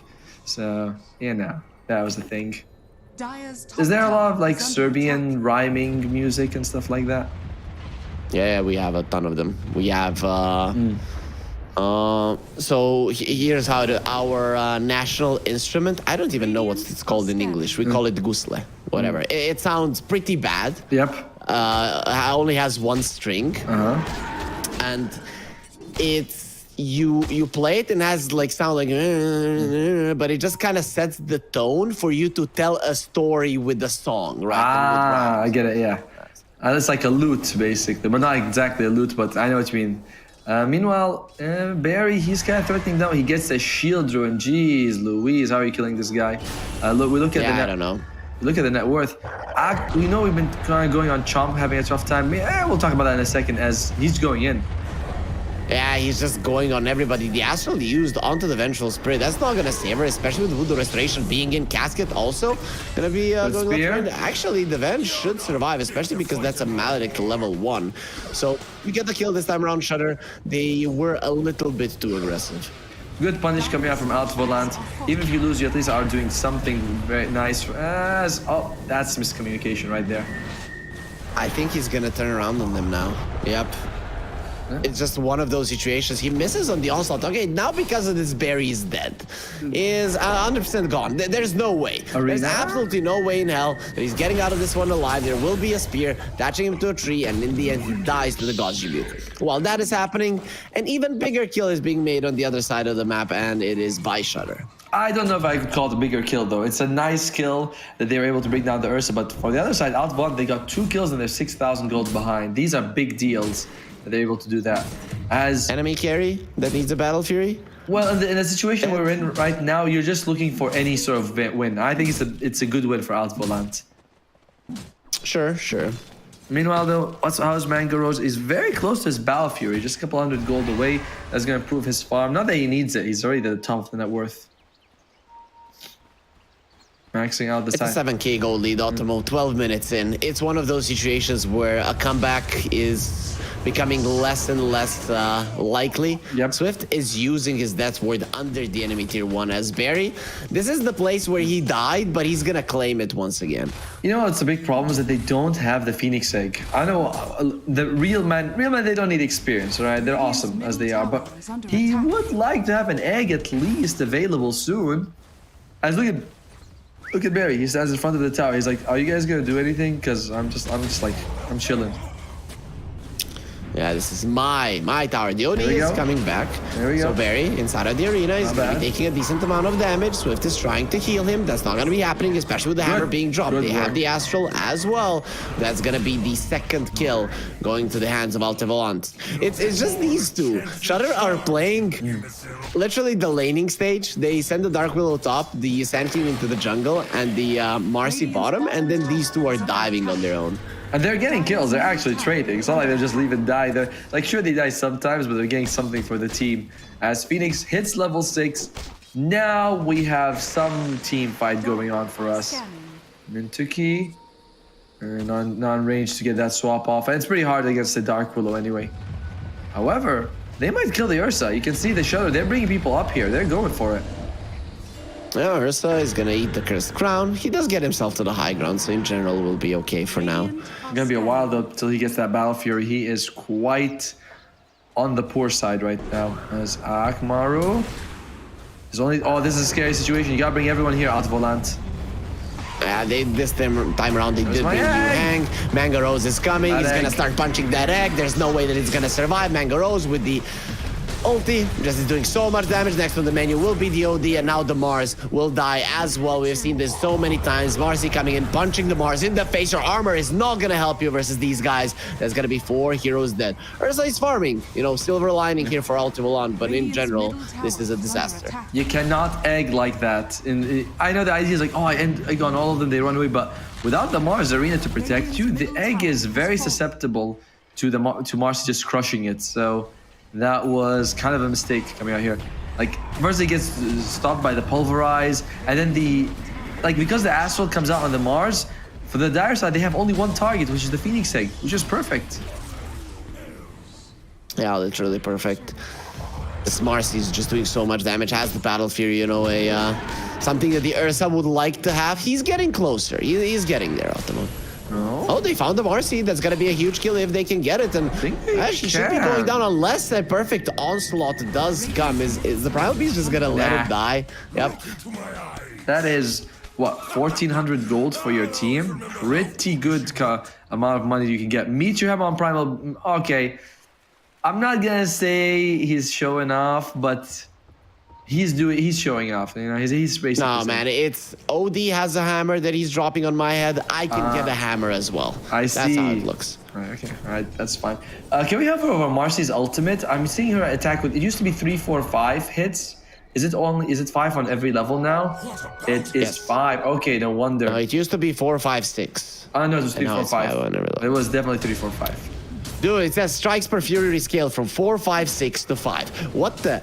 It used to be at some point 3, 4, 5. Okay, this is unreal. This is literally unreal what Automo is doing to me. The observer is hovering for you, and you are. It didn't show me that that change. I didn't see it, so you know. If I don't, it's like my son. If I don't see things and they don't exist as Akamaru, he might not be existing for much longer. He's dead. There will good be a job. approach. Oh, good What a one. swap just in time, and the egg will be perfect. Terrorize there to save them. Even with the perfect egg, they don't care. Just standing next to it. The stun will connect on 3 heroes, and Real Man will be able to dive away. Pulverize did not connect because they wanted an Akamaru. That Arcane Rune is really helping Bedlam used as well. This is a slaughter. This is not even a fight at the moment. The spear onto the tower. Nice play from the Mars. Doesn't really change the fact that you're getting dove. And again, every single one of your heroes, apart from the Ursa, is dying. At least the tower kills Swift. Yep, doesn't get it far enough away to heal up. Now the Unleash from the Marcy, going for the tower. And Ursa, very close to his Battle Fury. So at least his teammates are dying for something. Sure. They're definitely dying for something. I'm just not sure if it's going to be enough. And I like how even though Barry had the bottle, he wouldn't give it to Swift. He's like, nah, I'm afraid you're going to have to die. It's sort of the tax. You know, we dive, someone has to die even if we get a good fight out of it. top tower is under attack. He has an axe on the Sand King. That has been buffed quite a lot. You know, just walk around and people are going to die. That is the replay we're looking for. Of course, the Bramble change, not Bramble, sorry, the Bedlam change that you can put on allies, always a big thing. As Barry goes on and just smashes these eggs. Dire are Poor scanning. Real Man. No, Real Man are never poor, man. Just believe me. Sure, we'll go with that. As you're looking at, you're 13,000 gold behind in the 17-minute mark out of Valant. I mean, they might consider smoking the Ursa and going for Roche. It doesn't seem like Shutter's too, like, interested in it. Ursa could solo it if he wants to. It's a nice idea. Yeah, that could be a play. The thing is, I don't know if you can get to the pit, right? Because look at how Shutter are playing. Mintoki does get astraled. Not bad. It's gonna be a lot of damage onto Barry coming forward, gets stunned up by the magic missile. They already lost their Witch Doctor. Mangaro is gonna be coming in, swapped as well. Ursa within range, not gonna be taking too much damage. Let's see now, the Unleash does so much. Here comes Yu Hang with the epicenter as well. The ground will start to shake. They still have the egg, but look at that jump in from Mangaros. He'll make sure that the egg never pops, at least not in a way that Altivolant would like. And Ursa does finish his Battle Fury, so there it is, but you lost 5 of your heroes this time. That's the thing, right? Like, you are, because of the map being bigger and teams in general, the skills floor has risen. Teams will get something. We don't see complete blowouts like before, but that doesn't mean that this is not a blowout in that sense. It's still Shutter destroying Altivolant. Yep, exactly. I- Going really well for them. It would be, they need to smoke up the Ursa and send him forward. They don't need to push the lane. If you push the lane, you're sort of signaling that that's what you're doing. They need to just smoke the Ursa, have him go out. It's on the Dire side. You can go for it. It's actually better to go for it Ursa now. is dying. Oh, Ursa, yeah. You know, that's the big problem. He doesn't even have the enrage. He's dying there in the statue area, so he'll get taken out. Well, that's unfortunate. I do like. Oh, look at that. The Gree. He puts it in the backpack. Not sorry, the backpack. The inventory. That's how you use it, baby. And you dig for gold while holding the Gree. Some Do you people. think he's gonna be consuming the Gree fairly soon, or does he want to keep it just as a token of a show how strong he is? Gree sucks in games like these, by the way, where you're not actually dying. Sure, he's got like 5 deaths, but it's not really like he needs the gold. He's rich enough as it is. So maybe he'll consume it and get like a Ghost Scepter if he wants to. Because that is what's queued up. And if you're close, you're like, all right, this gets me there. It's a big power spike. There's the swap to save the Mars. It will, however, make sure that Mintoki is dead as the Mars walks into another Bramble. There's nice just arena. so many of them on the ground. The Terra is onto the Mars. They need somebody to do the damage inside of it. However, even with a good arena, it doesn't matter if nobody's getting the hits in. Akamaru next on the menu. They found the Phoenix. He doesn't even have the egg. And the Ursa, once again, is the lone survivor. He doesn't want to be a part of these fights. And for a good reason, because everybody who is just dying. I mean, they did have egg when the fight began. They did have his ultimate, but it's like you need to charge it up a little bit for it to be more useful. And he's just so low level as it is. Check out Yutsu's farm. He is ahead of the enemy mid. and soon overtaking the rest of the team as well. And that's gonna be the melee rack's gone, range rack's gone as well. Ursa is not running for the Roche Pit, he's running to farm. It is a 25k gold lead, Otomo, which puts us in the insurmountable territory swap. Onto the Primal Beast, and he survives. He survives through it all. Now actually going forward, then the onslaught onto the Phoenix doesn't allow him to act pulverized as well. How is he still breathing? I think that's the question that Alter Volant are going to be asking themselves. There's the Burrow Strike as well as the added Burrow Strikes coming out from Yuhang. And this is going to be just the push continuing as Alter Volant lost a lot of their heroes once again. But by the way, you're talking like they get 3-4 kills, they barely get any net worth out of it because they're so damn far ahead. The rubber band's like, we can't even give you much gold. Oh dear. And Ursa, I'm just surprised they're not thinking about taking Roche. At this point, it doesn't make a difference, of course, but that was an option earlier. Yeah, could have maybe done something with that. Maybe. And there it is, Alter Volant going for a smoke. They want to go for one last fight, Otomo. Let's see if They got eggs, something they is got gonna arena. change. Mars is... They got egg. no, they don't, because he's dead. Yeah, there's a very nice casket with the Terrorize. They're all afraid, Otomo. They shouldn't be afraid to even play They got with nothing. Team Yuhang. He has the Yules. There's a swap on Akmaru still staying alive. Not really gonna be helping all that much. Ursa Valkyrie. is trying to fight, but he was not gonna be able to stand his ground and fight. They are gonna be using 3 buybacks. Want to get Shudder out of their base. Meteor Hammer does drop. It's finally time for Barry to die. Mangaros has the BKB, doesn't have the swap. Unleash, however, no swap, so we'll be able to TP away. Only 2 heroes stay alive on Shudder, so Alter Volant, they hold. Can we look at the fight recap? Because Ursa, they were like grouped up 3 people, and I've never seen this before. You can see his damage. He was just slicing through them. He does die, but his damage was very impressive in that fight. Unfortunately, good arena, but no egg to go with it, and you're just so damn far behind for the Radiant side. But Yep, I don't know if you can do anything here to even make the next fight okay for you, right? Because the game is over probably, right? We're not gonna be seeing a comeback, but at least maybe Alter Volant can get into a good fight. I think so. I mean, you know, we've seen comeback, like realistically in this sort of gap, very unlikely, but who knows, right? It could be that amazing arena with a giant egg on top of it, Ursa slicing and dicing. Possible. Vengeance Aura adding some damage, I guess, sure.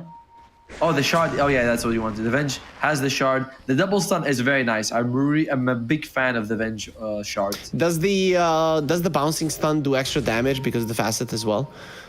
I think it would, right? But it's like depending on each person how much they've killed, rather than like, oh, this one's 500, the second one's also 500. It's like, nah, based on each one. Okay.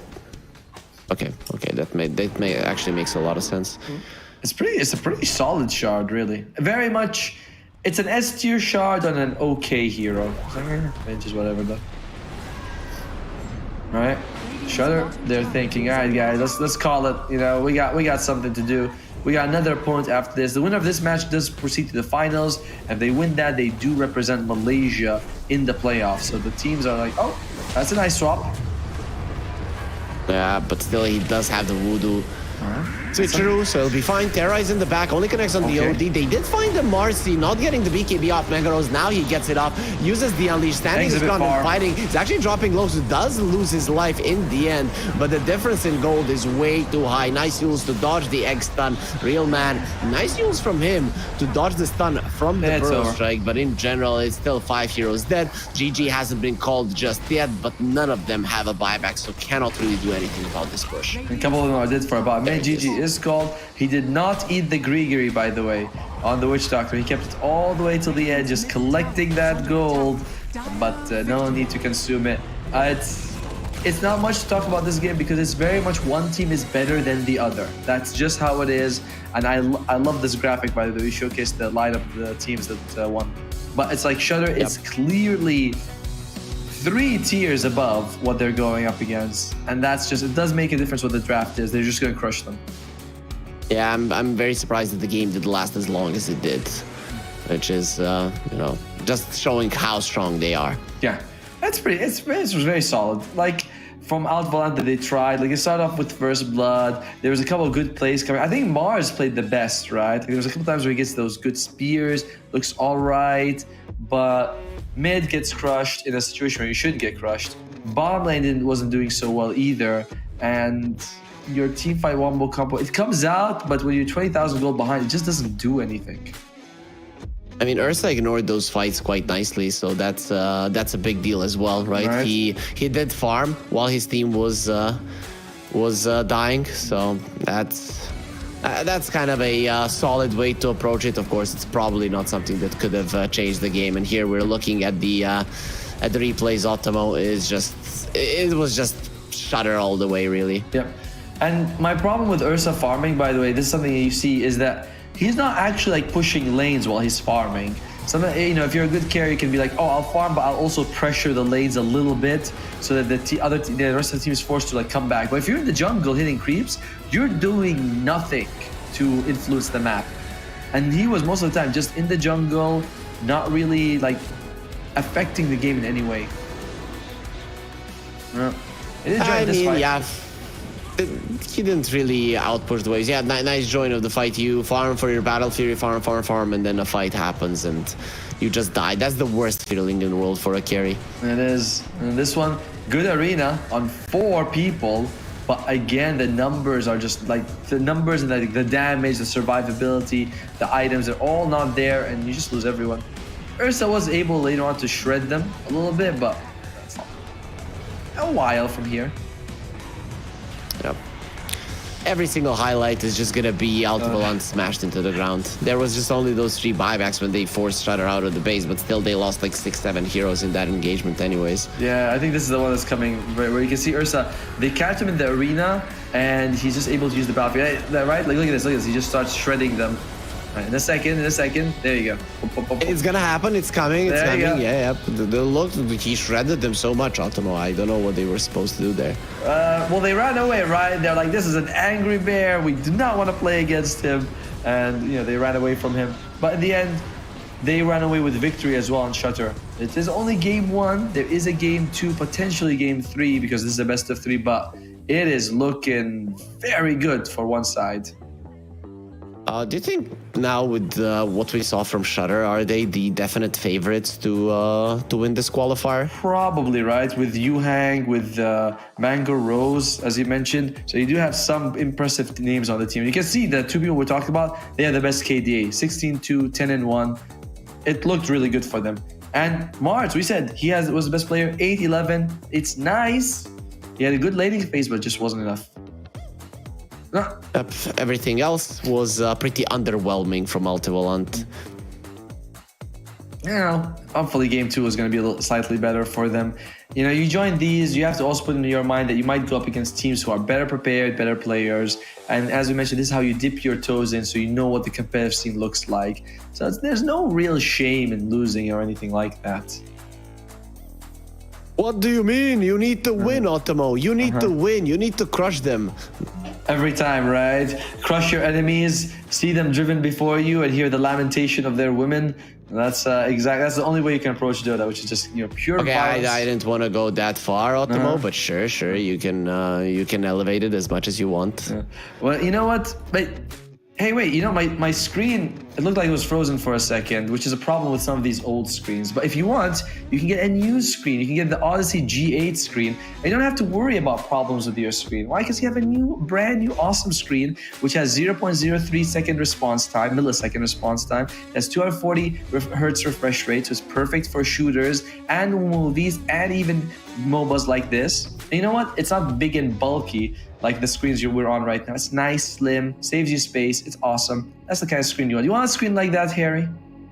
Yeah, and I like that because I just heard 0.03 and I want that one. Sorry, 0.03. You know, so that's a good stuff. Yeah, 0.03. That's what I said. That is the same as 0.03. Maybe I need to get new headphones as well. We'll see if Samsung has that for us. But in the meantime, we're going to go for a break. We're going to give these teams a chance to get their draft ready. We'll go to game 2. But I'm Otomo. This is Harry. We'll see you guys in just a second for more of the Samsung Odyssey Campus League.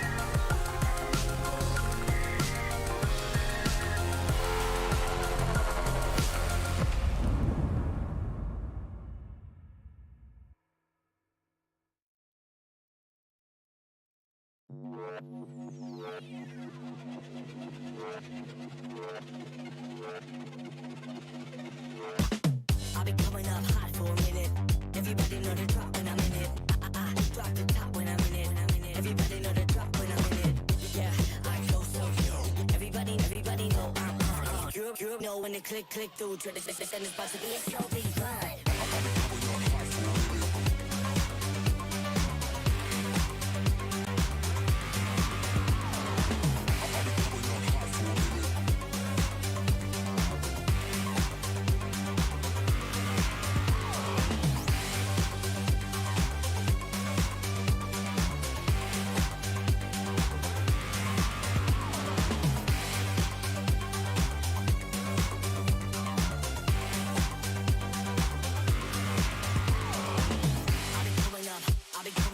Everybody know the drop when I'm in it. Drop the top when I'm in it. Everybody drop when I'm in it. Yeah, I go so slow. Everybody know I'm on. You know when the click through. Try to send this box to be a serious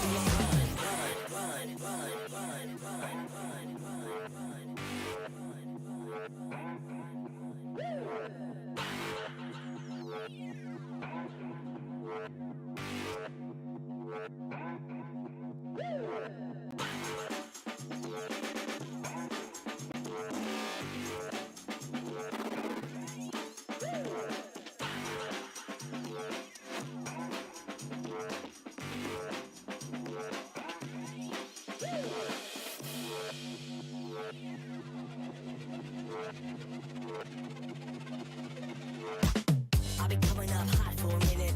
Everybody know the drop when I'm in it. I drop the top when I'm in it. Everybody know the drop when I'm in it. Yeah, I go so slow. Everybody know I'm on. You know when the click through. Try to send this about to be a slow beat run.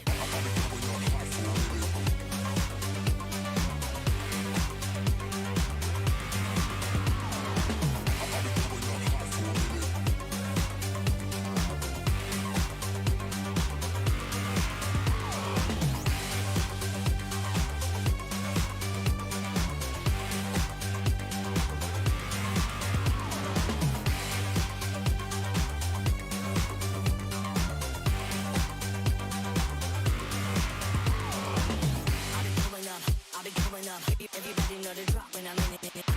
Drop the top when I'm in it. Everybody drop when I'm in it. Yeah, I go so slow. Everybody know I'm on. You know when the click through. Try to send this box to be a serious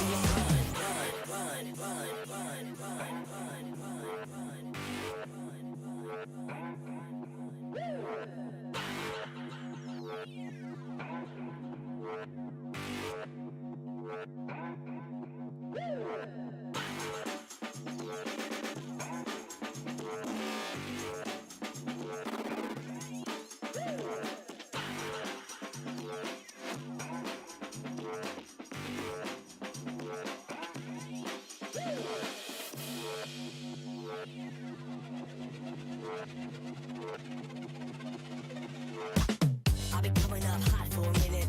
Everybody know the drop when I'm in it. I drop the top when I'm in it. Everybody know the drop when I'm in it. Yeah, I go so slow. Everybody know I'm on. You know when the click through. Try to send this box to be a slow beat run.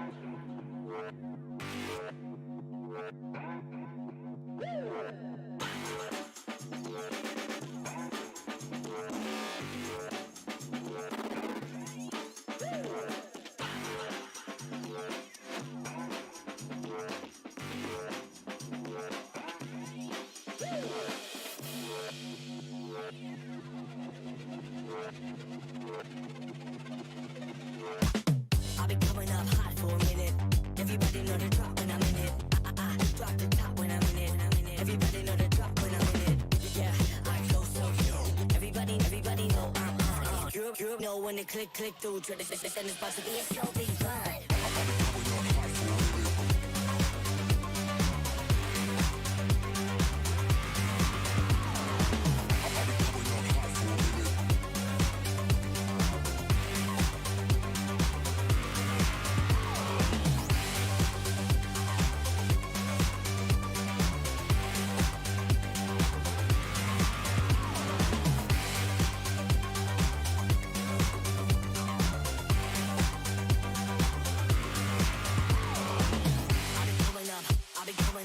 Everybody know the drop when I'm in it. Drop the top when I'm in it. Everybody drop when I'm in it. Yeah, I go so good. Everybody know I'm on. Game 1 was a stomp, but maybe Altivolant can take it back here in the Samsung Odyssey League Campus League. Otomo, it was a very... Why are you laughing at me? Why are you laughing at me? You know, mistakes do happen. Do you think there is a chance for Altivolant? We kind of went through it that Shutter are the heavy favorites, but you know, things can happen in Dota. Yes, they're the favorites. Does the Altivolant have a chance to win? When the gap between teams is like 5,000 MMR, how much of a chance do you have? That's the chance they have. You know, do you believe they can win? Sure, there's a chance they can win, but it's a huge gap. I thought that you were asking me the question. I was like, well, no, I just wanted to give you the hard question, but sure. Let's look at the bracket once again for people that are just joining us, so they might not know how the qualifiers look here. We are in Malaysia trying to find the winner, the best team here in your country, Otomo, and well, we already saw PHGD get eliminated, and now Altivolant are just one game away from being eliminated as well. I wish I knew which campus these players are from, because I know like I've been at a lot of universities here. I would be like, oh, is this like Sunway University? Is UIA? Which one is it? Which campus is representing? Because when I was going to UIA, which was like the biggest university here at some point, they had like a lot of these cables connecting rooms to room so they can play Dota. That's how committed they was. This was like 20 years ago, so it's kind of crazy to see that. It is nice to see that. So is Dota super popular in Malaysia in general? It was. At one point, you go into cybercafe, everyone's playing Dota. You go to university. Why did it stop being? Mobile gaming is bigger. It's so much easier, so much more accessible. It's cheaper as well. You have a phone, you can play. And in terms of like preparing tournaments, it's easier to do that. You know, it takes a lot. So people went to the path of least resistance, and that is mobile gaming. Okay, makes sense. We do have a draft ready, so let's see how these teams are gonna be drafting in game 2. Is there gonna be any changes? Are Shutter maybe gonna be going for a little bit more push to end it as fast as possible? That's something that we're gonna be finding out in the next couple of minutes. Yeah, because I find this very common with the more amateur players is that they don't call it quits. You know, they're like, we're quitting when our throne breaks. That's it. And pro teams are like, oh man, we lost our tier 2 at 12 minutes. We're not gonna win. They'll GG out. But new players are like, nah, there's always a chance. Even if it's a sliver, we're gonna hold on to it. And everybody does that nowadays, is that they never give up. Really? I don't know.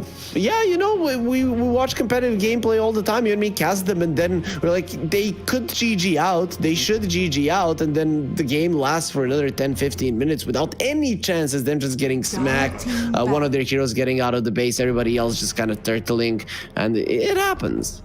I guess. I know. I feel like pro teams are like, all right, we know they GG out reasonably most of the time. But with the game being more open, bigger map, easier to get some space and farm, you're right. Games do feel like they're going longer in terms of like than they should, maybe. Right. Well, in the meantime, looking at the bans, any surprises? Open up with here. Dire team pick. Any surprises in terms of bans? And he's surprised. I mean, the Chen, right? We saw but Shutter banned him in game 1. They just do not want to play against this hero. They feel like it can catch them off guard. Maybe Alt Volant is a great Chen player, so that's another option. 10 seconds As I've remaining. mentioned, Chen is very annoying to play against if you're not ready. 5 seconds Which remaining. which facet would you get? For Chen, Yes. I don't know, man. I mean, Radiant I'm team not sure which is the best. I guess the Centaur's kind of good. I don't know. I have no idea. I saw Kuroki in one game take the. I was casting it. He took the Radiant Satyr team one, back. Oh, okay. and he sent the mana burning Satyr to the mid lane. And they actually got the first blood after like 2 minutes because the enemy mid laner got super annoyed. They still lost the game in the end, but it was very fun. That is like actually a cool thing, right? Because you can pick what you want. Is there? Can you get? I don't think you can get the 10 Harpy, seconds right? Because Harpy's like too weak to upgrade. But that would be a cool one if you want for the laning phase. 5 seconds In the remaining. meantime, though, Shudder they open up a storm. Alt Volant they take the Venomancer, and all right, you know I'm down with some Veno. I'd like to see what this guy can do. Do you remember the last time we saw Veno? What happened? He went into the jungle. Yep. So it didn't do too well. Yeah, the last time we were working together, we saw Venomancer. He left his carry. He was position 5. He took the plague, like the plague ward facet. He just goes in, drops 3 plague wards on a jungle camp, and then he's like, "That's my job. I'm done." And that was fun. He was the only one having a game out of the entirety of his team, so it was probably the smartest choice to do so. I mean, if he had played, maybe the rest of his team would have had a chance. But he's like, "No, screw you all. I'm not doing that." And by the record, the players on these teams are mixed 10 from seconds from different remaining. universities. So it's not like, oh, this is just all these guys are from one university, 5 which is seconds why. remaining. Okay. Which is cool, but I would have liked it if I'd been like, all right, I'm from this university, and I'm gonna kick this university's ass. That would have been cool. Yeah, so it's just the you need to be a university student to enter. Why didn't you maybe assign yourself to a university, Automo, so that you can play? I would be casting you right now. I am thinking of going for my PhD, but it's quite different 10 that I'm seconds going for my PhD and these guys are competing for their bachelors or something like that. You're like, 5 a seconds bit of a remaining. gap there. Plus, I mean, I don't want to take it would be like taking candy from a baby if I went in. It's too easy for me. Oh, okay. So you want to say that you would beat Mango Rose and you hang, or you would be like, guys, can you please take me in your team? I want to win. Which one of it would be? I won't feed too much. Please, I won't feed. I need to make more money from a tournament than Harry Freak, so I can be more of a professional player. Well, No. Sorry, 10 man. seconds My Wikipedia page it still trumps yours. Radiant team I will. I'll join a tournament. You make $50. I'll have some money. In the meantime, Alt Volant, they have Spirit Breaker, which is a very strong hero in this patch. He's herd mentality innate is good. Both facets, there's a solid argument. I don't think there's a wrong choice there. If you want one or the other, I'm cool with both. But Shudder, they take one of the better heroes against Spirit Breaker with the Dark Willow. Throw a bramble, he walks into it. Life sucks. You and me have been looking a lot of games that the Storm has been losing, but now probably that's not going to be the case considering the discrepancy in skill between the teams. Exactly, right? It's not quite, it's like Storm maybe not looking good when the teams are super evenly matched, but in a game like this, he's probably going to run rampant, sorry. What do you want for Alt Volant? You're up against the Shadow Demon, Dark Willow, and Storm. You'd like some heroes with a bit of control or lockdown, because Puck. You mentioned the Puck in the previous one, so let's go Puck. Okay, DK gives you a stun, but Yeah, but the stun the Shadow Demon counters completely. right, it's like one of the most basic stuns in the game as well. There's nothing else to it. It's just like, oh, here's a stun, then that's it. Now you can walk it off. 10 seconds remaining. Yeah, literally, it's the most basic is Venge stun, and Yep. the next one is the Dragonite. 5 seconds remaining. Okay, wait. I suppose the fact that it has a melee and ranged aspect to it is kind of something, right? Yeah, that's why I say it's not too basic, right? The most basic is Magic Missile, then next is Dragonite's Dragon Tail. I mean, like it's got a little bit more to it than it's all right. It's all right. All right, Alt Volant, who do they want to take here? It's quite a durable draft that they have going for them, and good tower push as well. Sorry about that. They do have tower push if you take the poison dragon. Which is what everyone's You, picking. I'm not seeing any other dragon being picked up. I've seen some frost dragons. Okay. No Okay. fire ones though, even though I really want to see a carry dragonite with a fire dragon, but pretty much nobody is even attempting to do it. Alright, so the Mars. Okay, the Mars is good against Shadow Demon because you can't save people inside, but the Darkwood and the Storm, he's also pretty solid, I guess. If you Shadow Realm, you can still spear her. Storm doesn't care though, he's just 10 zips in and out. seconds remaining. The control for the Storm, yes, they have stuns, but landing them is 5 no easy seconds feat. remaining. Yeah, not easy, but you can do it, right? If you get heals on the Mars, it's gonna be fine. You get a blink on the Dragonite, gonna be fine.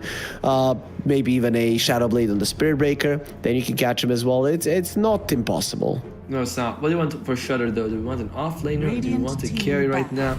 Who they take? They take Dawnbreaker. Okay, that's different and interesting because I don't know if you can actually use your ulti on people inside the arena. You know, that's a bit odd. 10 seconds remaining. That's a question, and I'm gonna answer you right now because I'm gonna go into the 5 game seconds remaining. and test it out. I'm sure you can't. If you can't, since you can't click allies to for any spell, Dawnbreaker's ulti, you have to sort of click on an ally or around them. Maybe I'm not sure how that's gonna Dire work out. team banned. But I do like No seeing. problem. I'm gonna check. Thank you very much. I do like seeing the Sun Mommy anyway. She's cool, fun hero to play, and she has this interesting facets as well.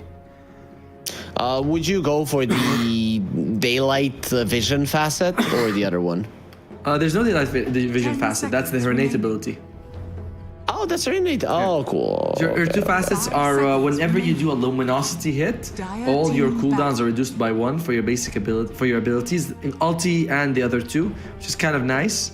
And the other one is that when you throw the Celestial Hammer, it stands on the ground longer and it does a 50% heal and damage based on the Solar Guardian level, which is pretty 10 good. seconds remaining. Both facets are kind of B- 5 tier, seconds so whatever remaining. one's kind of like, it's okay. If you're a core though, you always take the cooldown reduction. Wait, I am trying to see. It takes But- time. Yeah. No, you know what's the deal? Yeah. I'm going into demo hero, and Okay. I took the Mars, so Radiant the team Mars is back. my main hero. Yeah. And when I use the arena, I lose all of the vision. Ha! Like, it shouldn't be that me as a Mars Yeah, I get it. lose vision. It's weird, right? And then I cannot even click on the 10 other seconds Dawnbreaker. remaining. Yeah, that is very strange. I guess you might have to consider moving it 5 around. But seconds remaining. in the meantime, we are finishing up the draft here. Out Volant, they get rid of a couple of carries, the Razor as well as the Ursa for Shutter. Yeah, it's basically carries all the way. Radiant I'm team feeling like Lifestealer is going to be something both Dire teams team might want to consider. Who they go with? They go with the Meepo! Oh, baby, Meepo. All right, Out Volant. Yeah, Mangaros is gonna have fun. He's gonna have a lot of fun. He will, but Out Volant. Can you poof into the arena? If you have a Meepo inside, yes. Yeah, I guess so. 10 So I seconds did remaining. manage to get the Dawnbreaker ulti into the Mars arena, but 5 that seconds seemed remaining. very buggy to Yeah. me what I just attempted. So I would do it with 2 people in a lobby to actually check it out. It doesn't seem like it should work, but it's, some of these spells are a bit wonky. And Mars has always been wonky with his arena. Remember how Batrider could fly in and out of it? People were like, should it happen, should not happen?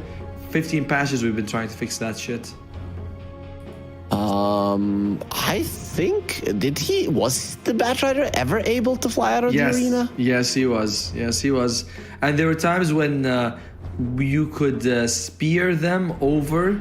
Like if you spear them through the wall, but they get stunned by lions or spike, they fly over. As Now select whoa! your heroes. Wow, that's risky. Necrophos versus Shadow Demon. That's different. And against Meepo as Yeah, but well. where are you gonna be putting the Necro? Right? Is it mid Necro? Is this a carry Dragonite with the Fire Dragon facet? I think so, right? I mean, who else would? It's going to be the mid Necro. It is going to be the carry Dragon Knight. He's going to be the fire. This is what you wanted, right? It's right Yes. there. So what does the Necro get? Profane Potency. Saddest also grants Necrophos AoE abilities and items bonus radius per kill. Yeah, it's Okay. it's pretty cool. I've seen it. You know, it can get like massive range on your spells, which is nice. Wait. You buy a Radiance and you have like Global. 1,000 more. Yeah. That's not exactly how it works, but sure. Like it can be pretty damn large, especially because when we talk about circles and radius, just the extra 100, 150 feels a lot bigger than it should. Yeah, for sure. So your Heartstopper aura has a Global. radius of 800. Imagine if you get like 5 kills and suddenly it has 1,000 range or even more.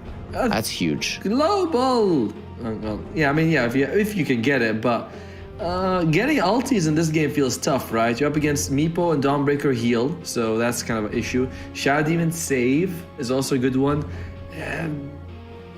I don't know. I'd like to see Alt Volant to do well, but I'm not feeling it with this draft. Doesn't look promising, especially when you're playing versus a Meepo. It's gonna feel like smurfing, which it kind of Is right? Yeah, because he's probably like 3, 4, 5, 6k MMR higher than his enemies, and yeah, it's a classic hero with which you crush the game. As we are talking about it, and we are gonna be getting ourselves into game 2 of Shutter versus Altivalon. This time around, Shutter are gonna be on the Radiant side. Let's see if the switching sides changes something. Let's hope it does. As meanwhile, Alt Volant. Chomp on his Mars looked pretty solid, but the combination inside the Mars arena this time doesn't feel like a whole lot, right? Like, what are you gonna do? Breathe fire on them? Yes. As Izzy, he might be losing his life. Wait, was Izzy their carry in the previous game, or did he change his name? Because I don't remember him called Izzy. Or maybe it was Izzy, I just didn't pay attention. As Real Man, You didn't pay attention. I was probably not paying attention. As Real Man also loses life. 2 kills from the start for Shutter. Not ideal for Alt Volant. Definitely not. It's because he was playing the Air Sign. He really wasn't part of the of the fights that much. Also, he had that weird color that was like it was hard to read for me at least, because I don't use these amazing Samsung Odyssey screens. If I had those, it would have been very easy for me to read his name. Okay. Okay, let's see. So starts with a 2-0. You have a Meepo lineup. I'm gonna ask you a really quick question. How long do you think this game is gonna last? Oh, okay. All right. That's firstly, it's a bit mean to ask that question, but I don't mind. 21 minutes. 21 minutes. That is your prediction? Yeah. How about you? I'm gonna say 23. 23. Okay. Observer, you can. What do you think? You can press enter and type for us the numbers. How long do you think this game is gonna go? So we can sort of have it. 15. 15. Well, that's why you're an observer, sir, because you say crazy things. Just please don't play Dota. That's too short. You have no idea what you're talking about. Blah blah blah. I actually think he might be. He might be right. You know, with the way the game is going, they start off. Kill him! Kill him, Mangaros! Why is it? Otto, if you and me were laning and you were this this Shadow Demon, you are dead. I'm literally chasing you and murdering you. I mean, I imagine that you do that the moment I get it. It's like, I don't care about denying, I just want to hit you as Swift's probably dead. There's no he's making out this one. Or is he? They uses the sticks, and there's gonna be a nice earth bind to save his life for the time being. Mintoki, Meepo is a very fast hero. Yes, Venom, he's a snake and he slitters. He doesn't really have legs, obviously, as he's gonna get ran down. Wait, did you just say he slitters? Yes. It slithers. Slitters. Yeah, slithers. You know, remember how you?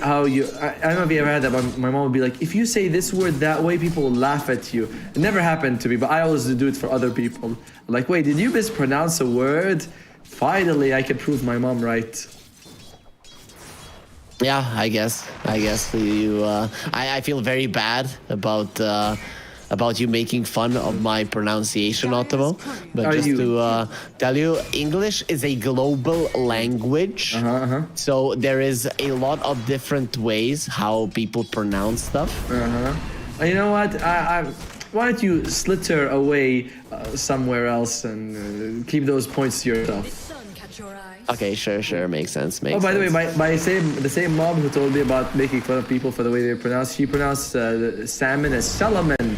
I'm like, Mom, the L is silent. She's like, no, it's right there. Are you sure she wasn't thinking about the skis? No, she's like, And the sneakers? no, she's like, Solomon. I'm like, all right, Mom, it's Solomon.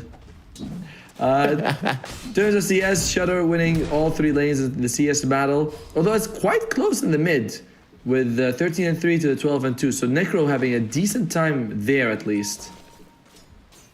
Yeah, I mean, that's normal versus the Storm. In general, Necro should win. Yeah. He's not winning, but in general, he should win this lane.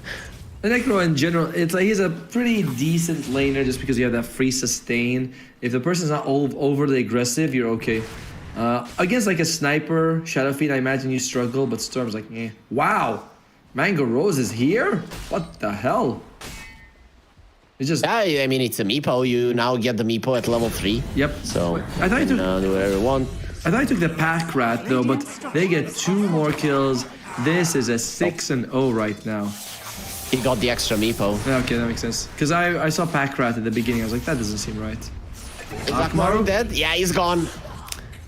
Oh boy, 7-0. We are... You know what? Observer, we apologize. You are a genius. Hey, he's not yet right. I'm still holding hope. My team can hold on. Come on, Outvalad. 21 minutes, 21, or at least above 18, so it's closest to my score than the other guy. Middle tower is under attack. Nah, we're not gonna be taking it's closer stuff, because then that would make it unfair. You need to hit it in the minute. What do you mean hit in the minute? I that's not happening. I think. Who knows? Maybe it will. Maybe it will. It happens to me because I am very good at predicting the length of games. So. All right, if it happens on the minute for our observer, because I sometimes go to the TGC office, I'll get him a donut. He can pick whatever flavor he wants from the cheapest donut place we can find. They have good donuts in Malaysia. Solid, not local, but it's like, you know, international donut stores. As that's gonna be another kill on Chomp. He did get a kill on the courier, so that does slow Mangaro's aggression a little bit, but not a huge victory. This is not looking good for Altivolant. I think they're probably not feeling too good at the moment. And the Veno is in the jungle. He's doing Veno. To be fair, he's on the enemy side of the jungle. So, oh wait, no, that is his jungle. So I forgot he's a dire one. He's but he doesn't have the Plague Wards. The Plague Wards though. So he was just kind of walking around the map. Oh, gets the D Ward. Let's go. That's a win for Altivolant. Levels up. That's the Plague Ward right there, baby. What more do you want? Well, it helps, but we'll see if they can get a couple pickoffs later on to come back into this. Because right now it is not looking too good for Altivolant. They've got a bunch of people in the jungle. Necro is also jungling as well. Meepo was trying to rotate to the mid lane with his with one of his Meepos, and he then finds out that the Necro doesn't want anything to do with the lane any longer. Surprisingly, no Ghost Shroud on the Necro Force. Although the enemy team does have a good amount of magic damage, that Ghost Shroud's probably like, eh. But it does burst, you know, increase your heal, so still worth it. I mean, mid lane Necro skilling up Ghost Shroud early versus the Storm, that would be pretty sad.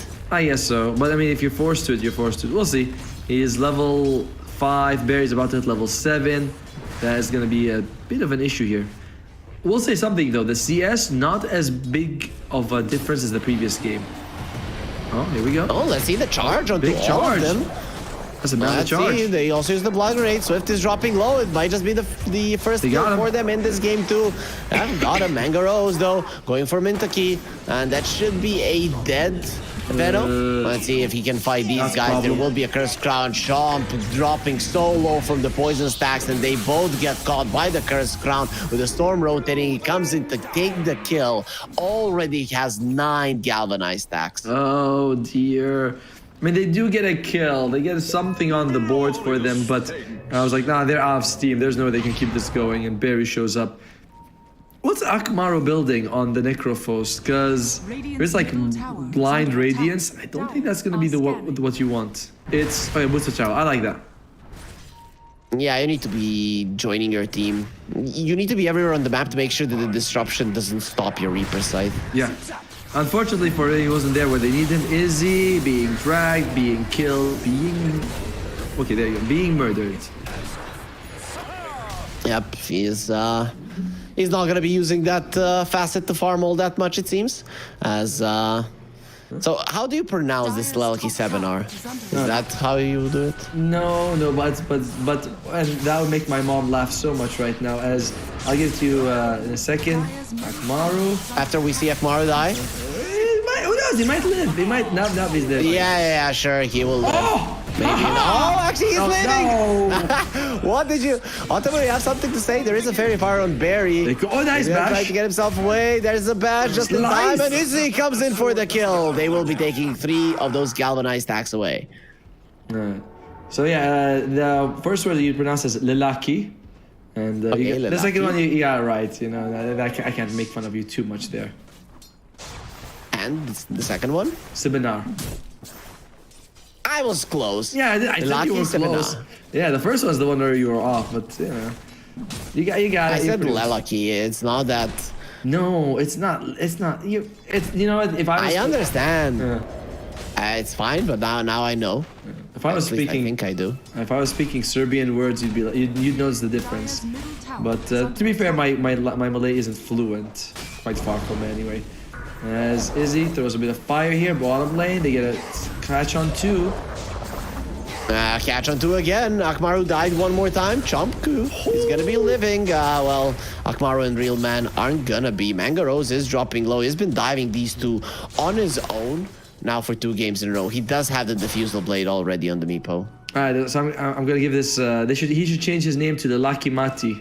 That would be what works. You know, it means dead man. What is Mati? Is under Yeah, it's dead attack. man. Oh. Okay, cool. This one's for the local audience, you know. In the meantime, though, Izzy is kind of farming, I guess. How are we looking in terms of net worth? 6,000 ahead for Shudder. 6 minutes for them to end the game, or I get $1,000 from our observer, because that's the deal, right? Donut if I'm right, $1,000 if sorry, donut for him, $1,000 for Dire's me. middle tower is under attack. Oh, Swift, he's dead. Okay, he's dead. Yep, bad. okay, they got Swift again. Is he the one... Wait, who's the... Oh, they got the Storm, right? But imagine if you're Shudder now, your Meepo, your Dark Willow, and the Dawnbreaker, you're probably making fun of your teammates. Like, you guys are dying, Dire's middle haha. tower is under attack. Well, in the meantime, Akmaru, he's changed his mind. He's like, I have faith in myself. I'm going straight up Radiance, bitches. And that is... Yeah, I want that big AoE, but that's only if he's the one getting kills, and he's not. It's I mean, they're stabilized. Can we look at the win percentage? Because they have stabilized net worth, but we can do it after this fight is over. Yeah, Bramble Maze will connect. Shomku in a lot of trouble, nowhere to run. Charges hard. Cursed Crown only uses the spear on his own illusions. Mangaros, he's inside of it. Lucky. Is that a Reaper sight on That the was- creep? Yeah, it is. No, it wasn't a creep. Okay, You can't. that's that. You can't target creeps, but I think he just targeted the full health. What did people. he, the illusion? What did he target? It definitely wasn't something that was close to dying, as they get 4 for nothing, and Izzy. Oh, so Yutsu. He's letting it soak. He's like, hey guys, do you see what we just did? And that is the net worth. Akmaru is kind of destroyed, I would say. On this necrophos. Okay, so it's a mouse issue. You know, I was never gonna assume that was a bad-mannered pause. The thing is, bad-mannered pauses happen Yep. only between people of the same skill in the same brackets, right? Yeah. The thing in Dota is Oh, we can see- lower because- MMR. Let's see the Reaper site. Yeah. Oh, I think it's a Continue Storm with the Illusion. story. Storm Illusion. Yeah, Wait. Storm Illusion. Wait, yeah, it was on Storm Illusion. It got melted away. Oh, poor guy. Yeah, because I know you can't use Reaper Scythe on creeps, so Yep. that would have been a bit too much. That is so sad. This- That is so freaking sad. oh. Going Well, back to the point, the higher MMR people respect the lower MMR people, and the lower MMR people respect the higher MMR people. Yes. But the people of same MMR hate each other and just Oh, yes. think that they're bad. it's all because, you know, you've oftentimes played against these people. Usually, you know, they threw a pub for you, so you hate them with every fiber of your being. And Nobody ever throws a pub in Dota. That Oh. never happens. Of course not. Of course not. Well, maybe in European pubs, but in Southeast Asia pubs, it's, you know, it's the Hunger Games down here, man. I don't believe. Everybody says that Southeast Asia pubs are crazy. I don't believe you. I'm just kidding. I believe you. I watched the Dobson stream when he was there, and it was so funny. Oh, poor guy. Well, lucky for him, he's back in Europe. In the meantime, though, we're at 11 minutes and a half. Our observer is sweating. He's like, I don't know if I have $1,000, dollars for the record to give to Atomo if I'm wrong. Dire's middle I think there was a donut that For you him, guys were. if he's right, he's Oh, and big bucks for you. Makes sense. that's how it works. If I'm Actually, right. the exact same way how I would do it, Totomo. That's why you owe me a big chunk of money. I learned from the Maru's dead best. again. Chomp Q is gonna get slowed down. Bangaros dodges the God's Rebuke with the poofs. I mean, that's mostly the Mars making a mistake rather than Meepo outplaying him, but it still looks cool. It does look cool as 24-3 is this current score. Dire's middle tower. What can Alvalan do to come back? Well, not that, as Mintuki is going to be losing his life. He's losing have level 6. One more hit. Barry gets him. How many? 16 galvanized, like 18 mana regen, by the way. Okay, that might have been a problem for him, though. He's now gonna die. This time around, it is not gonna be a storm illusion, but rather the real storm. It's cut down 40. Let's go. It is gonna be 40 extra. No, he has 2 Reaper Sight. That shouldn't Is under attack. be happening. That has to be a bug. Can you click on him? It might be that one of them is like the passive from Sadis or something. Who knows? In the meantime, though, it's a nice kill. It does cut the network deficit by a 6. You go from 12 to 10k. It's nice, but Dire's bottom tower is under a lot attack. more needs to happen before that matters. That he's going for the Radiance, man. All right, to be fair for you, Radiance against Meepo You see is 2 good. Reaper Sights? I do see the 2 Reaper Sights. Maybe he just got 2 kills and we missed one. As you hang, is he in trouble? Nah, he's gonna be fine. Yeah, the Radiance is good against Meepo because their illusions won't have True Strike, no matter what you do. As Akamaru, he's gonna be fine. He's gonna be okay. And he's dead. Sure. You say so. Lucky is gonna be following him in the grave. Yutsu is the one who gets the double kill, but still, Storm continues to ramp up those galvanized stacks. Yeah, he's doing. It's working out for him as the Meepo is lapping some of people in net worth more than double the Mars as well as the Necrophos. One more minute. Meepo is gonna have the Mega Meepo soon. Mintuki with the Arcane Rune, Storm Spirit. He's ready to get even more stacks and even a miss on the Gale just for good measure. Top tower has fallen. It is what it is. It is what it is. They don't have the Reaper Scythe, so probably they can't get a whole lot of kills going for them. Oh, is he? Walks out of time. bonus. Nah, he's still not getting out of this one alive, really. Nice stun. Stops the Starbreaker. He did everything right, and look at that Remnant. It is just chasing him, and he will die. He's used to fire, but not the lightning, it seems.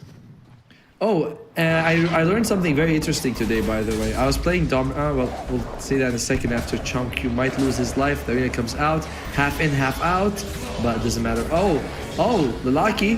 Get out of there, man. I know you're a real man, but don't go there. I think he's dead. I think he is as well. There's the Mega Meepo, then the Meepo Fling, and the Lucky. Well, he is in so much trouble. Where's the Earthbind? They do have the slow from the Diffusal Blade, and even a bash there to help him live, but it won't do much. Oh yeah, so today I was playing Dawnbreaker, and there was a Luna, I think it was on the enemy team, and it was nighttime. She just used her ultimate, where it went from her ulted back to daytime. I still got the vision from the innate, which was kind of cool. I was like, huh, that's something that maybe you could use with, like, if you have a Luna on your own side, right? Start a fight, ulti. Oh god, they're killing people. They're going in, Storm dropping low. He will be getting himself away before the Reaper side connects. Demonic Purge on Akamaru. He's being super annoyed. There's Meepo Terrorize. Will be used onto all of them. And Meepo is not stopping. He wants to go forward, healing himself up. But the spread around of the damage he should get there you go. sighted. And there it is. The Meepo will get taken down. 2,000 gold into the pockets of Altivolant, but they're all in their base. It's kind of sad. Swift dropping low, standing his ground. There's so much damage coming out from the Shadow Demon. He's standing his ground, but still Akamaru gets a double kill. This is so huge It is. for this Necrophos. I mean, look at his net worth. He got like almost 2,000 gold. I think he has enough gold to get his Sacred Relic. Can we look at the Necro for a second just to make sure about that fact? As yes, he does, and not far from the Talisman of Evasion either. Massive victory. Look at the gold. Really well done. Unfortunately, that's how much gold I'll be getting from our observer, by the way. Well, Yes. I'm sorry, man. It's not my fault. You agreed to it. You know, that's just how it works. dude, Atamo, what if the game doesn't end in the next 4 minutes, 5? Then I'm taking the money from you. Yes, that's how it works. If it the last 24 minutes, then you get the money from the observer. It's all fair. No, not from the observer. Our observer is nice. I like him. He's getting a donut 100% as well. I'm gonna send one from my country if you don't want to buy him one. I would totally meant to kill. He's gone. Charge is cancelled. I'll totally get him a nice donut. Dunkin' or Krispy Kreme as Izzy. He doesn't feel tanky. He does not feel tanky. Nope. And Barry is not done. There will be a spear connecting, of course, the Solar Guardian to protect him with the extra. Yeah, it's gonna be something. It's gonna be the 4-hero death from Otto, the buyback from the Venomancer. And look at Akmaru with the demonic burst. He cannot even use the shroud to protect himself. Will die to the overwhelming damage. And Mintaki, Ibon back now. Amiibo is chasing him. There's gonna be a net flying through. Where's the flank? He's not tossing Amiibos. There's the flank going onto him.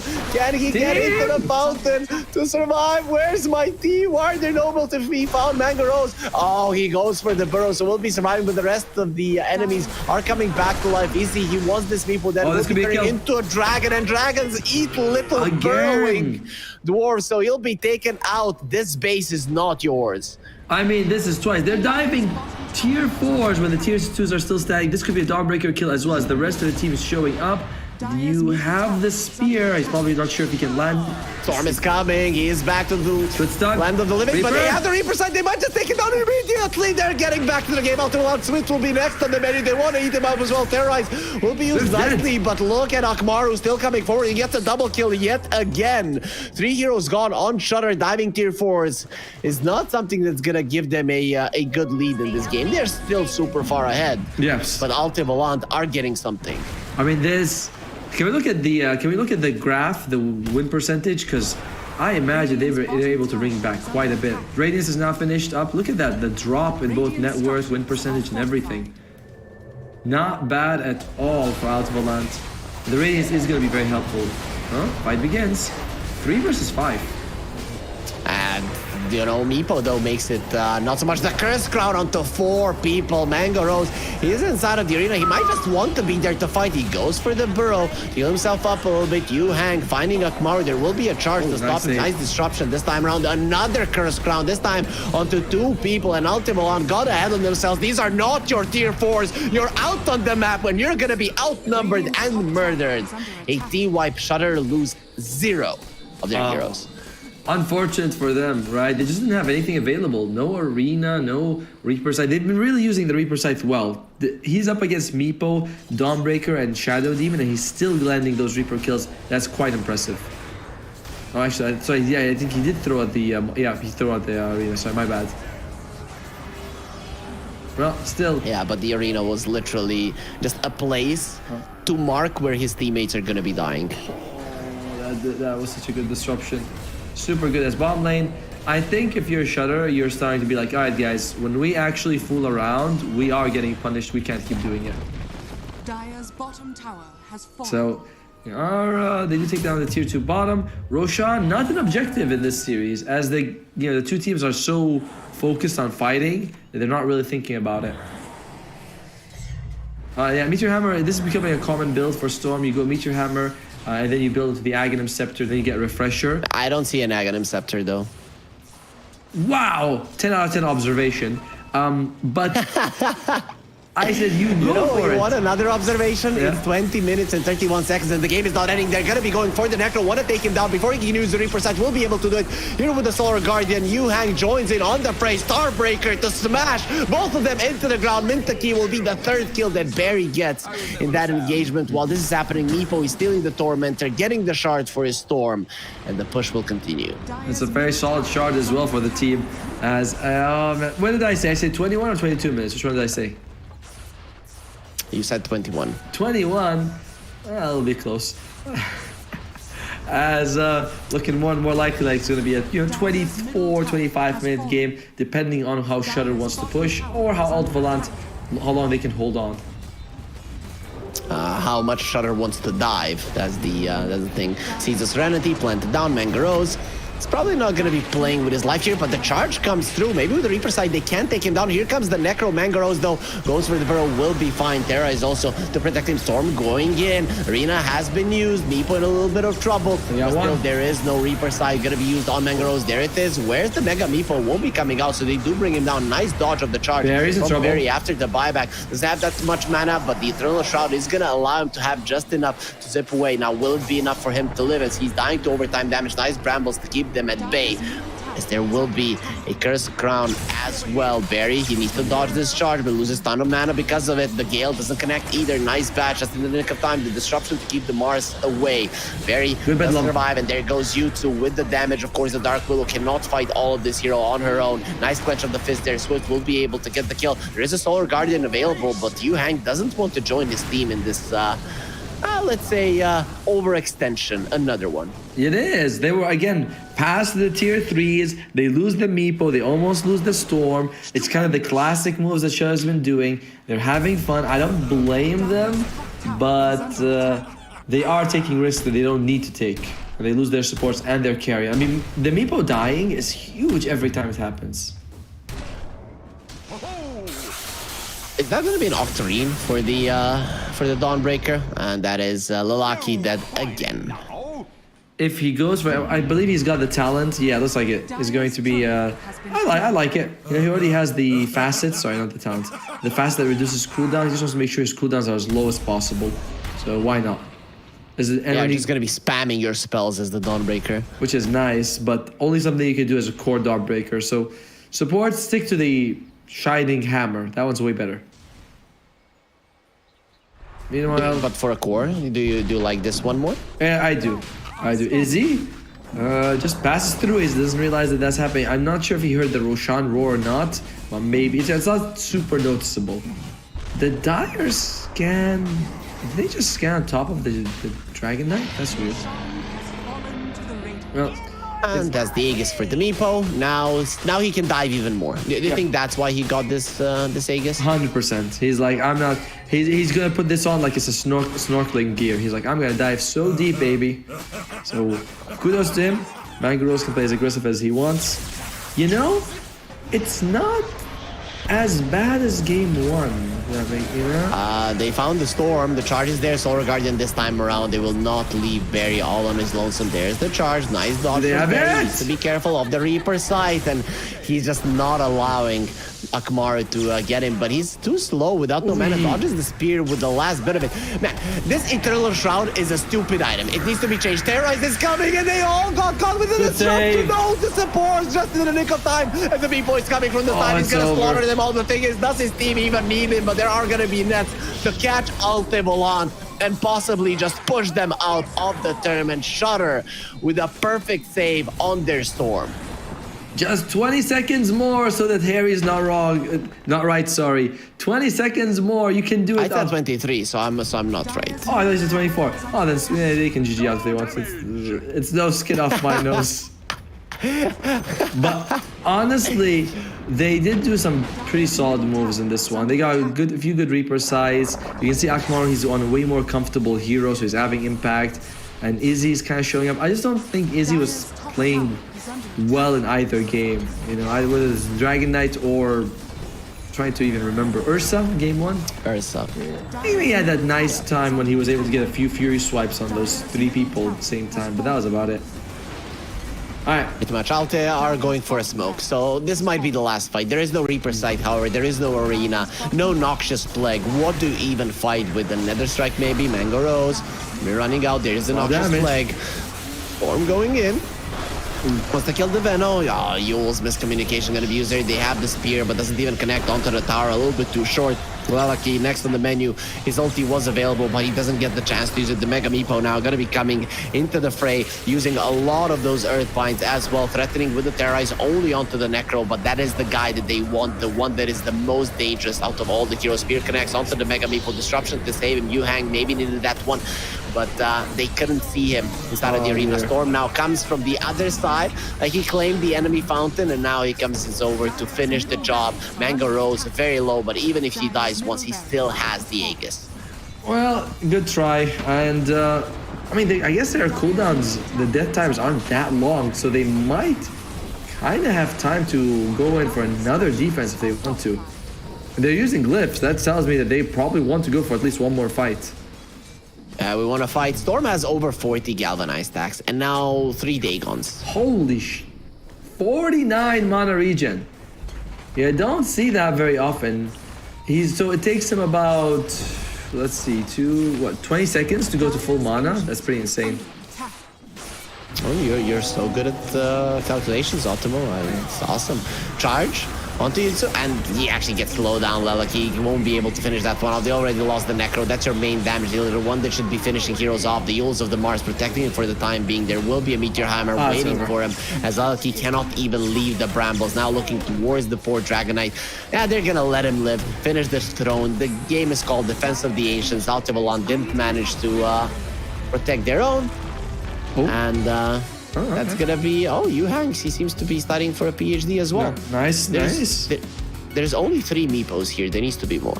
There does need to be more, but I guess this is what they have. This is going to be a very, very convincing victory done by Shudder. Looks really close. But I was all wrong with my calculation. It takes 40 seconds for him to go to full mana, but whatever. Kudos to Shudder to the advance, and they'll be taking up against Fury, the ones with the Badger icon. But it was a very one-sided affair this series, and it's kind of scary to watch though. If you are their opponents, you're like, I don't know, man. These guys, they got some big names there.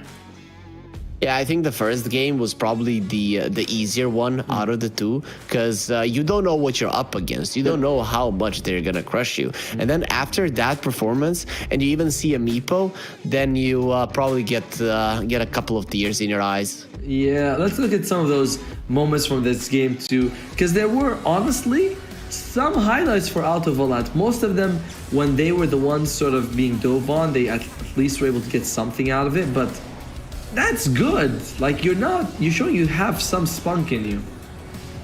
And here's the moment where Storm actually made a mistake. He had enough mana to zip away, but he decided to stay and fight in the arena, and well, it cost him his life. Oh.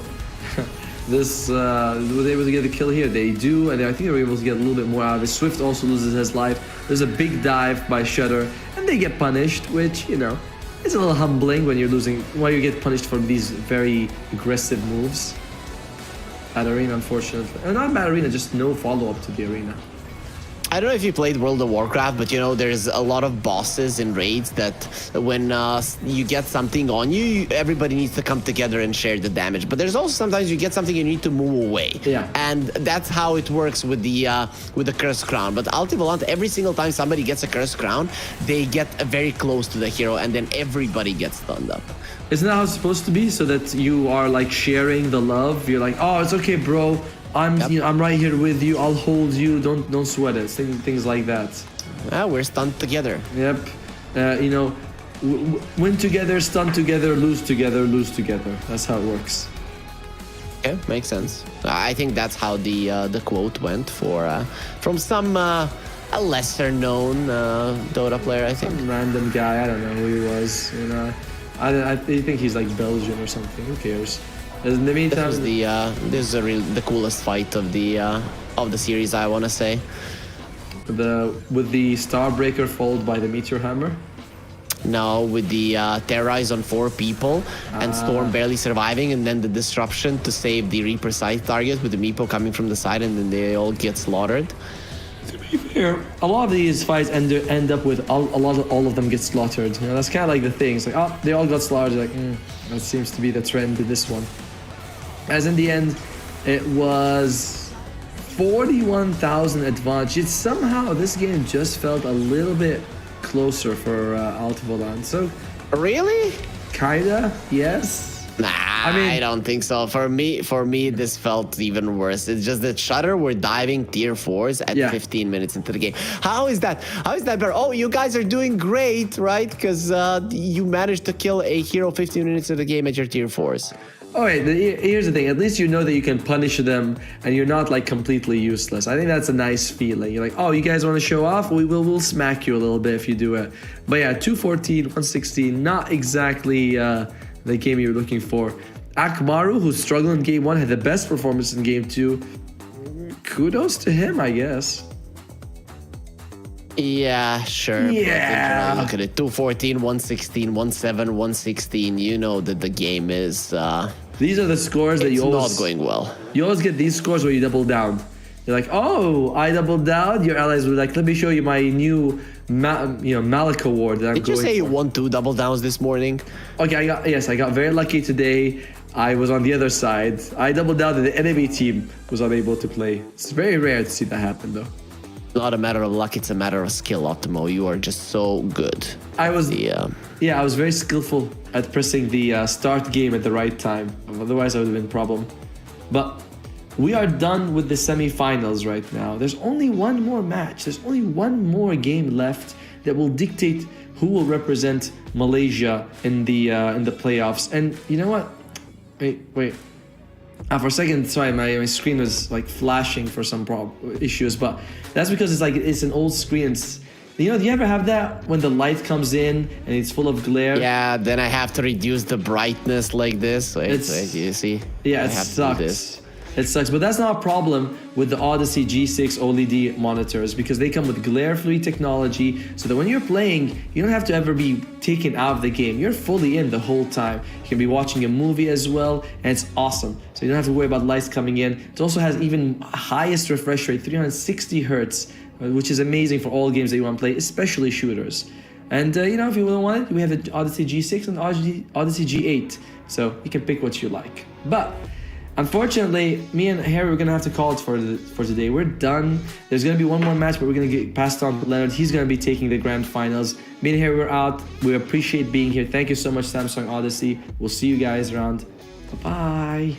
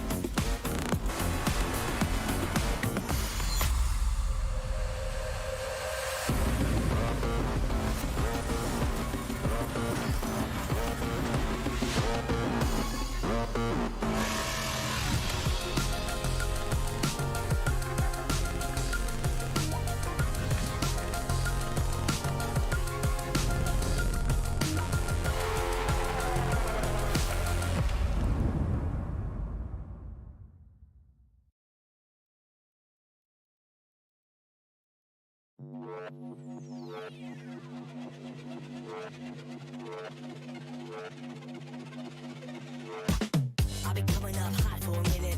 Everybody know the drop when I'm in it. I drop the top when I'm in it. Everybody know the drop when I'm in it. Yeah, I go so good. Everybody know I'm Europe know when they click through. Try to send this box to be a so big run.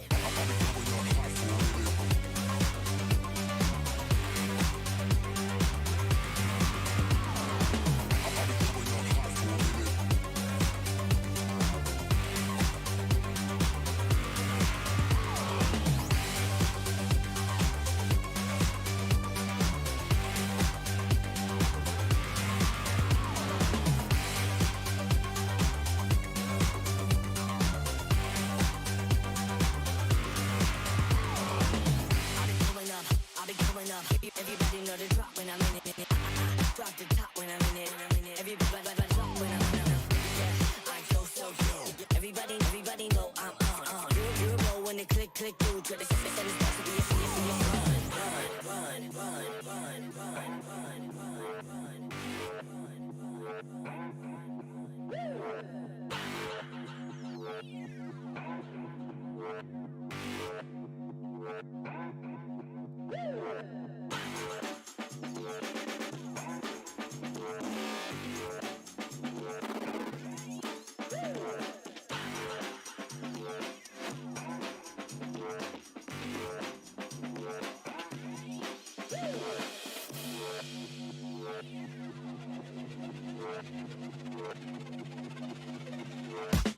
I've been coming up hot for a minute. Everybody know the drop when I'm in it. I drop the top when I'm in it. Everybody know the drop when I'm in it.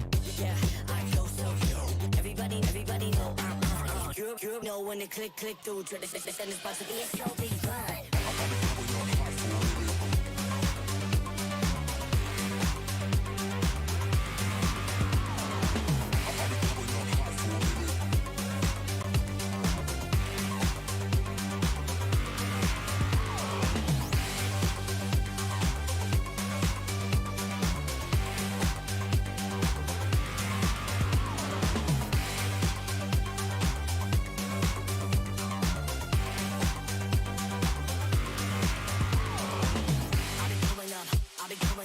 Everybody know the drop when I'm in it.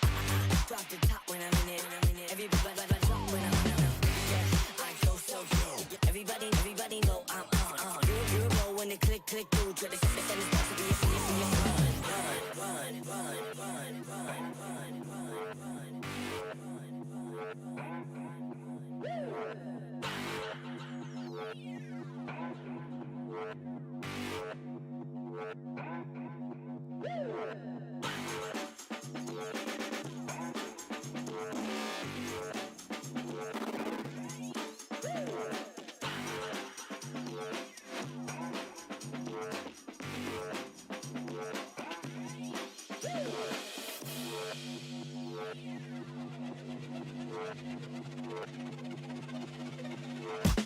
I've been coming up hot for a minute. Everybody know the drop when I'm in it. I drop the top when I'm in it. Everybody know the drop when I'm in it. Yeah, I go so cute. Everybody know I'm on. You know when they click through. Try to send this box to be a so big fun.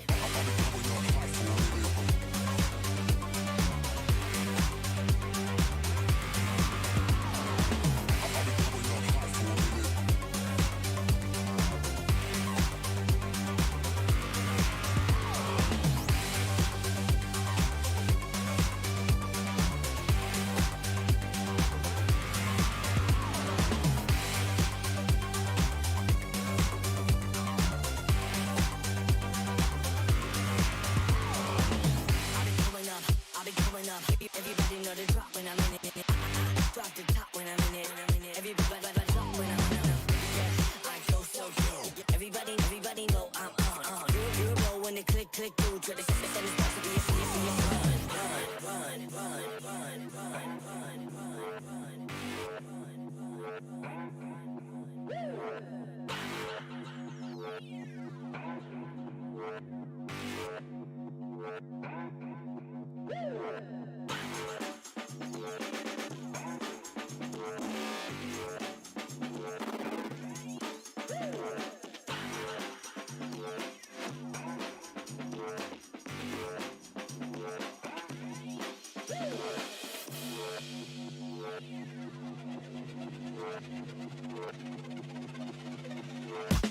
I've been coming up hot for a minute.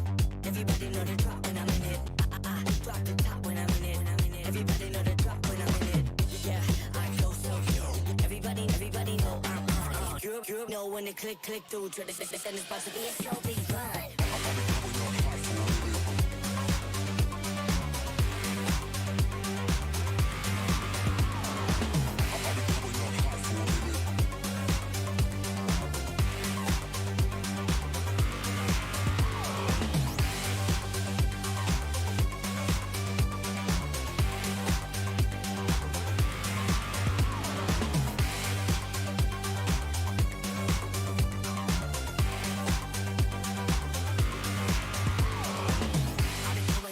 I've been coming up.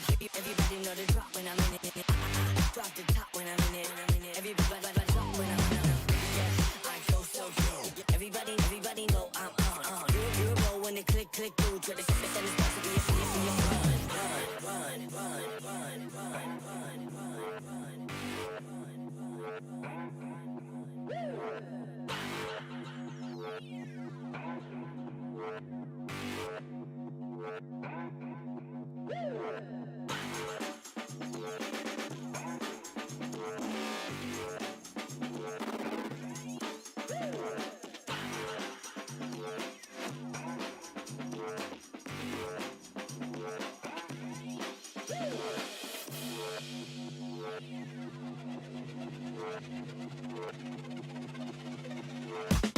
I'll be coming up hot for a minute.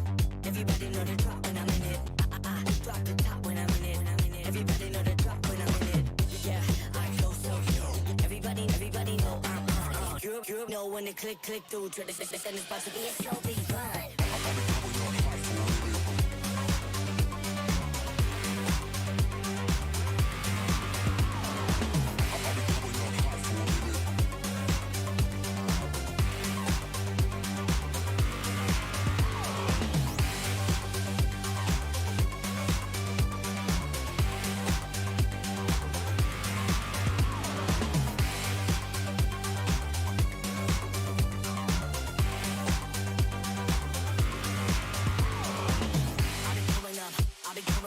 Everybody know the drop when I'm in it. I drop the top when I'm in it. Everybody drop when I'm in it. Yeah, I go so good. Everybody know I'm on. You know when the click through to the send it's supposed to be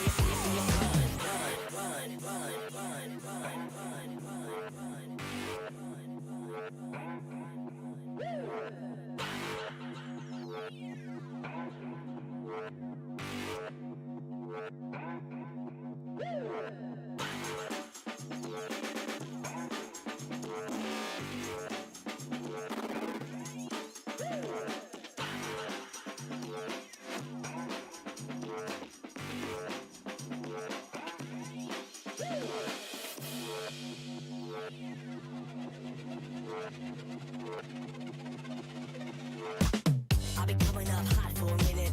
Everybody know the drop when I'm in it. I drop the top when I'm in it. Everybody know the drop when I'm in it. Yeah, I go so good. Everybody know I'm on. You know when the click through to the send it's supposed to be a so big fun.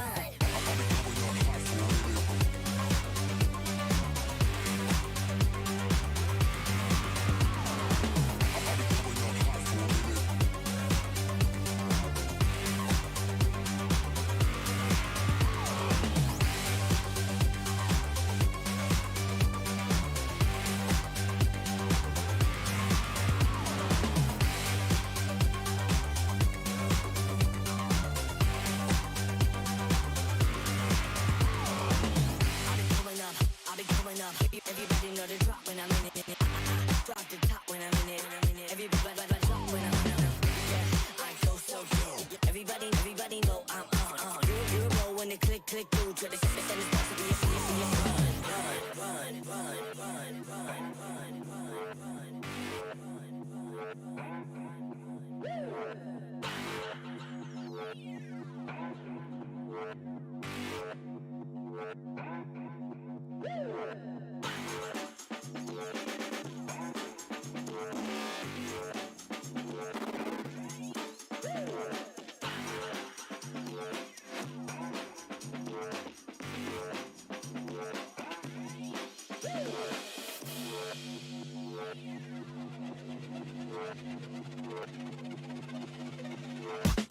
I'll be coming up hot for a minute.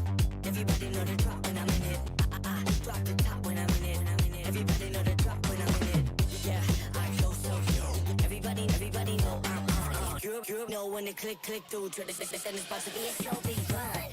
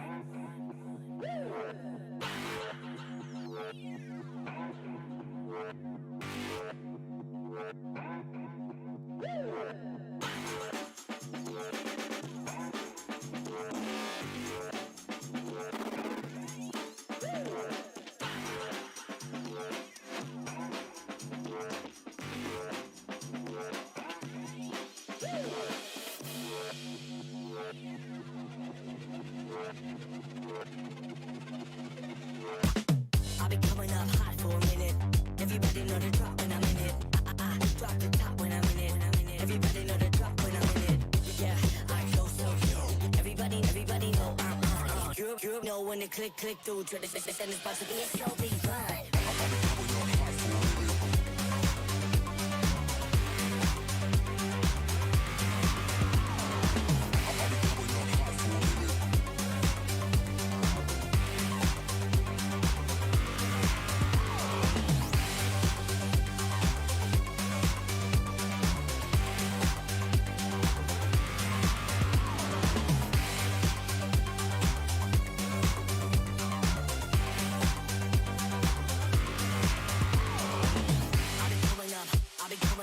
Everybody know the drop when I'm in it.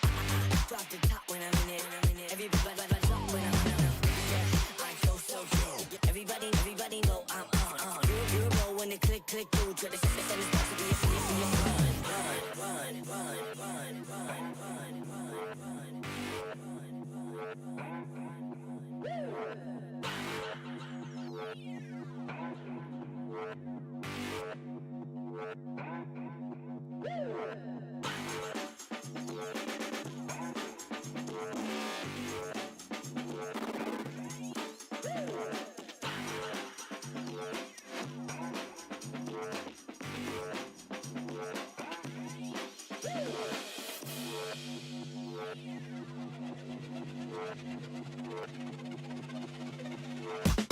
I've been coming up hot for a minute. Everybody know the drop when I'm in it. I drop the top when I'm in it. Everybody know the drop when I'm in it. Yeah, I go so good. Everybody know I'm on. You know when the click through to the system is about to be a slow beat run.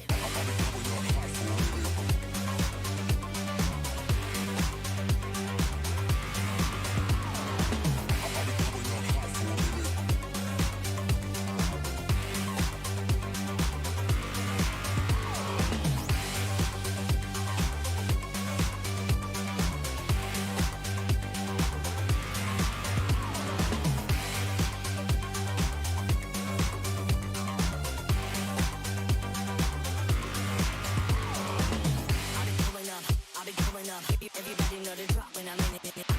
Drop the top when I'm in it. Everybody drop when I'm in it.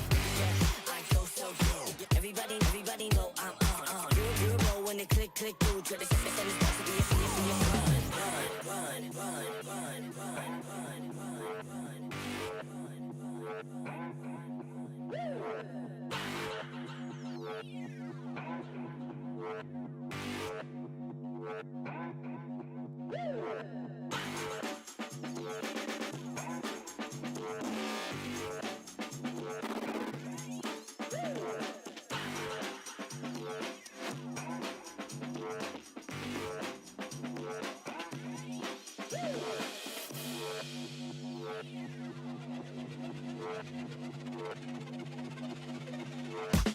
I've been coming up hot for a minute. Everybody know the drop when I'm in it. I drop the top when I'm in it. Everybody know the drop when I'm in it. Yeah, I go so good. Everybody know I'm on. You know when the click through to the system is about to be a slow beat run.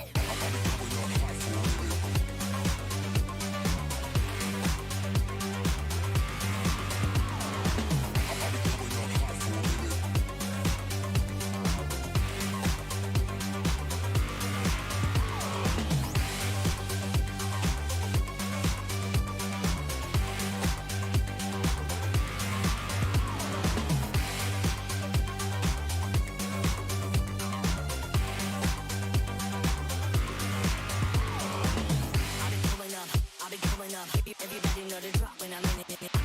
Drop the top when I'm in it. Everybody drop when I'm in it. Yeah, I go so good. Everybody know I'm on. You know when the click through to the system is about to be a serious run.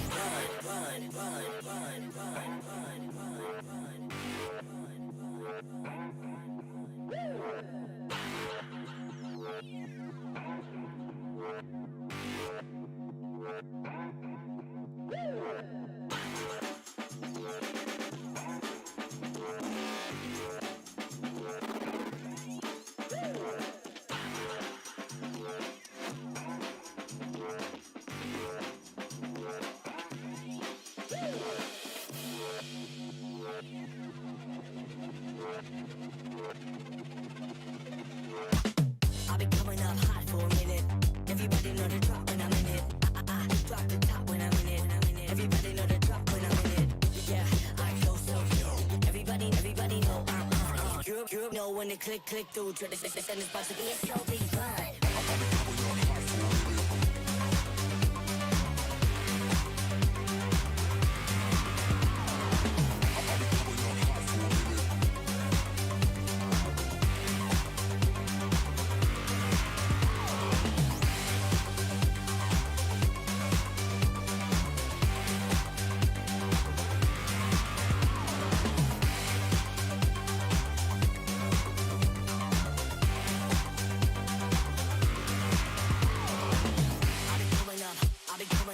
Everybody know the drop when I'm in it. Drop the top when I'm in it. Everybody drop when I'm in it. Yeah, I go so good. Everybody know I'm on. You know when it click through. Try to send it's about to be a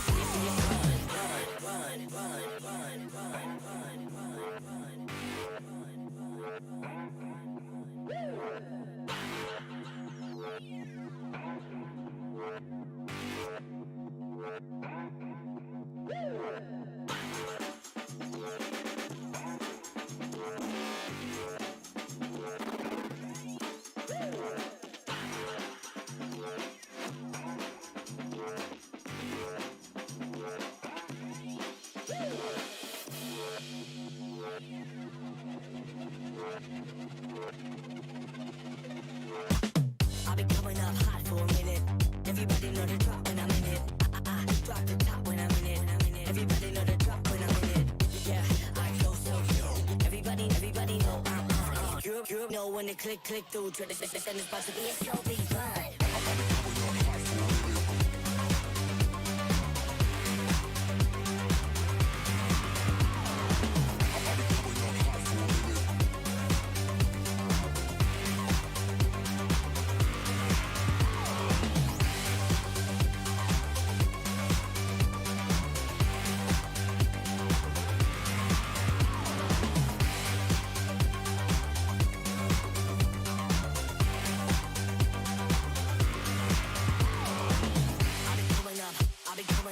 Everybody know the drop when I'm in it. Drop the top when I'm in it. Everybody drop when I'm in it. Yeah, I go so good. Everybody know I'm on. You know when it click through. Try to send it's about to be a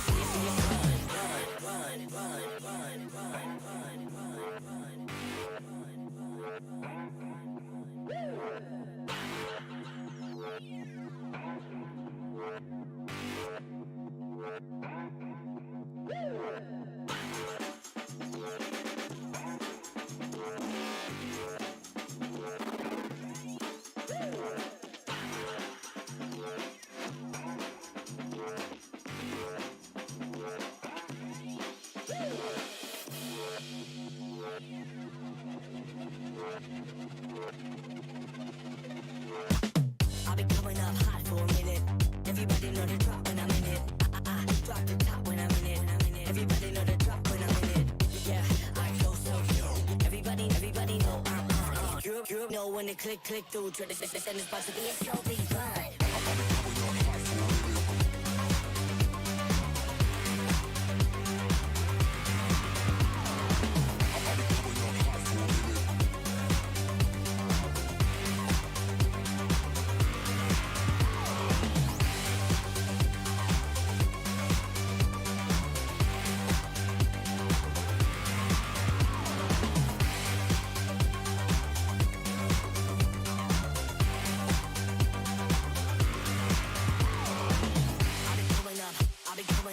Everybody know the drop when I'm in it.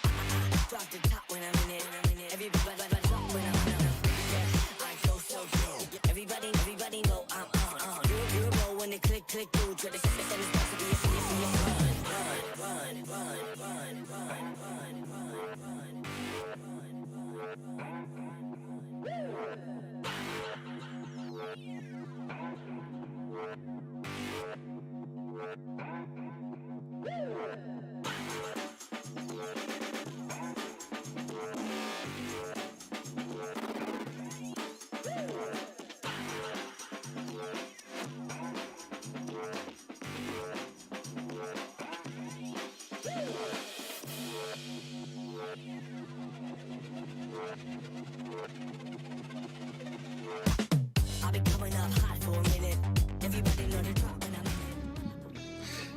Salutations, ladies and gentlemen, and welcome back to the Samsung Odyssey Cup Campus League for the Malaysia Regional Qualifiers. I'm Len, also known as Yololi, and I'm going to be walking through you guys for the grand finals of our Malaysia Regional Qualifiers, as we will decide which of the two teams will represent Malaysia in the country playoffs. And if you guys are still wondering as well, if anyone who just joined in, we have actually quite the road for you guys. So as we quickly bring up the brackets, so maybe I can give you guys a clear idea on like what's really went down here. So today's matches, we had two semifinals here before we actually reached the grand finals. Basically, we had three series that was being broadcasted today here. So first of them was actually between PSGD versus Dangerous Fury, where Dangerous Fury was able to take the necessary win in a very, I won't say clean 2-0. It was a very long, drawn-out game. And despite how long the game was, 69 minutes, you guys were wondering, both teams were still able to battle it out and brace through it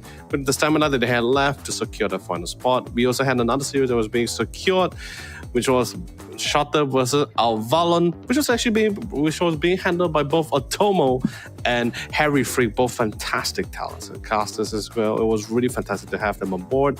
But today I'm going to be the one to close things out here, as I think I should really rebrand myself from Yololi to Sololi, because I'm once again all alone here. But enough about that. This is going to be the grand finals. It is not going to be a best of 5. It will be a best of 3 here. So a lot of things pretty much on the line to represent, and also at the same time, we have really great talent teams. I think so far, Shutter was able to find their way through here, and I think so far the gameplay, in comparison with the first series that we had, it was a relatively short one. They really showcased the team difference, and also in the same case with the drafting, so how they tackled the game.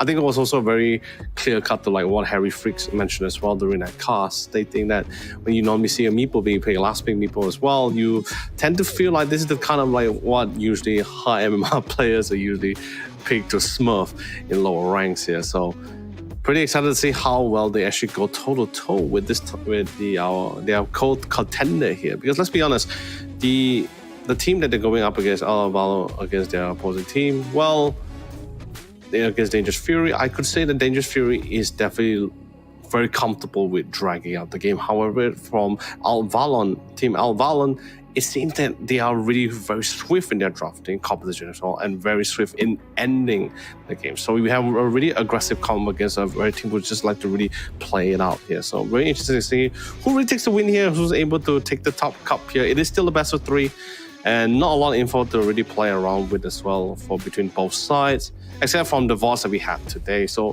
whether is it going to be enough for them to really play along, I think so far, I think we see most of the teams usually just banning out the heroes that are usually the meta, currently the meta, or somewhat very difficult to go through it. I think that was some much of the safer path when it comes to the drafting here. But in the end, regardless of the drafting, it did also comes down to how they really tackle the game. I think this is going to be something exciting for all of us to watch.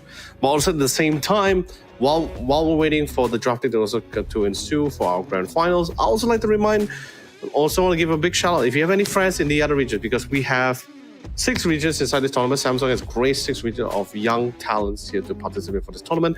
Indonesia has already been cleared out here, as we have Victory Power to represent them yesterday. Today, we're about to decide for Malaysia. However, we still have 4 regions, and registration is still viable and available here. So for those regions, them being Thailand, Vietnam, Philippines, and Singapore, you have any friends, you have some talented friends that really would have do exceptionally well in such a tournament with this kind of opportunity, call them up, sign them up in any way possible. Tag them in, share the link.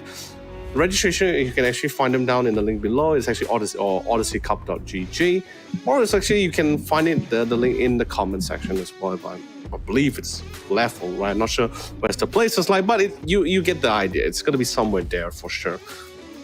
And we saw some great games. And I think it's always great to see like young talents really bring into the mix as well. But most importantly, as all the fans and viewers watching this game, and I'm really thankful that you're all here for the support, do also keep an open mind when it comes to the drafting, right? Like, yes, even in the pro scene, there are something that's somewhat like prioritized and someone that's preferred as well when it comes to the bans or picks.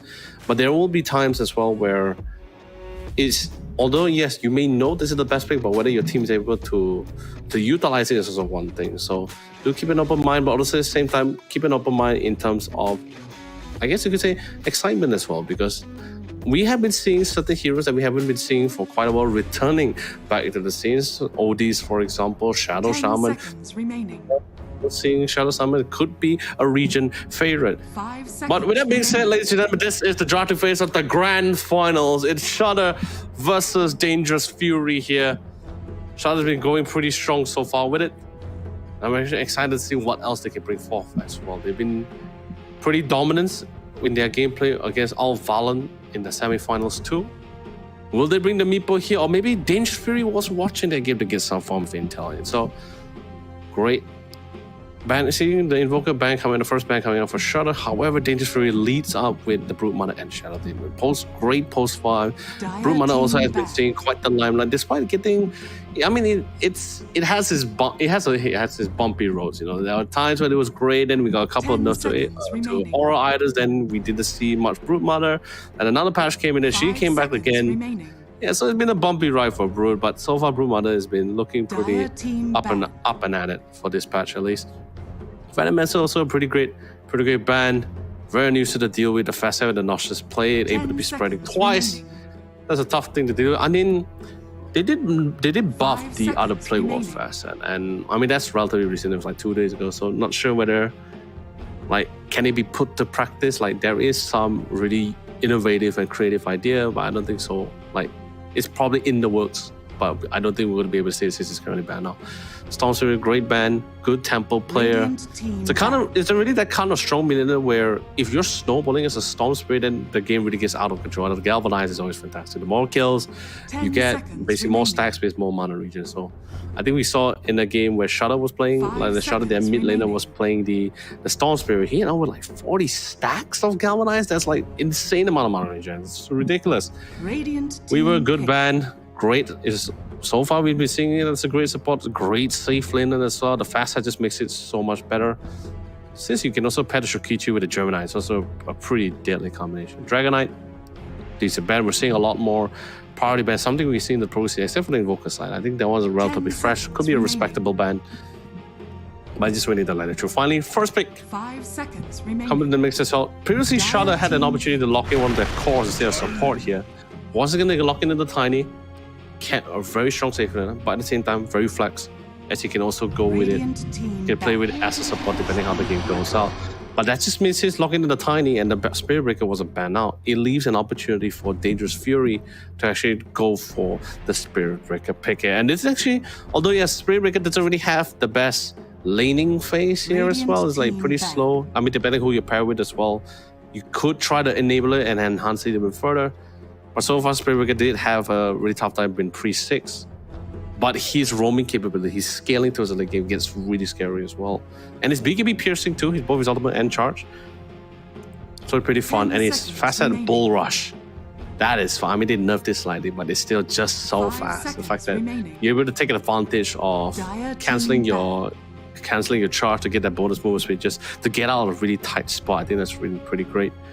Ursa's are banned. A lot of safe laners being banned out for the side here for Shudder. We still have some good safe laners still in the pool. Wraith King, them being one of them. Haven't 10 seen quite seconds remaining. the few so far. 5 seconds Weaver as well. remaining. Dire team pick. Nice Talkers is a fantastic Radiant offense. Centaur is team still in the pool. They still want to go off for it. But no, Dangerous Fury is going to be locking in the room. That's also a pretty decent spell. Avalanche is also pretty great. It's a massive stun. And it also goes in waves, so you actually get that nice rhythm. And that's a post 4 Rubik. Radiant Actually, no, team most likely a pick. post 5, so we have the Spirit Breaker here. has arrived. Decent amount of harass, decent amount of pokes. Pretty durable despite being an intelligent hero as well. And Arcane Mastery is always something you will always love to have. Good spells to steal. Another good spell to steal is also going to be from the Hand of Dark Widow. Also a fantastic post 5. Especially once you get 10 the seconds shard. remaining. Curse Crown. The fact that you have the ability to have the spawn 5 additional seconds bramble around remaining. the targeted Curse Crown target. It's pretty much a difficult thing to do. And Terrorize is always a massive AoE form of control. Of course, it is somewhat avoidable if you have the ability to actually to juke out of it as well. skill-wise or not. That's still pretty great. The combination, good tower hitters if this is actually going to be a safe lane Tiny, but still pretty flex. Nothing really much revealed for the Tiny side. However, it's a little bit more defined for Dangerous Fury as you see the Spirit Breaker, you see the Rubik, you pretty much can tell this is most likely going to be the supports. I have seen mid Rubiks, but I feel that's a very situational kind of thing. There is still the Bat Rider still in the pool available for them. It's a really fast tempo play, which you can actually play alongside with the Spirit Breaker. And it's, in a way, mid Bat Rider can also be considered a dumpster hero or something, because he just absolutely dominates the lane, right? That's the mid laner. Sticky Napalm works pretty well with the right clicks here. Okay. Vengeful Spirit comes in. I'll be honest. I'll be flat honest. This is completely biased for me. Everyone can say whatever they want. Yes, fact-wise, great nukes and everything. Don't get me wrong, even pre-patch. Probably a great nuker. Good, decent amount of stage with the swap. Can be aggressive, can be defensive. Even in this new patch, I've seen Core Vengeful really make use of the magic missile stack. So it's like every 100 creeps, it's like 0.75. It's around there like that. That kind of number is pretty high. I remember Harry Freak just now mentioned as well. It should be 75 damage. It's like, great, every 100 pickup, you get 100. You get 75 bonus damage. That's cool. Right, so Underlord. Okay, so you got a lot of globals. This is what I'm picturing, right? You got globals, you got the charge at the same time. Once the Underlord, pretty durable front line. His passive is also pretty difficult to deal with in the lane. And with the ult, with the gate as well, with the gate portals, and once you get the scepter, you can also spawn a pit of malice in the portal, wherever target area you go for, and instantly spotting out the Underlord comes in the Timber Saw here. Now it's been a while since we see the Draw Ranger safe lane pickup. I think at most also range-wise, we have seen Morphling, Luna. We've seen Wind Ranger particularly because traditionally wise, Wind Ranger does pretty well against the Slaughter. I mean, because let's be honest, no one likes to pick us a melee safe laner against the Slaughter, so people opt to go for range, but comparing between the Draw and the Wind Ranger, Ranger seems to do it a lot more better, and even in the pro scene, we see doing the same thing. So Draw comes in, got a decent amount of poke with the Frost Arrow as well. You can actually do a decent amount of damage towards the Timber Saw, but will it be enough? Could it be a good combination pairing with the Rubik? I mean, you really need the magic nuke, the Timber, so you can't really hit him too much. Maybe over time. But then it's a Venge Post 4. Yes, this is definitely most likely the Tiny safe lane. Could be the mid Tiny, but we've seen Tiny safe lane a lot more selected compared to the mid side. But with that being said, actually Timber can also go mid. Seen mid Timbers before. Nothing's been really clear cut here. And Shadow also, like in their final bans, they went to ban one elusive mid, but at the same time, they also decided to ban out the Primal. Really good, and I think Primal is a good ban. Really good at closing in the gaps, especially for a Draw Ranger. It's pretty difficult to get through that towards the back line. Give it a little bit too much space to the draw, and she actually can go to town with the damage. 5 seconds remaining. Last pick, last ban actually. What is Dangerous Fury currently lacking here? So everything's been definitely there. Off laner, safe laner, post 4, post 5. Rubik could potentially go mid, but we're just keeping that in the air. But what's really great to play alongside with them, I feel like another elusive hero would be great. Someone that can really get in and out. Void Spirit is still there. You can really try to control it out. I feel Bat Rider would be pretty fun if they really want to bring it in. If they want to bring into it for Dangerous Fury. Decent amount of catch. You pretty much dominate. Bat Rider pretty much dumpsters the Timber Saw actually. If it is a Timber Saw mid, Lash Strike is also a pretty good thing, but now they ban out the Lash. They're bringing the Earth Spirit. All right. Durable, strength hero. No, not to say no real question to it. I don't think you can't really gust the. You can't gust the rolling boulder as well. So the Earth Spirit, as long. I mean, if it's a damn good Earth Spirit, and we know Shadow, we saw Shadow's mid laner as well. Pretty sure that Earth Boulder will connect without any problems. Sure, we will follow up with the Gust later on, if he doesn't get the silence off. But regardless, they're still able to close the gap within the Draw Ranger. Could be wrong. We still need to see who's selecting the heroes, then we'll know exactly who's going where. Now, last pick, 1 minute aside. Really need to think hard about this. There is still Templar Assassin, but might be a little bit too long. I feel Draw is going to be farming alongside the game. You might need another Temple player to play alongside with you because unlock you got good CC, Spirit Breaker, decent amount as well, but not a lot of damage if you're really trying to buy the time for the Draw to farm up here. Could be a non-farming draw, but that's not most likely not going to be the case here. I think they need someone to really set the pace for the side here, for the mid. I don't know, man. I don't know why, but I feel like their bat seems pretty great. Decent against the Air Spirit, decent against the Timber Saw. Pretty much destroyed both of them as well. They can opt to go for the Templar, but might be a little bit too much farming. Plus, you do have the Spirit Breaker. I think you really want to make use of the Spirit Breaker as well. I mean, of course, it depends on how the lane is like. Like if Dangerous Fury is dominating the lane, then we might see a lot more like just casual rotations, and I think that will actually just be pretty much fine for them. Shudder has a lot of control here, Select your heroes. but in the end they go for the Void Spirit here. Decent amount of silence. Doesn't really have to worry too much about the Air Spirit. Like not high kill potential as well, but the rotation timing also seems pretty great.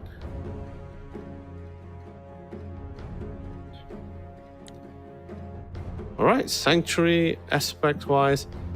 I think this is our first Underlord, I believe. Yes, this is going to be our first Underlord into our series for today. Even yesterday, we never saw the Underlord. I think he's so far hasn't been fully utilized.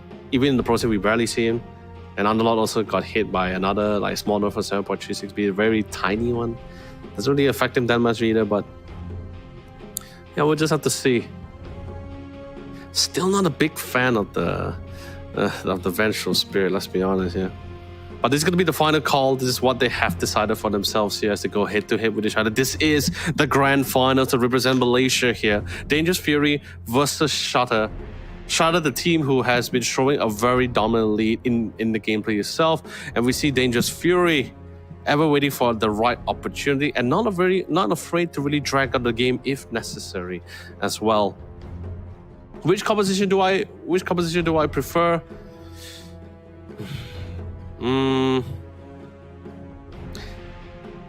I'm not a real big fan of the Drari, let's be honest. I think there are really great safe in the picks. The Underlord is also a little bit sketchy to me. I mean, don't get me wrong. It's a massive AoE with the Pit of Malice. He's very durable once he gets a decent amount of aura items.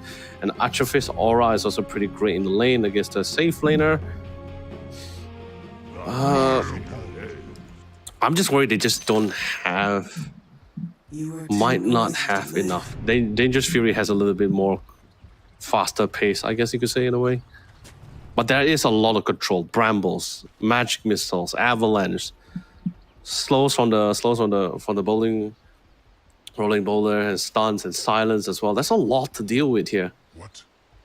And Spirit Breaker is actually going to be charging headfirst into all of the CC's ability. So, it's hard to tell, but of course, we're finally in it. A very nice, welcoming greetings from both sides. Have fun. If your two supports don't come, kacau. Okay, so great. They're already making contracts here, right? Just make a declaration, setting up the deal. You know, Voice Spirit sends out the deal as long as you don't. As long as the supports don't disturb. Kacau in Malaysia means disturb. Disturb the Voice Spirit in the mid lane, then he's not probably gonna leave them alone. Good timing with the charge. The Bramble, that's so much. Bramble was able to connect on top of the lip as well. We'll try to walk out of it, but there's just one too many blood grenade on top of the Frost Arrow. That's gonna be enough for them to secure the first blood here. What a lead. What a starting start for JY. Especially going up against Shudder. Yeah, so it is the Earth Spirit mid. I don't think we're going to be seeing like much happening towards this side. I think it's going to be a very calm lane. Both melee heroes doesn't really have, unless they were to make a really big mistake for them to really get cashed upon. Your anger is useless. Unless the good harass is coming, there's a lot of shields that JY can really play with the resonance here. A firm denial. Last hit one is of course well secured by Barry.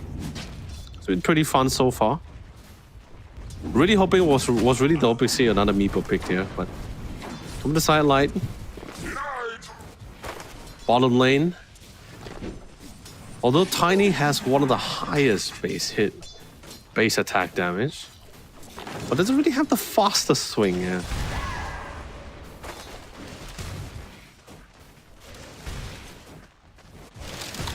An atrophy for Aura doesn't really make things any more easier. Firestorm drops in, you got the lift, so you're gonna be, wow, maximum duration of the Firestorm damage here. I think this is something like what was really annoying to deal with post-war Ruby, right? You outrange, you got nuke damage from the Fate Bomb, which also reduces your own personal damage. His right clicks also does a decent amount of damage as well. And I'm gonna say right now, I'm not a big fan of the Vengeful. Good, don't get me wrong, good saves. Decent nuking damage with the Magic Missile. Oh, dude, he just got totally opposite. The Magic Missile comes in. They at least get the bonus EXP, drops the Blood Grenade for good measure. Fateful does reduce a couple of damage as well by Wazo. I'm sorry, buddy. The Tiny may have the slowest attack speed in the world for the early phase, but he still hits like a truck. And that's going to be a double kill for the safe lane Tiny. Well thought out. And this is going to escalate even further here. Last hit wise, wow. Actually, I'm not surprised with the Timber, actually, but the Earth Spirit securing and denying away from JY. Not finding that chance at all. So he runes, rolling bottle, not wasting any more time. Especially got a very fast, quick bottle too. Huh.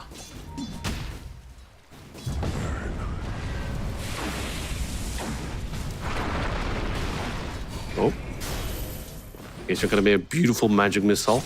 Tiny tried to go for the body block. Will secure the kill, but can he outrun it? Nope, he got a wand. That's totally fine. I think this is one of the beauties, right? It's a really good stick lane. You're gonna be having this. You're gonna be having the Underlord just constantly spamming out the firestorms as well. Fate Ball also ensue. You're gonna be getting a decent amount of charges. Gonna be able to keep yourself nice and toasty in the round. Top lane, on the other hand, Rest easy, child. like I said, not the funnest one, but the Bramble is a little bit of a nuisance here. You do have to charge. It is a post 5 Spirit Breaker. I guess it's fine, yeah. I guess they were just going for this melee and range combination instead of the traditional route. And I think that's fine too, right? You really need some form of CC to try to control out the Timber. But it's so easy able to close the gap with the Timber chain. Gus is there, of course, to reset. But the range the caster is coming in from the Dark Willow just insanely far. And Bramble, if you're not too careful as well, Bramble actually does pretty decent amount of damage. Even just putting in 2 points into it as well. It works totally well for an agility safe laner as well, who doesn't really emphasize too much on beefiness. Yeah. Avalanche into the toss combination. They do have a decent amount of the wand stacks here, but they are getting a couple of hits in. 3 toss would be the one to seal the deal. And the Wave of Terror with the minus armor. Yes, Underlord is a strength hero, but Wave of Terror minus armor with a massive right click like a Tiny, who also have a decent amount of nuking magic nuke damage from the Avalanche and toss combination. That hurts. It hurts. It's gonna take a while. Rubik has a lot of work to go around here to really try to offset the lane back again. He finds Swift. I still have to admit, whether you're maxing out Wave of Terror or maxing out Magic Missile, both also just work so well for this lane. What about the Earth Spirit though? Not seeing much rotation. I do see contestants for the mid lane. Just a couple of trades here and there, like couple of highs and buys. How's the wife? How's the kids? I think mid is probably one of the more peaceful lane. May not be so peaceful in terms of the last hits though. There is still a difference of 10. But the ball side, you're seeing a lot of action. Toss into the Magic Missile. It is still a level 1 Magic Missile as well, so not a lot of magic news going to be coming out from it. But the minus armor is so impactful here. They get a couple of hits, Firestorm drops out. It's only 2 points, so not really enough to really burn out the Tiny unless he stays in there for a decent amount of time. And once again, back at it, just a constant brawl. Which is something that we really like to see. Top, except for that one pickup on the draw range. I don't think there's going to be seeing much happening after that. I think they're playing safe. Pit up Malice. And Bramble looks like Jane King getting really good at the Happy Feet game here. Was able to play around the Bramble after the first 2 times. And of course, Tiny is a strength hero, so very durable. Ruby finding ways. Tiny's like level 5. Not sure how close it is to level 6, but it's pretty much on the way there. Quick TPs, level 4. Up in the south. He also got the mana regen and a couple of regen for himself. Top side, I don't think it's going to be very easy to pick off, especially as Timbersaw. Really need the magic nuke, really need to nuke out the opposition. Maybe they could try to opt to go for the Dark Willow, but that is somewhat viable if they're able to get within range for it. But I don't think it's going to be happening. The Barrow goes for him, almost like going to be melted out of the way. That's just too much easy for them to deal with. I do see a charge going to the mid side. Oh, is he not charged? He just looks seemingly fast on the minimap. Never mind. But bottom side, a quick TP or quick mid rotation as well. As they really want to try to secure this lane, secure for the safe lane as well. A quick toss, a quick pick up. Oh, that durability for the Underlord still keeping him alive, but the wave of terror is going to be the one to seal the fit. That bonus XP gives him some form of levels into the blood grenade, into the silence as well. The void spirit will just have to succumb to his fate here. A quick TP out of respect. Thanks a lot, buddy. Much needed bonus EXP as well. And we got a level 4 Tiny. Additional status with the Grow ultimate. And seems like the Spirit Breaker is going to be able to secure it. Nah, it's too late. He actually got the EXP rune prior. Alright, Ruby got it. Now the Dark Willow. Yeah, this is not easy. Barrow's also a strength hero, so doesn't do too well against the Whirling Death.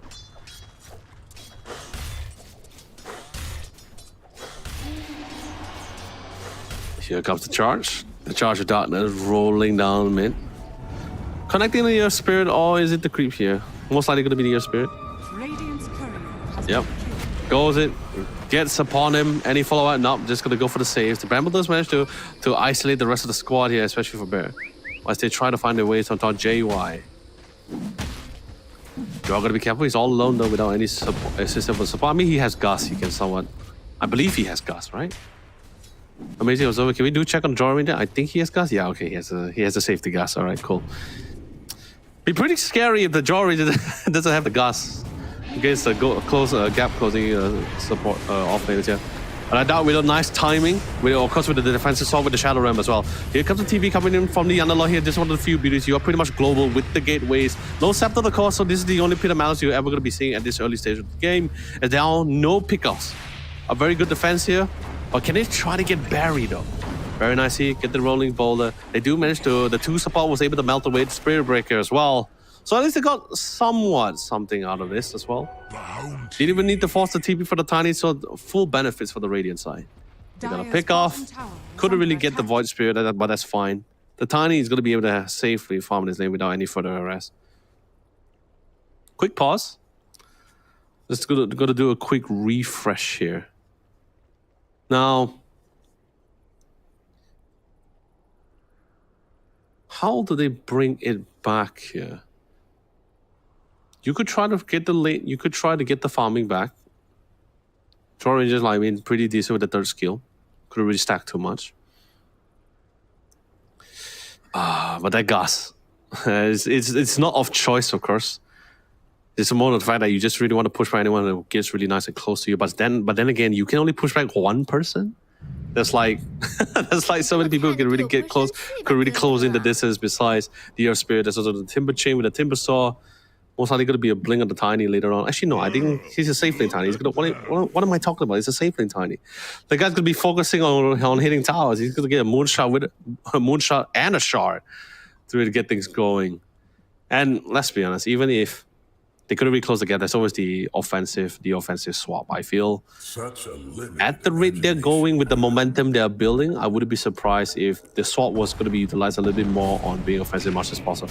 Push this in, you got the magic missile. Not enough mana for the swap though, but what damage from, of course, from the 3 points of the Whirling Death.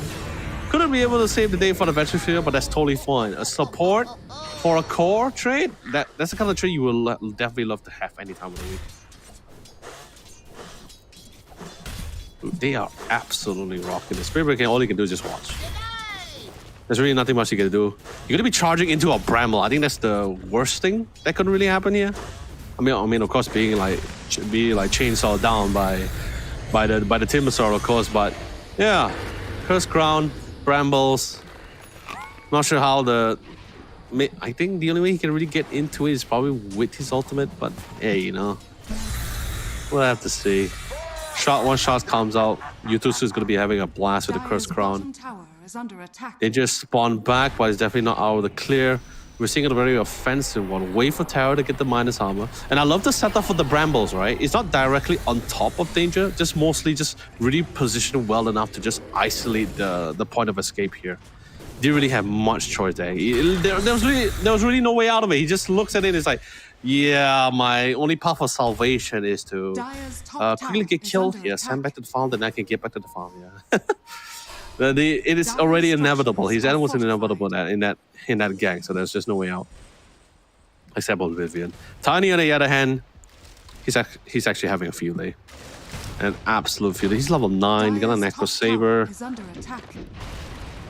Echo Saber is on the way with the Yasha here. I'm gonna plan to go for the Suns and Yasha. No Moonshot, unfortunately. Just gonna be trying to beat someone else down the commission here. Everyone just really started to group up. I think this is the problem of Spirit Breaker, right? Like, you don't farm jungle as well. You're pretty much dependent on just clearing the creeways with your Charge of Darkness once you max it out. But I think there's only like 1 point or 2 points into Charge of Darkness. So you're not going to be able to melt out the lane. And speaking of melting, Ruby instantly got disappeared. Got two of the tankiest guy in your games to run down the Ruby at the mid tier 1 tower. Like, look at it! What is the tier 1 tower doing to the level 9 the Tiny? Nothing! What can he do? We have 2 tier 1 towers currently broken out. It's opening us easily, pretty confident to die with the tier 2. You got the vessel set as well. Into the silence. Yep, that's all she wrote. And of course, just got to boulder out to safety in an absolute flashy manner. The Voice Spirit, go to the top side. Bara, yeah, just melt away. You got the charge, but because of the being slowed down by the ultimate, no way out. And you also managed to pick up the Kaya. Dire's top tower is under attack. Why? It's on top of the Cursed Crown. He's eventually gonna get stunned out here. Is there gonna be the stun for Barry? Is he feeling for it? No, he's not. Like, not that greedy. Tempting, but not that tempting.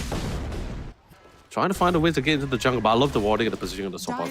All the way to the top side, denying them, really isolating them from a lot of the farms. Pretty great for intermission if necessary. And now the Tiny comes and joins into the fight. This is not the farming Tiny, this is the Tiny that's gonna be racking towers alongside the team and really try to group out. I think they have really high catch potential as well. Level 10 Tiny. Got the Yasha in hand. Wow, that's insane. Clearing out the waves. There's really not much area for them to farm or get the necessary EXP. The same goes for the Void. I think they're just pretty much playing with not all of the camps, they're just pretty much swapping out. And speaking of swapping out, there's the swap. They did manage to get a pick up a beautiful one as well, but there's just so much control. The Void just pretty much disappeared mid-air as well. Sent to the heavens.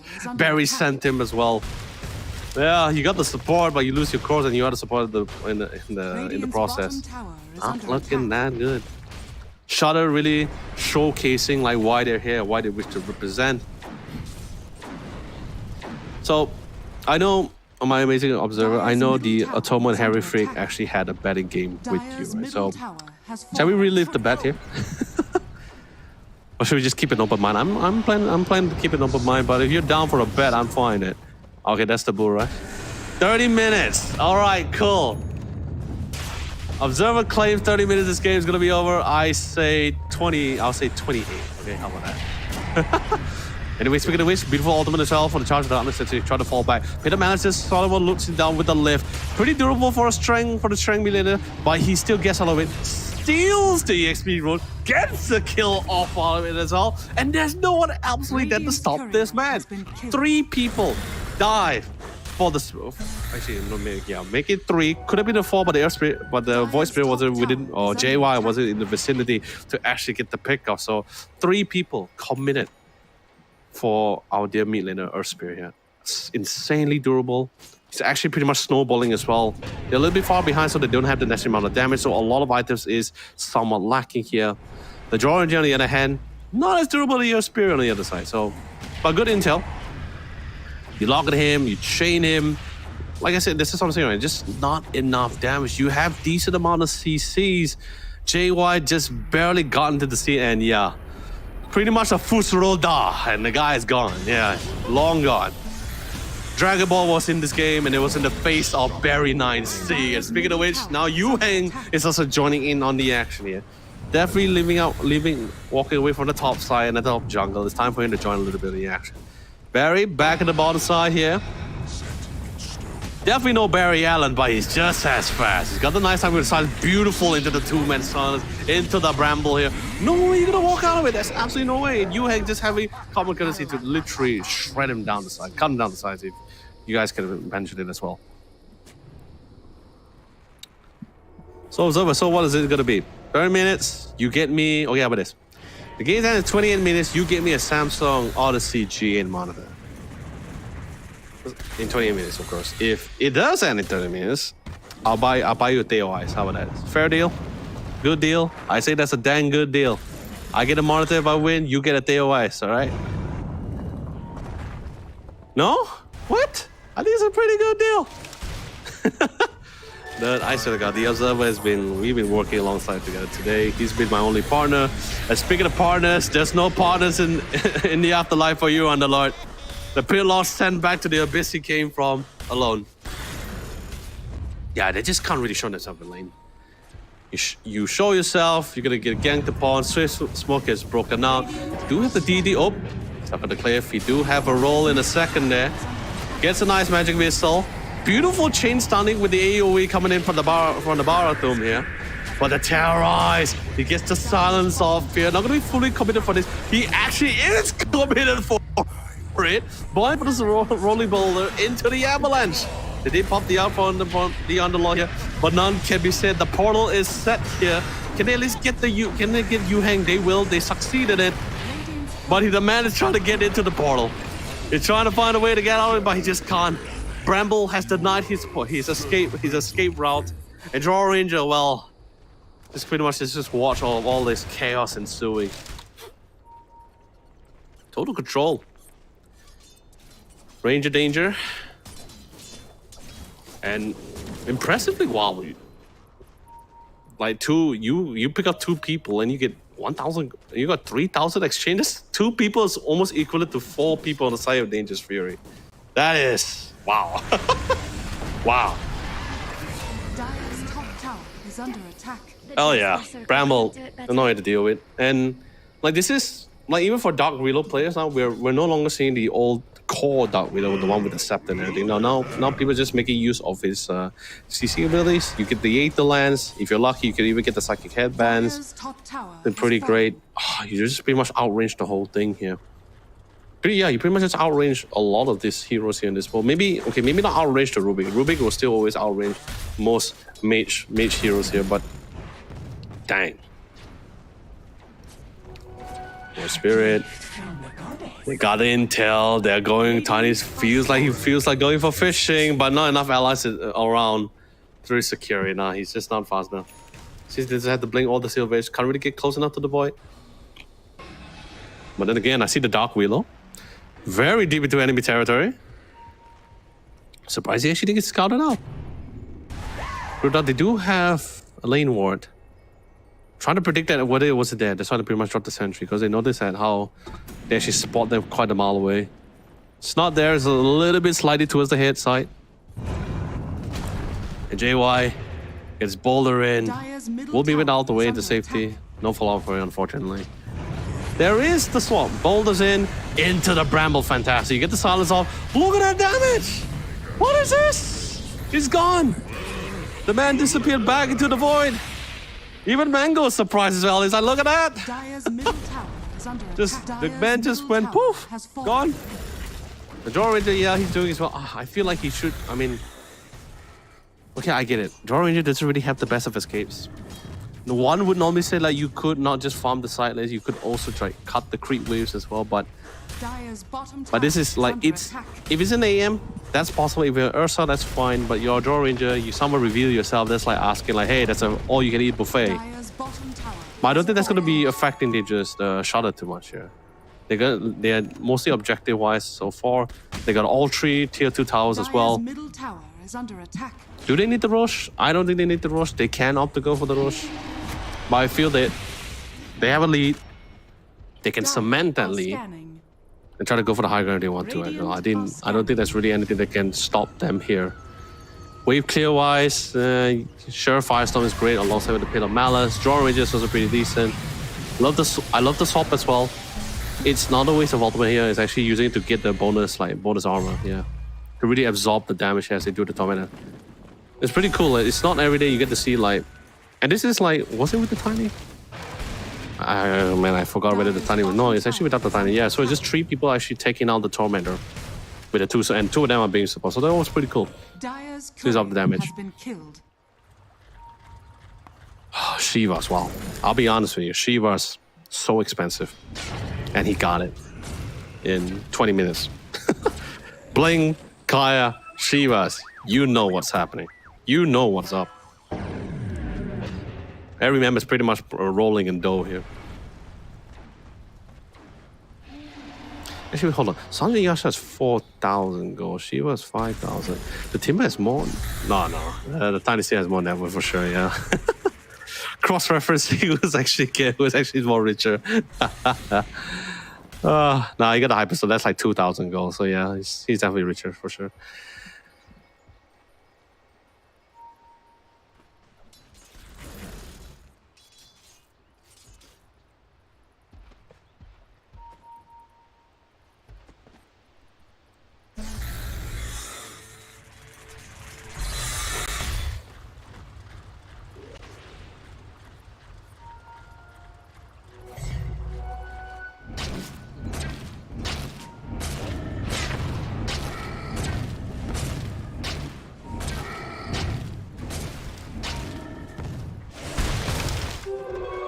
Invisibility.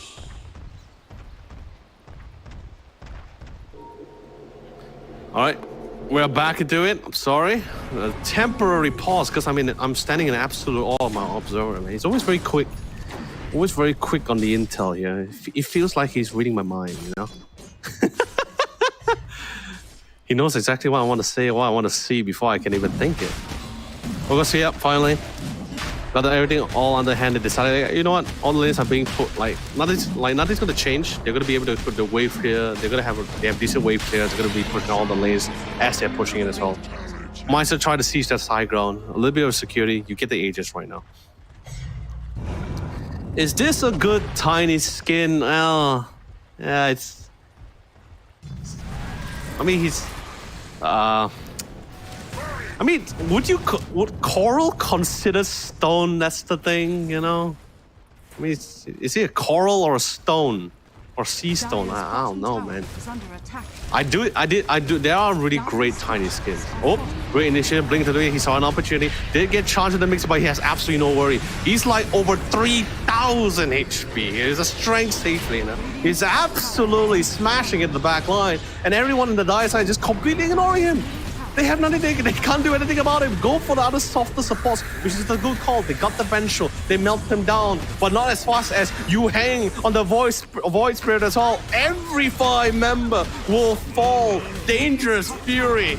Well, things are getting pretty dangerous, let's be honest here. When Shudder is planning to shut this base down. Slamming the building, slamming the racks. Mid lane's also being pretty pushed in here. Perfect timing. They could possibly get 2 racks. Dangerous Fury is going to be coming online shortly. They still have their ultimates, but GG is the call. They call it. They said, yeah, this game is a little bit too far gone. They have too much of a lead, and Shudder will be able to secure the first game here of this best of 3 grand finals. And Observer, my friend, I don't get the monitor. You don't get the DOIs. It's ended in 22 minutes. So, hey, we tried, but still, congratulations to Shudder securing the first game. Now they're currently 1 step away to represent Malaysia in the country playoffs here. What an honor! Loving the graphics, fantastic stuff coming from our broadcast team as well. But no, let's be honest, the drafting wise. So if I had to put it in words. If I have to put in words to explain like what kind of composition that they just went through. It's just pretty much so beefy, so much walls, absolute walls here. There's just so much things for them to go through it. Don't get me wrong, Underlord, you're durable yourself, but you're not really dishing out a lot of damage. Sure, maybe if you're going up against a softer safe lane, maybe another agility safe lane, then sure, that's fine.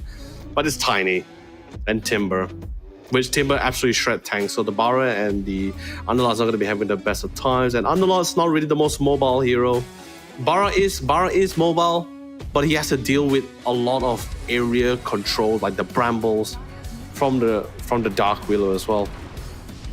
And if things does get dicey, there is always the safety net from the swap coming from the Vengeful Spirit. But before we even got to the mid game, I think Dangerous Fury had a vision, right? They pictured it out like, okay, how we could be playing in the mid game. I think that was what they were trying to aim for, right? But Shudder didn't allow them to get to the mid game or even to the late game. They just decided, we're just gonna wreck the lane phase. We're pretty strong, we're pretty durable, we have the damage, we have the nuking damage, we have the control. Let's just enforce this and literally cement our lead here. I love the timing with the rotation as well. Didn't really wait out for too long with their rotation as well. They feel like they got enough, they feel like they're strong enough. That's when you see the aggression coming in here. Their placement, I think Dark Willows have been absolutely phenomenal. Same goes for the Earth Spirit as well. I think I have never seen such an Earth Spirit like Barry as well. Just really able to get in and out. Just so much comfort in his games as well. This one did get a little bit close because you got a lot of AoE damage coming from the Charge of Darkness on top of the Firestorms as well. Sorry, not the Firestorm, on top of the Resonance too. But I love I love the boldness from Barry. He knows he's a bad boy, but he still goes and continues to go with it. He knows it's a dangerous situation, but he doesn't fear the danger. He is the danger here. So I love the decision. They decided like, hey, let's forget about the Tiny. They just went straight for the backline course, but it's too much of a lead, right? The Timber shreds the strength heroes. The Tiny is Tiny. He's the mountain. He's the stone mountain giant. He's absolutely destroying buildings and heroes alike. And nothing much to be said about the Earth Spirit. I think like just as durable. There's no way to stop him as well. They're not able to really withstand the damage, especially like Spirit Breaker is just one of those few heroes I think very similar. Spirit Breaker, Void Spirit, Storm Spirit. I feel they're all in a very similar category where if they're not snowballing, if they're not having a somewhat of a lead against their opponent heroes, if they're pretty much equal, like even in terms of equal games, like not in this type of scenario, I'm talking about a scenario where even if they were to be equal, it also becomes a very difficult game for them here. So still a very convincing win. The game ended in 22 minutes here, and they were able to really dominate the lane. I think the second game, will someone have to decide? I think they really need to revamp the drafting. Maybe to focus a little bit more on how they can actually fight in the lane and dominate it as well, because it feels like Shudder, Team Shudder, they're really comfortable in like dominating the lanes, getting that early lead and cementing that lead and literally being very aggressive about it. But with that being said, that's gonna be our first game. Still haven't really decided our grand champion here. But I guess you could say Team Shudder is currently having their 1 foot out the door here as they were able to secure that win. With that being said, at the same time, if you guys are wondering if you have really terrible monitors as well, like particularly for me, I've been using the same monitor for 9 years now. Getting a little bit blurred, it's getting really hard to see, especially with the lighting that I have. It's like so bright, it's reflecting off my monitor screen. I think something like what Samsung has for it, especially one of the few released monitors for 2024, them being the Samsung Odyssey OLED G8. I think that's a really nice fit. It's 32-inch, it's a 32-inch monitor as well, with 240 Hz and a 0.03 ms response time, with and of course utilizing OLED anti-glare and basically OLED technology, which is really great. And I don't even need to worry about how bulky it is, despite how big it is. Like I said, 32-inch, yes, it's big. But despite how big it is, it's actually really slick and clean. The design is slick and smooth. You get a really nice gameplay as a visual for both your FPS gameplay or mobile like Dota. Still one of the best games out there.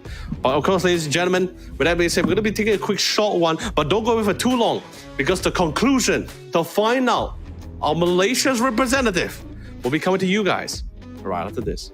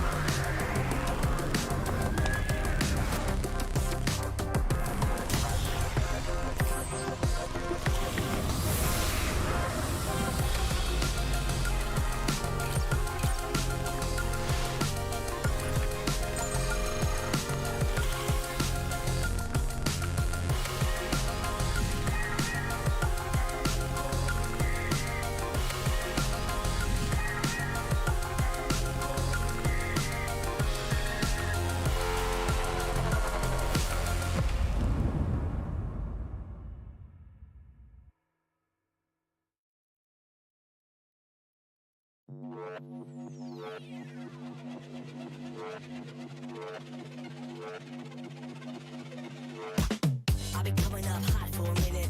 Everybody know the drop when I'm in it. I drop the top when I'm in it. Everybody know the drop when I'm in it. Yeah, I go so yo.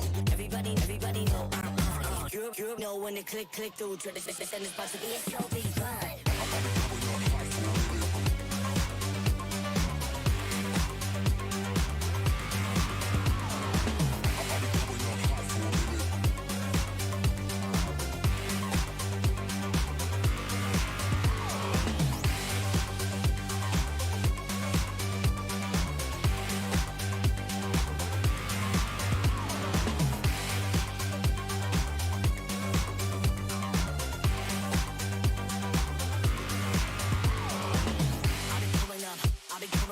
Everybody know the drop when I'm in it. Drop the top when I'm in it. Everybody drop when I'm in it. Yeah, I go so yo. Everybody know I'm on. You know when it click through. Try to send this box to be a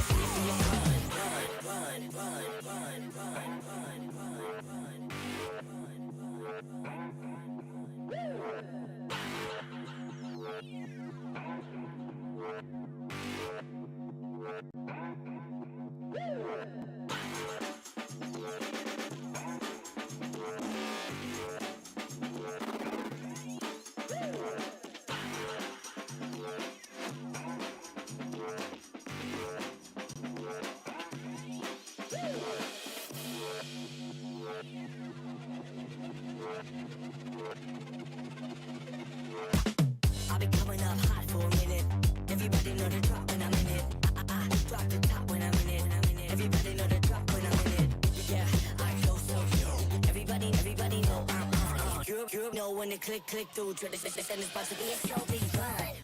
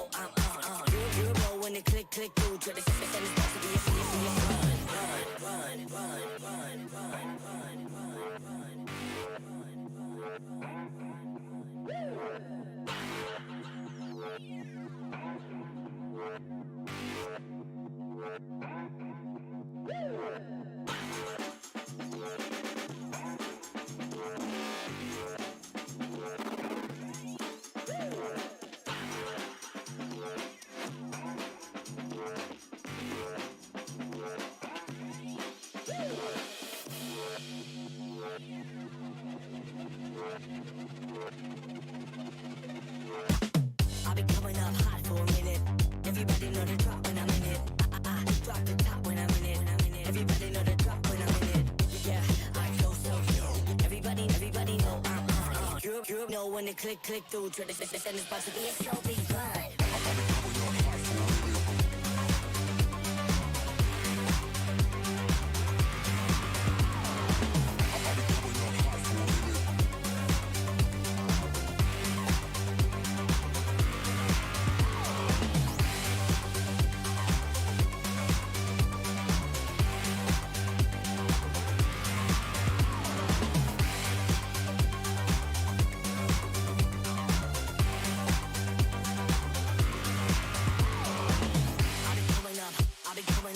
Everybody know the drop when I'm in it. Drop the top when I'm in it. Everybody drop when I'm in it. Yeah, I go so slow. Everybody know I'm on. You know when they click through, try to send this box to be a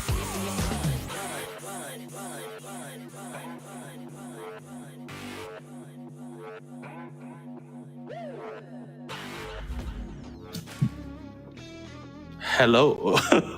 Welcome back, ladies and gentlemen, to the Samsung Odyssey Cup Campus League Malaysia Regional Qualifiers. I'm Len, also known as Yon Lee. For those who just joined in, where were you? Where were you the whole day? We have so much action happening from the beginning until now. From 69 minutes into the game till 22 minutes into the game. Where were you? We're trying to find the best of the best here among our great youths, from all great talents here to represent. You guys are a little bit late to the party, but hey, that's totally fine.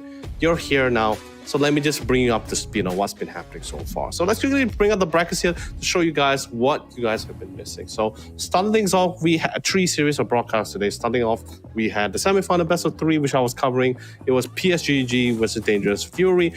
Both games actually really went the distance here, past the 60 minutes. Maybe except for the second game.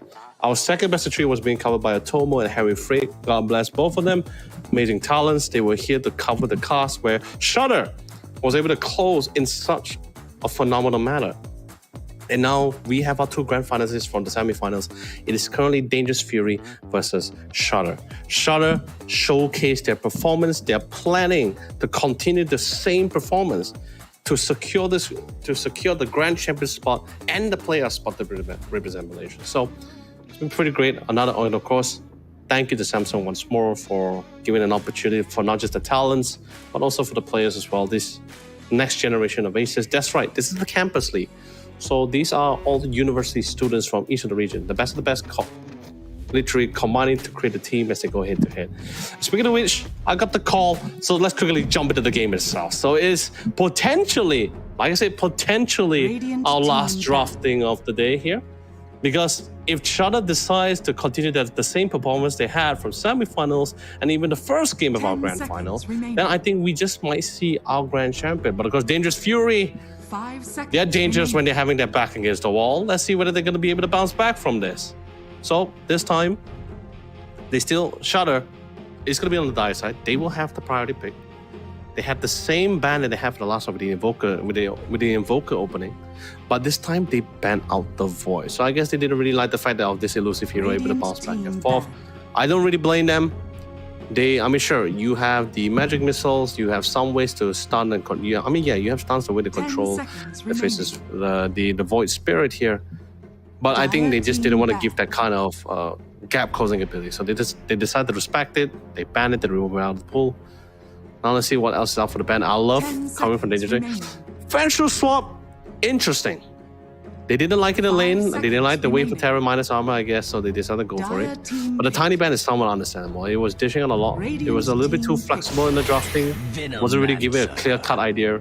And it hits a little bit too hard as well if they weren't able to predict it accordingly. So tiny ban, totally understandable. Legion Commando's a ban.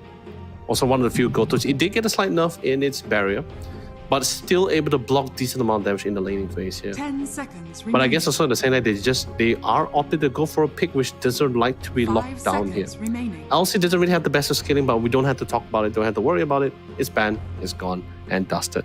There is still other options left in the pool. Cockwick is there. Shudder initiated with the Venomancer, been pretty great. But also do take into account the Venomous Gale.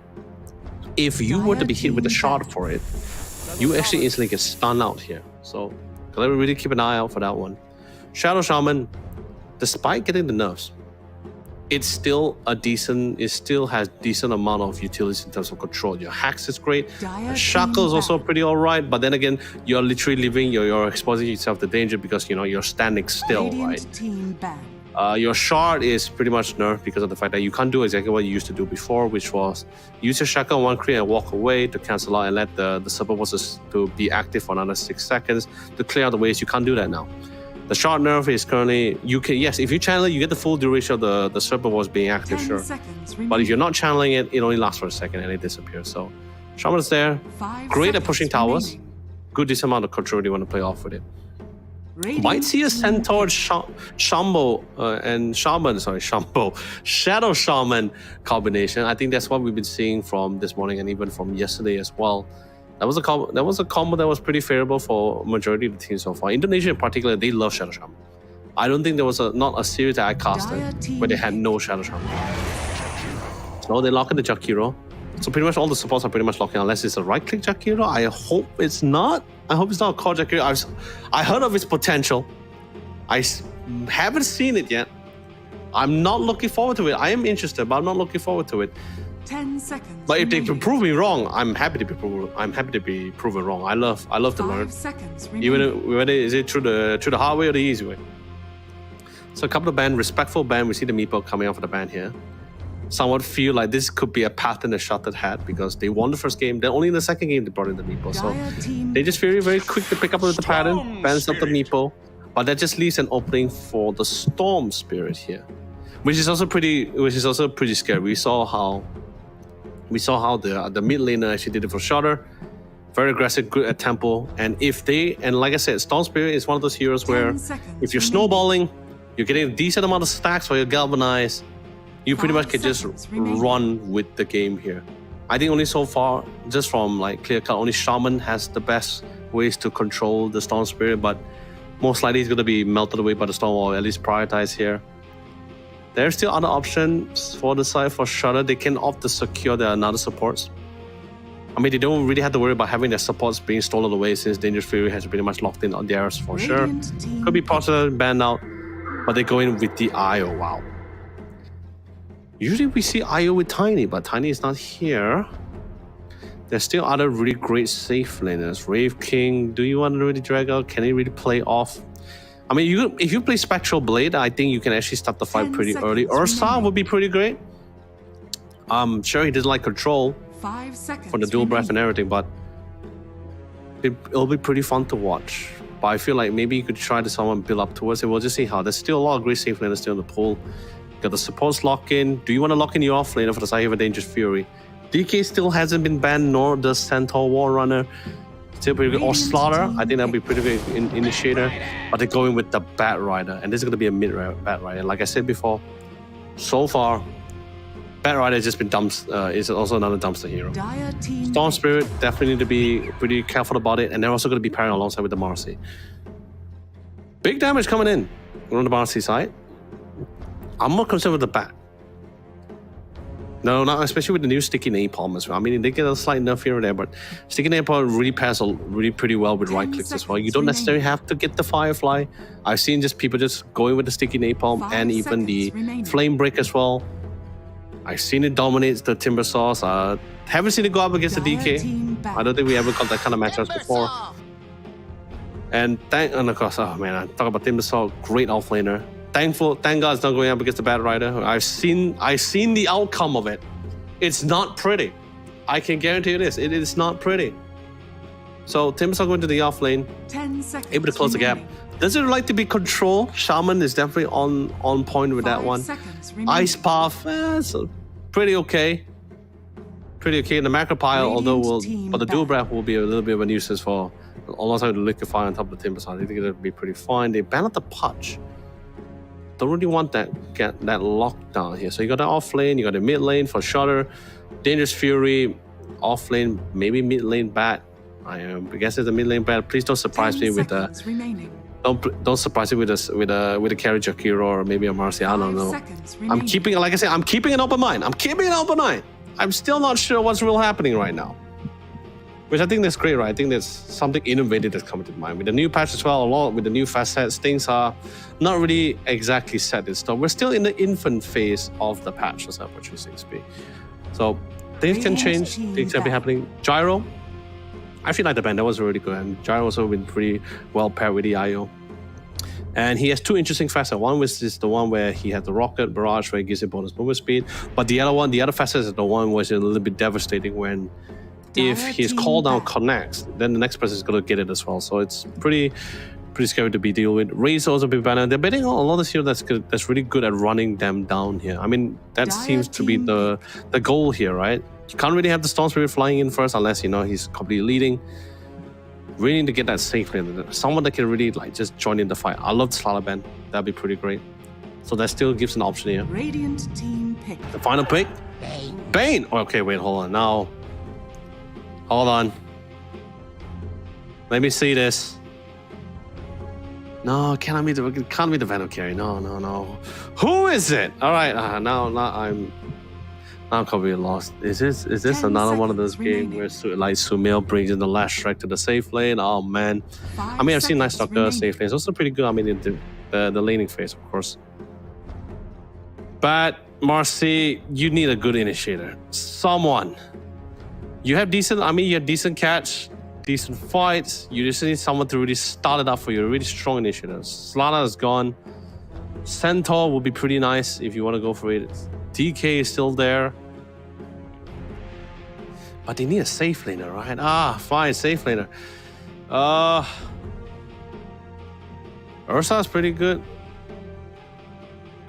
Ursa's been pretty good against the Timbersaw. Yeah, and opt to go for it. Doesn't really like the drawn out fights too. But Bane.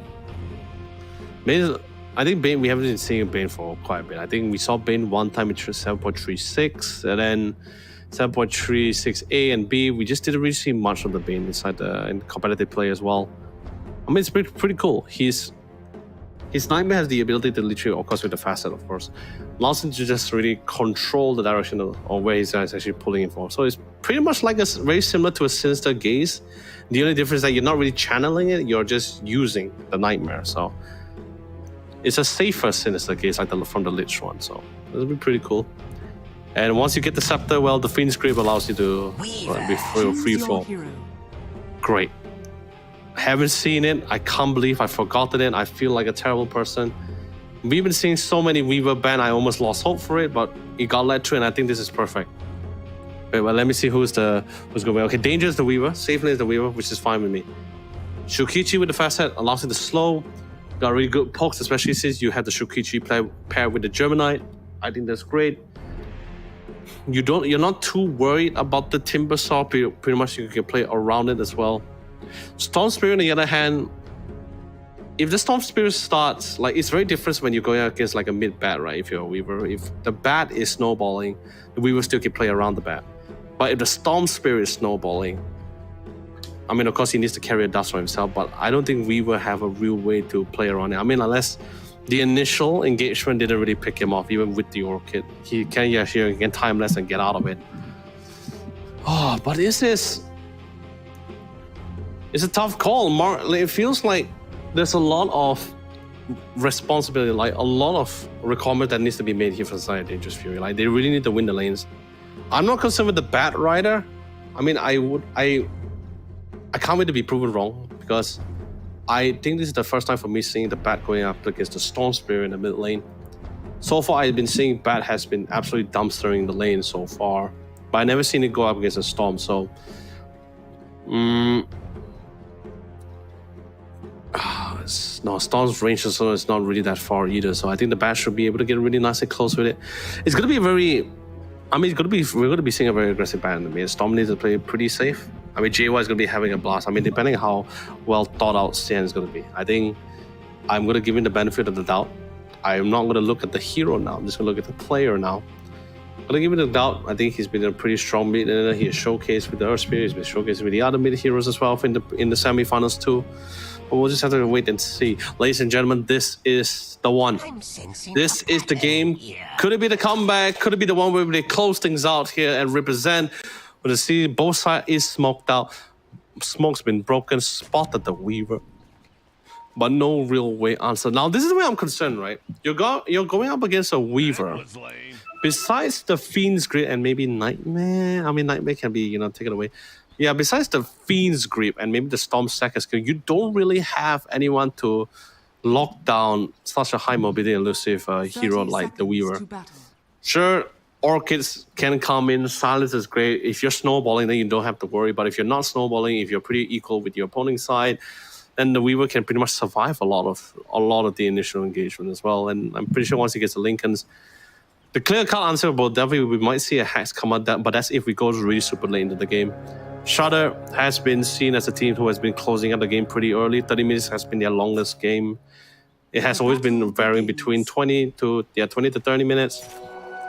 We'll just see whether Dangerous Fury is going to be able to dominate the lane as much as they hope for, especially with the picks that they have. I won't be too surprised.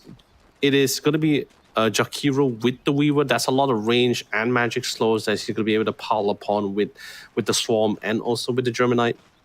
And the Shukichi, I believe he went for Observer, my friend. Yeah, seriously, the Observer is my only friend today since I've been casting alone. Can you check on the facet? Oh yeah, so he went for the Weaver went for the facet for the Shukichi, for the Germanite attacks one, yeah. So you're gonna be able to attack a lot. So it's gonna be a lot of decent harass. He doesn't really have to worry about slows because of the dual breath from the Jakiro. So that's been totally covered. And this is what I'm worried about, right? The bad mid. And this is just level 1 sticky napalm. And top's like, oh, good deny. Really good deny. And this is what I was worried about. The carry Venom. I mean, I've seen it before. Maelstrom into the Venom as well. Can they get the play? I love it. Swift just playing with the branch of the trees. Gets the timing off. Nice timing with the shackle. But the Marcy has been respawned and coming back. Can they get the punish on Mango though? Get the hacks, especially since he got the bonus EXP for picking off the IO here. So now they were able to heavily punish it. They didn't get a single pick off. Really long drawn out. A quick pause. Yeah, but the top side, there could have been a kill, but very quick with the comms here to really try to get it for the deny. I think that's pretty great. Time to go. Oh man, I love it, and I don't blame him as well. The trash talking begins. I mean, it ain't Dota without it, right? So, and I don't blame it. It's a bat against a Storm. Like, maybe there's a chance if it's a bat against the Dragon Knight. I haven't seen that kind of matchup before, but it's hard. Well, I mean, yeah, sure. It's definitely for sure a stick lane. Oh, he actually opted to go for the other fast set as well, yeah. So he doesn't really have to get too close to he doesn't really have to get too close to the Bat Rider within his attack range. So, I mean, his attack range is not really that far either for Barry here, so the bite is time. And got J1, I mean, he had one facet which is really interesting, right? Like where Sticky Napalm works on towers. I think they also further buffed that as well. I mean, it's interesting. I mean, I've seen teams pull it off before, right? With the Sticky Napalm on towers alongside with the Meteor Hammer, you pretty much shut towers pretty fast, but I think the other facet is a little bit... I think this is just one of those few heroes where a certain facet is just a little bit more defined here. Like the other facet for the Bat Rider, you get bonus movement speed from... bonus movement speed and M from just using any knockback abilities. I think that's just a little bit too good to pass off for, especially for a mobility like the Bat Rider. And speaking of Bat Rider, finally the stick charges is slowly pulling through here. We'll be able to secure the runes. He do have a bottle. And I think it's really well thought out, right? Like he already figured he's already gonna go up against the Bat. He went for the other facet as well. So at least that way, like basically what that facet does is basically allows his Remnant to actually walk in. It's a very it's a very funny thing, but I think that's pretty cool. Especially for the lane that he had. You didn't have to worry too much to get really close to the Remnant. Pretty much you just at least get some decent amount of trades and damage through. Well thought out from Barry. Well done. Bottom lane. That was Weaver. Able to get some decent harassing. Got the Shukichi. Gonna find on top of Jutsu here. Got the Blood Grenade. Nice time with the Nightmare as well. We're gonna get a couple of hits in here. But he can't stay for too long. He knows this for the fact that the Whirling Death is gonna be coming off cooldown shortly. Gotta back off. He just can't sustain too much damage. Not this early at least. Maybe later, but for now he's gotta respect that. Good pokes in. don't think it's gonna be simple for them to really melt the Timbersaw at this stage, at least. Got 2 points to do reactive armor, so he's gonna be able to he actually has a lot of regen. Mana, on the other hand, is definitely a little bit of a mana disparity for sure for the Timber, but he will get there. He will get there.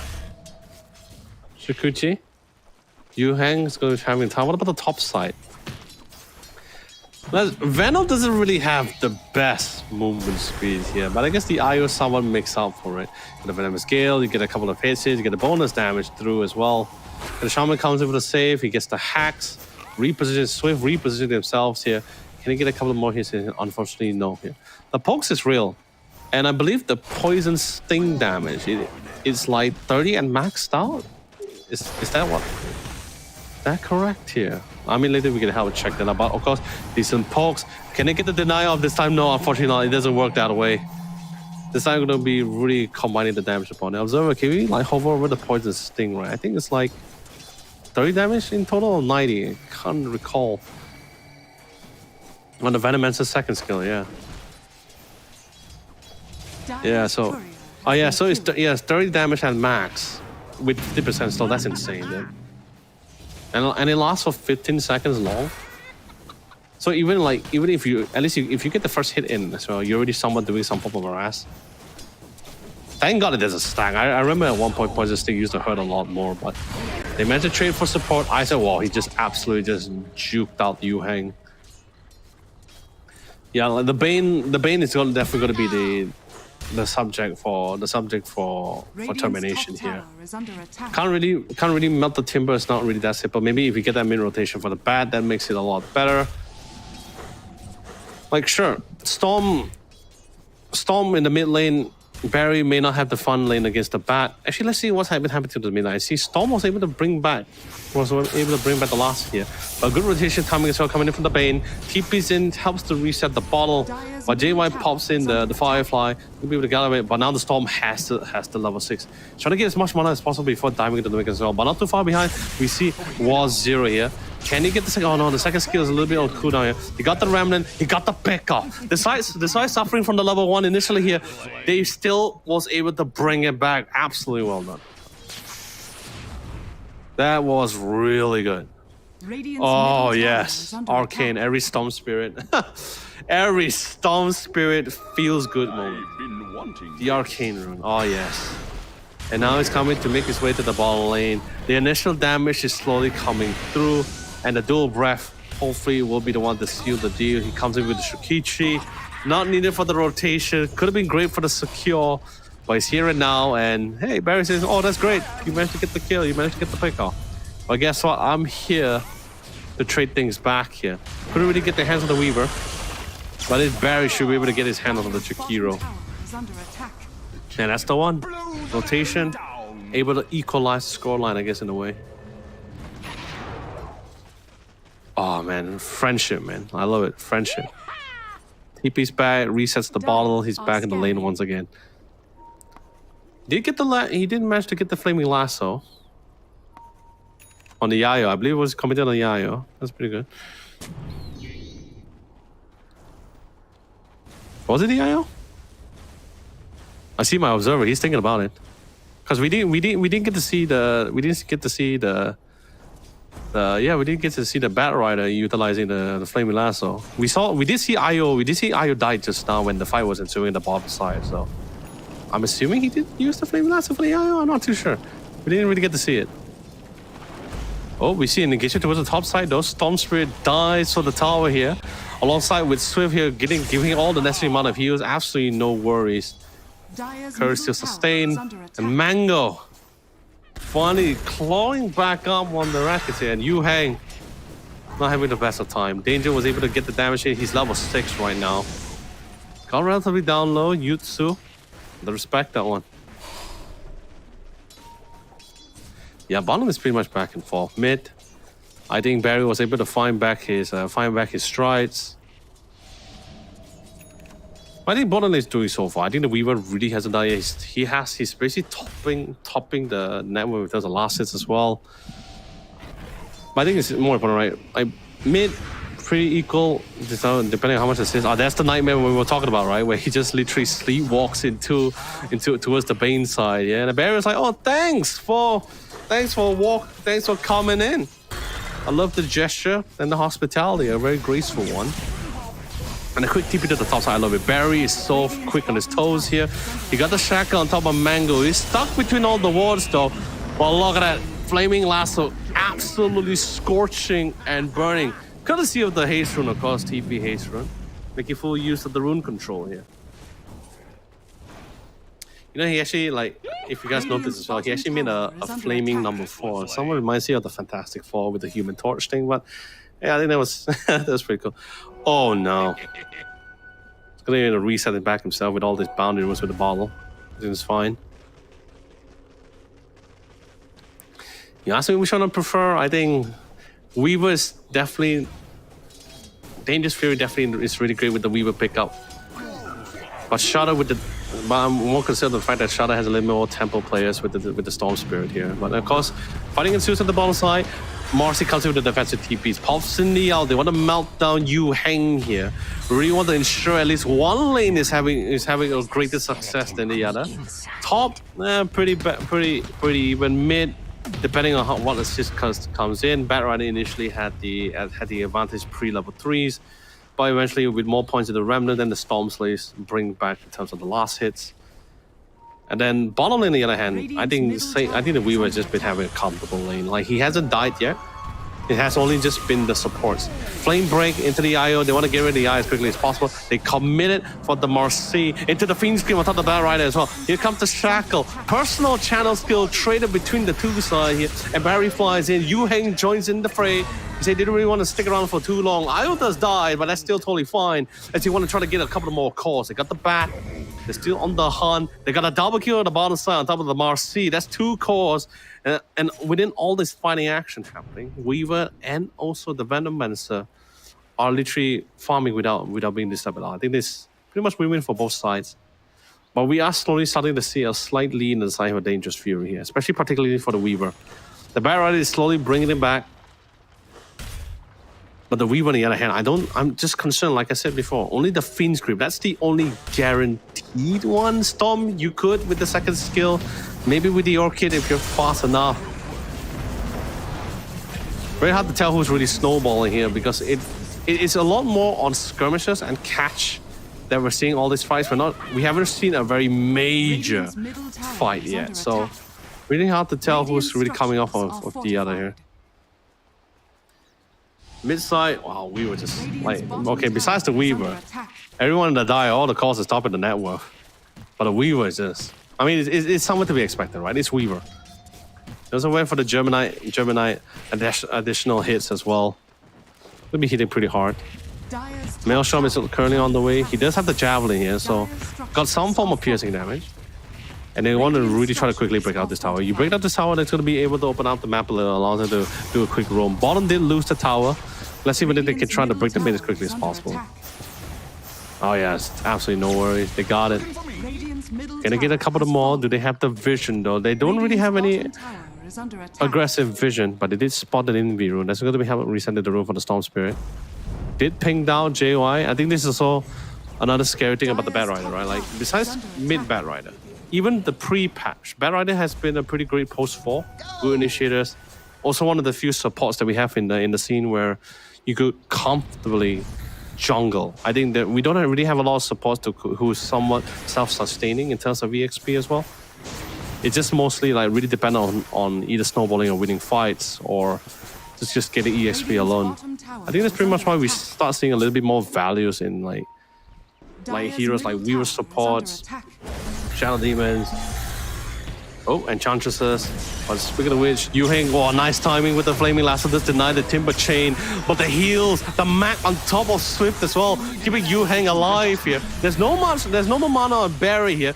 Shackle gets denied by the Nightmare here, but it's still totally fine. Foul play committed, but doesn't matter. It's a Swarm in, and there's not a lot of mana on Barry here. And he's trying to outrun it. Phoenix Grid comes to the mix as well. They get another kill. 4-man will fall. Danger on the other hand. He will do or die. Will find the Storm, but he has no choice but to reluctantly let him go scot-free. You know, he's going to be the one following them in suit, and it's going to be a full 5-man wipe. Shudder in one fight. And that's, I guess we could call it. That's the biggest fight that we have seen, and they managed to bring it through. 2,000 HP. Wow. Just complete swing. An absolute swing in damage as well. Do remember as well, a lot of backliners in their lineup. A lot, except for the Marcy, a lot of backliners. Not really the most durable. They did commit for the team, so the timing of Swift. He hasn't attached yet. He waited for the prime moment to try to bait him in a little bit longer before he reattached again to really seal the deal for the bait that actually someone set up. So I think that was cool. The Fiend Screen on top of the Jakiro. Maybe it wasn't really needed, but then again, they didn't really have visual on the Reaver just yet. So I guess just commit it. Doesn't matter. It still led to a kill, and that's all they can really hope for. That's all they can really ask for, and I think that's great. DD on the Storm. He's almost got the Orchid as well. Actually, no, sorry, he got the Orchid. Not almost, he got it, and now instantly he's here for the hunt. Like I said, you need a snowball to really succeed, especially since the Weaver is not really at its peak yet. This is the prime time. There's a lot of targets of choice here, really, for the Storm. But of course, he can't really take them. He can't really dive into any of them. He really needs to try to get for those isolation pickup in his vision. He is somewhat smoked up alongside the Yayo. Finds no one in the triangle. Tries to go for the side cams here. Finds no one. I'm pretty sure Barry's, I think, is like, where in the world are they? Where are they? Pretty much similar to like what Batman do usually in interrogation, right? Just like, where is she? Where is she? Finds no one. But then again, had the clear cut go for the Marcy. Probably not as tough as the rest, but hey, it will do. He pops the DD just for good measure. Just get the pickup. Just find some way to scale back into it with the pickup. Radiant's top tower is under attack. Jutsu is also another problem. Like, Hax is there, Ice, yeah, I mean, Ice Puff is pretty, you have the range enough to stop the Fiend's Grip, I guess. Marcy is there too. But how do you get on top of Jutsu though? Timbersaw is definitely going to be there to really slow things down, at least with the wall. They might just want to try to prioritize the Storm if they, or at least Barry in this case here. But Shaman's the one, like, he's the only one that can really, like, handle the Storm, like, to really lock him down. Ice Puff is cool, but you know, you could really dash, like, if you spot the animation, you pretty much can just dash out of it. But Hax, you just can't do that. You can dash out of that. You can't dash out of Shackles. You can't. There's almost no animation for it. Oh, mid lane. Securing runes. There's a She rune. Oh, that's gonna be quite helpful, especially since he's diving into the mix most of the time. Gotta be careful. He is opting to go for the BKB, which is fine. With the BKB, he doesn't really have to worry about the Shaman. Like, it almost feels like it's gonna be guaranteed someone's gonna die. But then again, the Flaming Lasso does pierce the BKB. That is also, I think that will be possibly the only thing he has to really look out for. But flies in the mix, he got the Orchid off. They want to try to melt out the Weaver as quickly as possible. Phoenix Scream into the mix of the Vader. He also noticed there is no more Recluse on the Marcy. So there's no real way for them to really deny the Phoenix Scream on the side and probably the Shaman. But the Shaman is completely out of the picture. Ice Path trying to walk his way. Jakiro, despite having wings, it feels like he just couldn't fly as fast as he can hope for as well. And sadly, he will come crashing down into the ground as Shudder will win another massive team fight here. The lane wasn't as great. Felt like there was a lot of mixed feelings.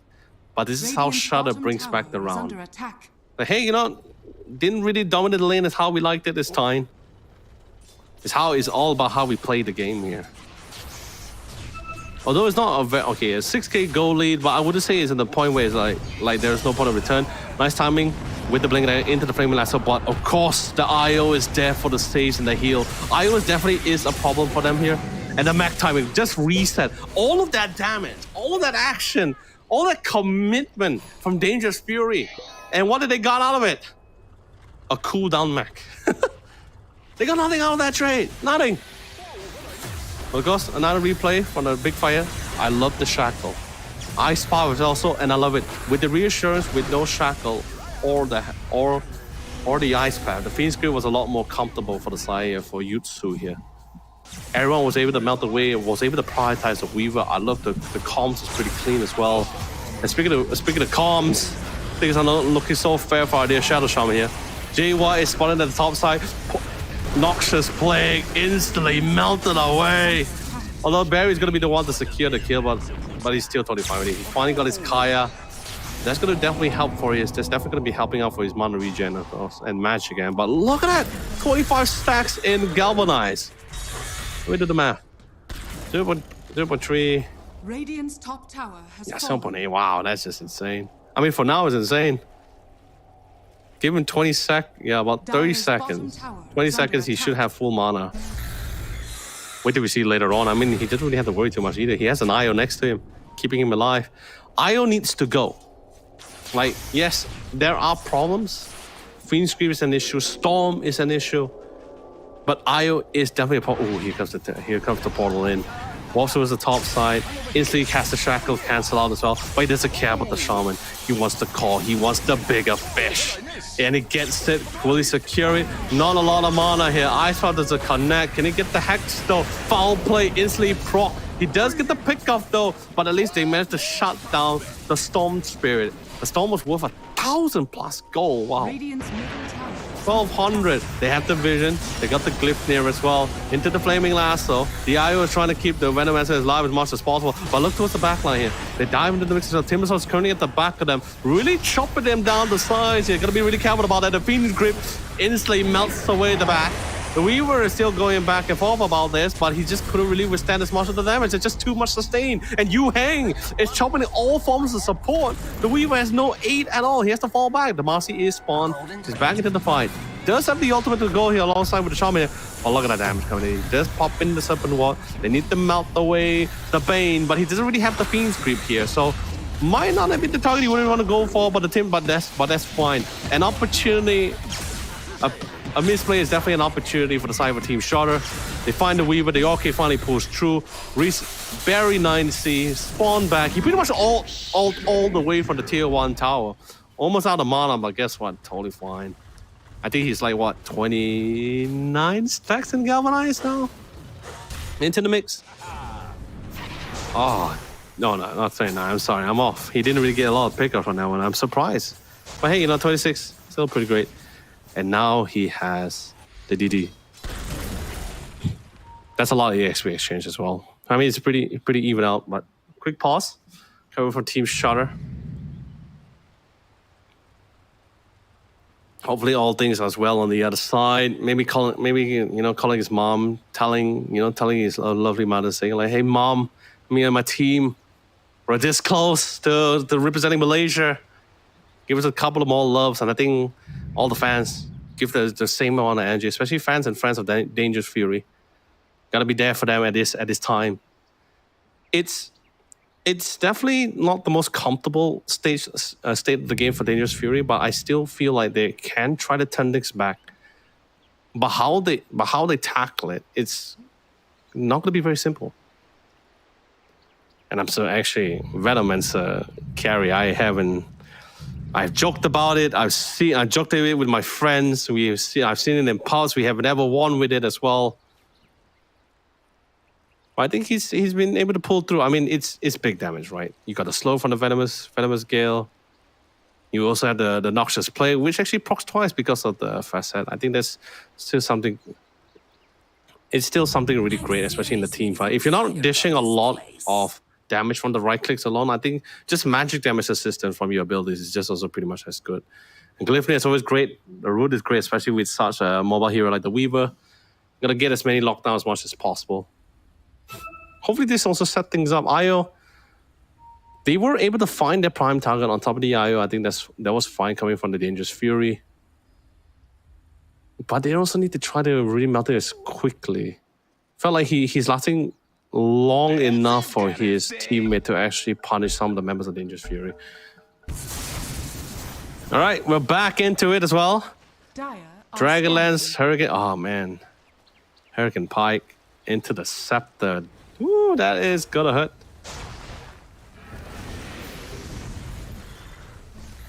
Foul plays here. He does have the Blink Dagger this time. So once he decides to be so into the thick of the things here, at least he can try to find ways to jump into the fight at least more comfortably. I'm more concerned about the Marcy's. Just really couldn't get his hands on any of the players. He's just been hitting whoever's the closest to him, and I don't blame him. The Storm is too mobile. The Timbersaw is pretty much just timber training all over the place.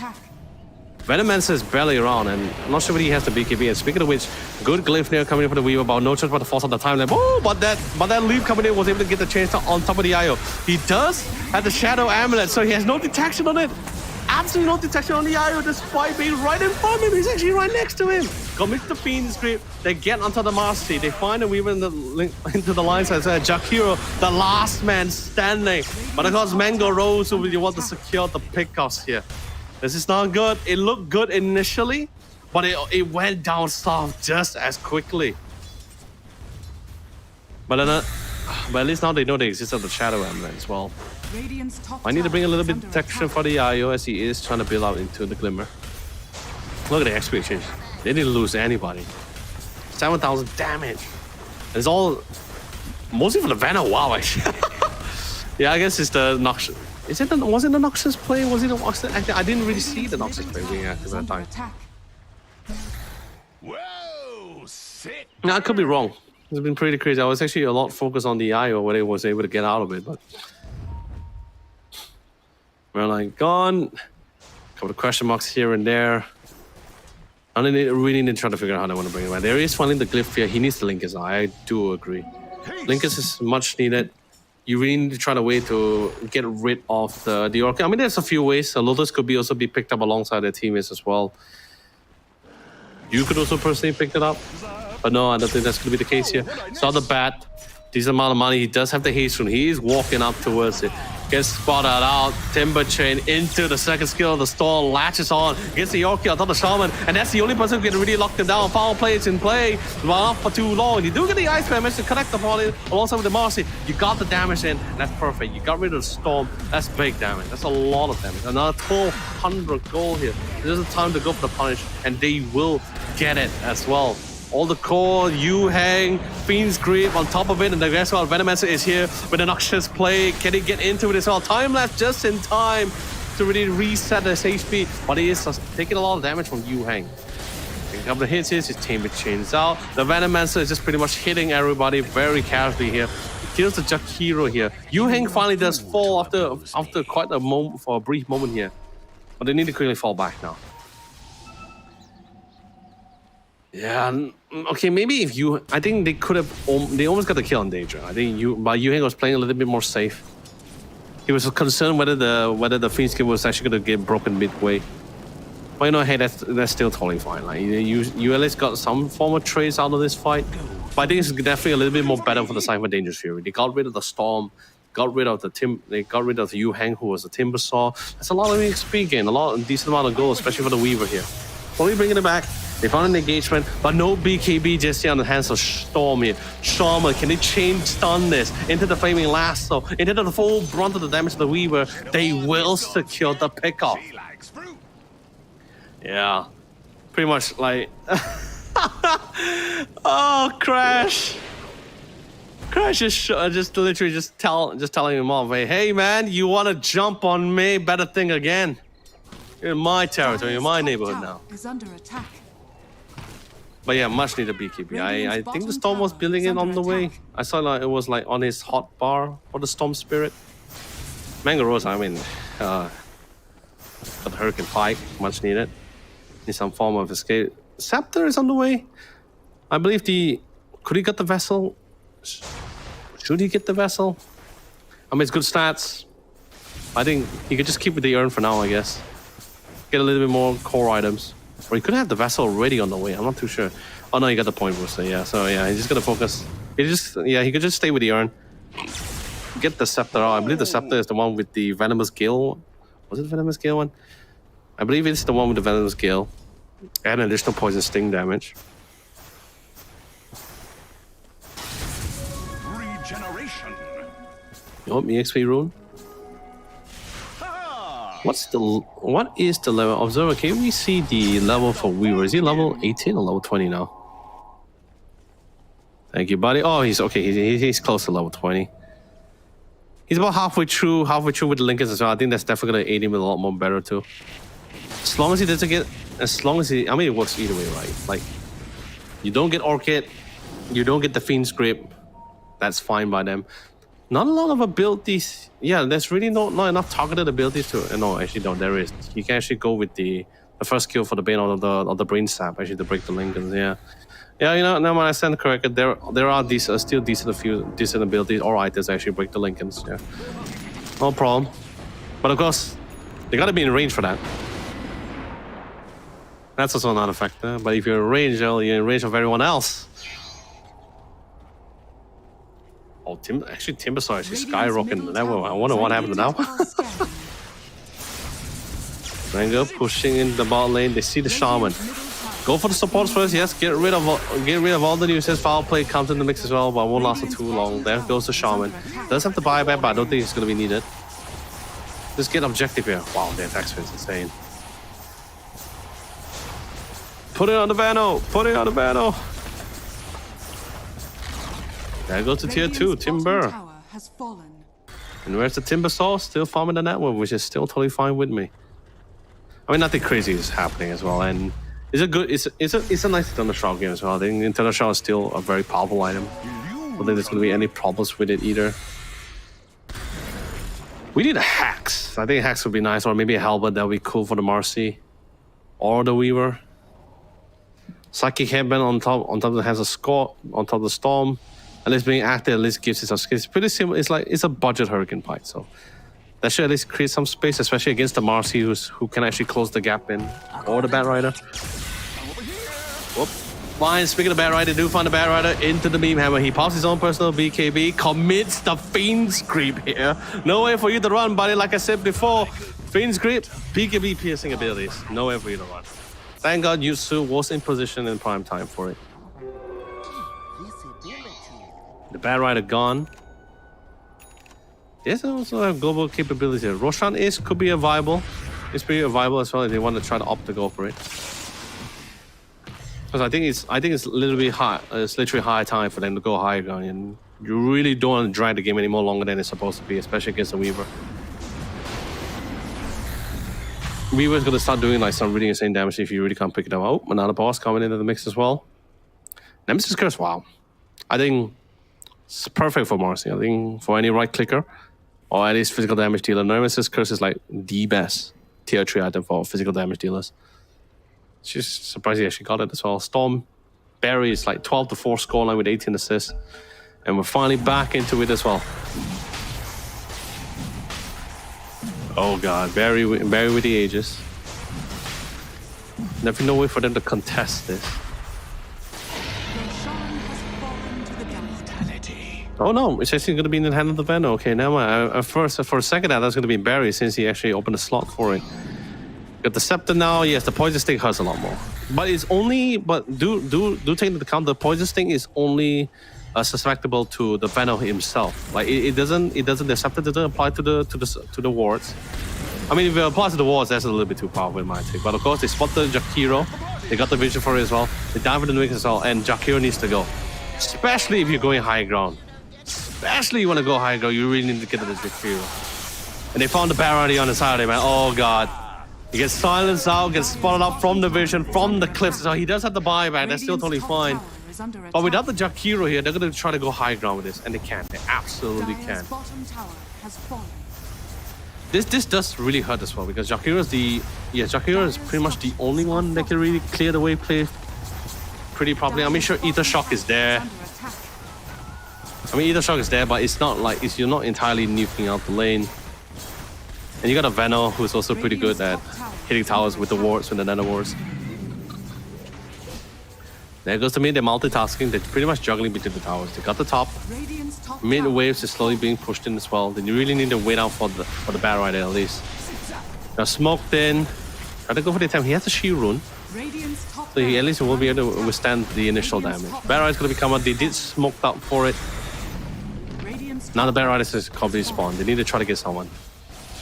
IO would be great, but no, they got the glyph here. Oh my god, 5 mass into the big assault. Big damage on top of them for the radiant side. Gets the flaming lasso, isolate the timber saw, but instantly gets pulled back. The Jakiro is currently being tackled out by the Storm Spirit Barry. Also with the Jakiro. You did lose the IO, you did lose the Bane, but it's a support here. Weaver's relatively down low. Can he get the pick up? No, he gets the Shukichi in time. Pull back into the fountain. Flame break not close enough. Get a couple of right clicks in here. He does have the ultimate. Enough mana to get out of it. And I think that's why, Barry, you are bold. I can tell you this right now. You are so bold. Mango does have the Aegis as well. Managed to poke it out, and he killed the Weaver. I can't believe it. Mango did the unbelievable. And of course, the Bear Rider falls at the same time. Buybacks is happening from the side of the Jakiro here. But I don't think it's going to be enough. Shaman's going to be coming in a couple of seconds. Bear Rider, even if he bites back, doesn't have the flaming lasso, doesn't really can do anything much in this kind of scenario. Just gonna wait it out. But I think this just might be Megas. You can drop a defensive ward, he can drop a defensive serpent ward if he chooses to go for it. Like, I'm just thinking about the other options that he has left. Into the Rex, can't hit the dual towers there. There is the double siege tank in the mid side, but they just want to try to secure Megas. It's a little bit safer here, I guess, in a way. Got the tower, pretty much smoked up. We got the dual breath, and Storm flies in.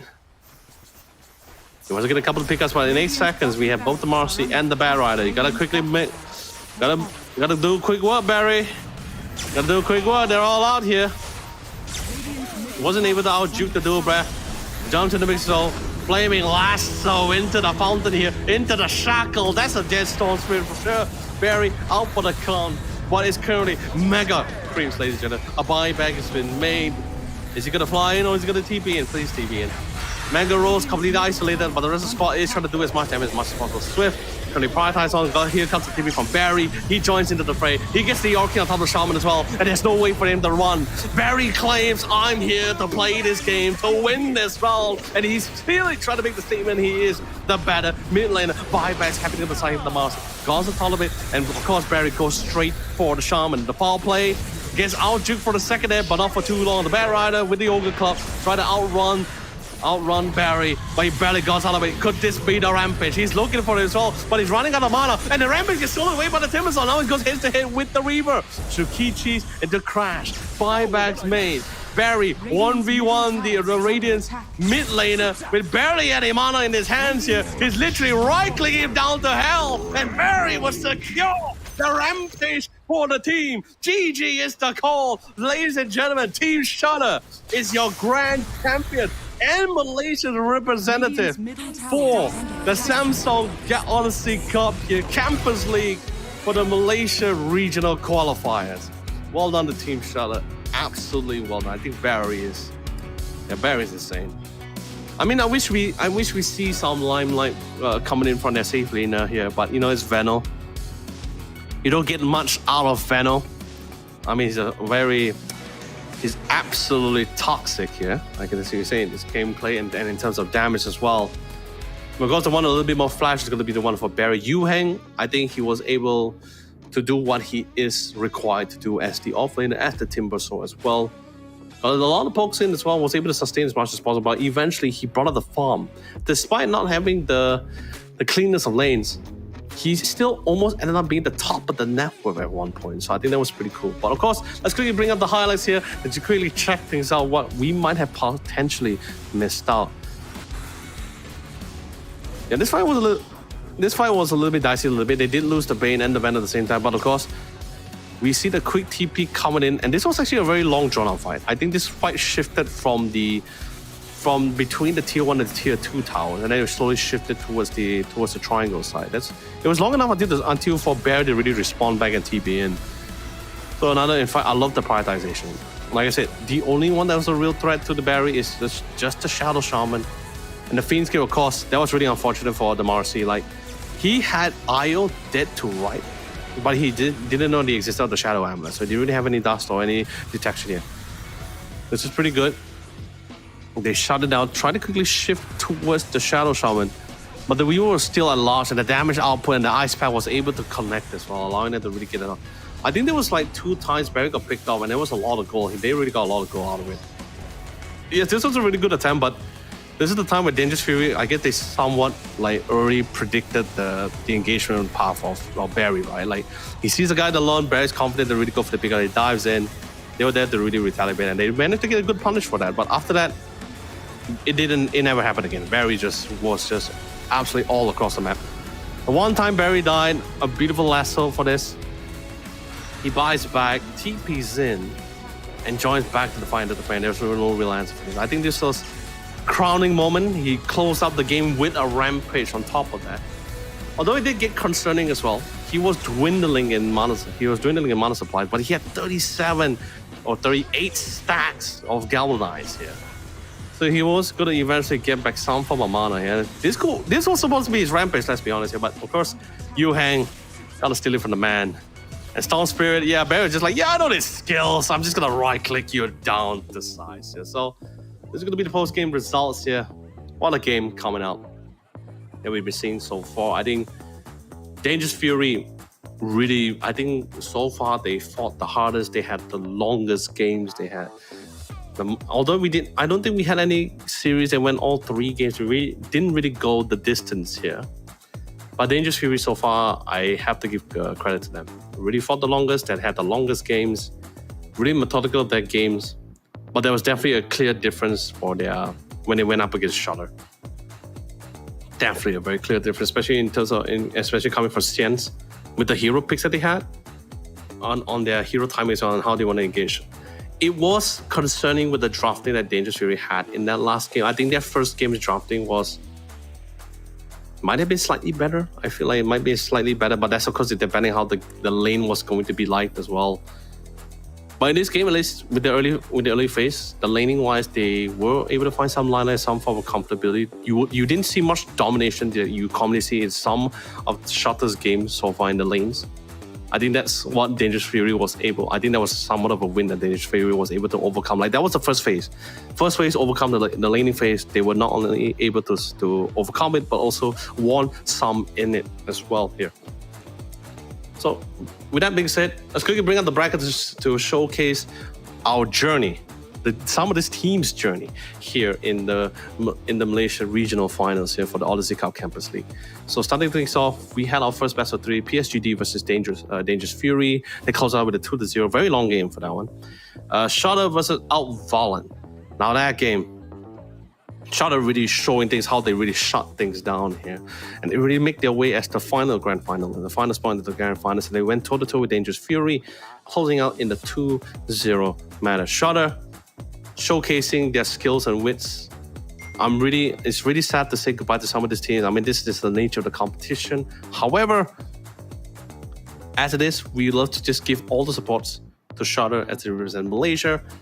But also at the same time, I'd love to give a shout out to all the teams that actually participated here. PSGD, Outvolan, Dangerous Fury, even the other teams that was not able to make it to the Malaysia's regional qualifiers playoffs here. All during the close qualifiers, they were there. But of course, once again, congratulations to Team Shutter, qualified for the regional playoffs for the Samsung Odyssey Cup Campus League. We have finally have our 2 teams out of our 6 regions here, them being Malaysia and Indonesia. We still have 4 more regions to go, them being Philippines, Vietnam, Thailand, and Singapore. And with that being said, registration is still available for 4 of these regions. That's right. You have any friends, you have any really skillful friends or high-ranking university friends in either of these 4 regions, tell them registration is still available. It's there for them to join, and we definitely would love to see more talents. Like, seriously, more talents means to show that this game is still alive and still is good. I think this is a really great time to play some Dota, especially with the new patch coming in, new better quality of life. And speaking of which, my screen right now is just as blurry and it's terrible as well. I've been using this monitor for 9 years. I think it's time for an upgrade here. I did mention the Samsung Odyssey OLED G8, but like I said, some of you might be the same as me. I don't like a very big screen. My table space doesn't allow me to have such a big screen. So there is a secondary option here for all you crazy gamers. It is the Samsung Odyssey OLED G6. It's 27-inch. The difference is the fact that it's packing in a lot more power, 360 Hz here. Still the same response times with the G8, which is a 0.03 ms. Still just as good. It has a very slick flat screen design. It has utilizing OLED technology and also has the OLED anti-glare for longer duration of gameplay as well for all you fantastic FPS or mobile players here. And with the side benefits besides the G6, if you guys fancy the G8, there's also another difference in the fact that the G8 also comes in with smart TV functionality. So that's also something you guys actually plan to work with such a large monitor too. And that's of your choice. There's also other monitors, monitor version that's also been released by Samsung this year. Do check them out. And also another big shout out to not just Samsung for giving an opportunity, but to all of our players and viewers. Most importantly, the viewers, you guys. We wouldn't be here without you guys and your support and love. So thank you guys so much for joining us here today. But that's just pretty much it. That's going to be concluding our championship Sunday for the Malaysia region qualifier for the Samsung Odyssey Cup. I'm Landon, also the Malaysia League. More action is going to be happening to us, you guys, in the next few weekends. So till then, I'll see you guys then. See ya.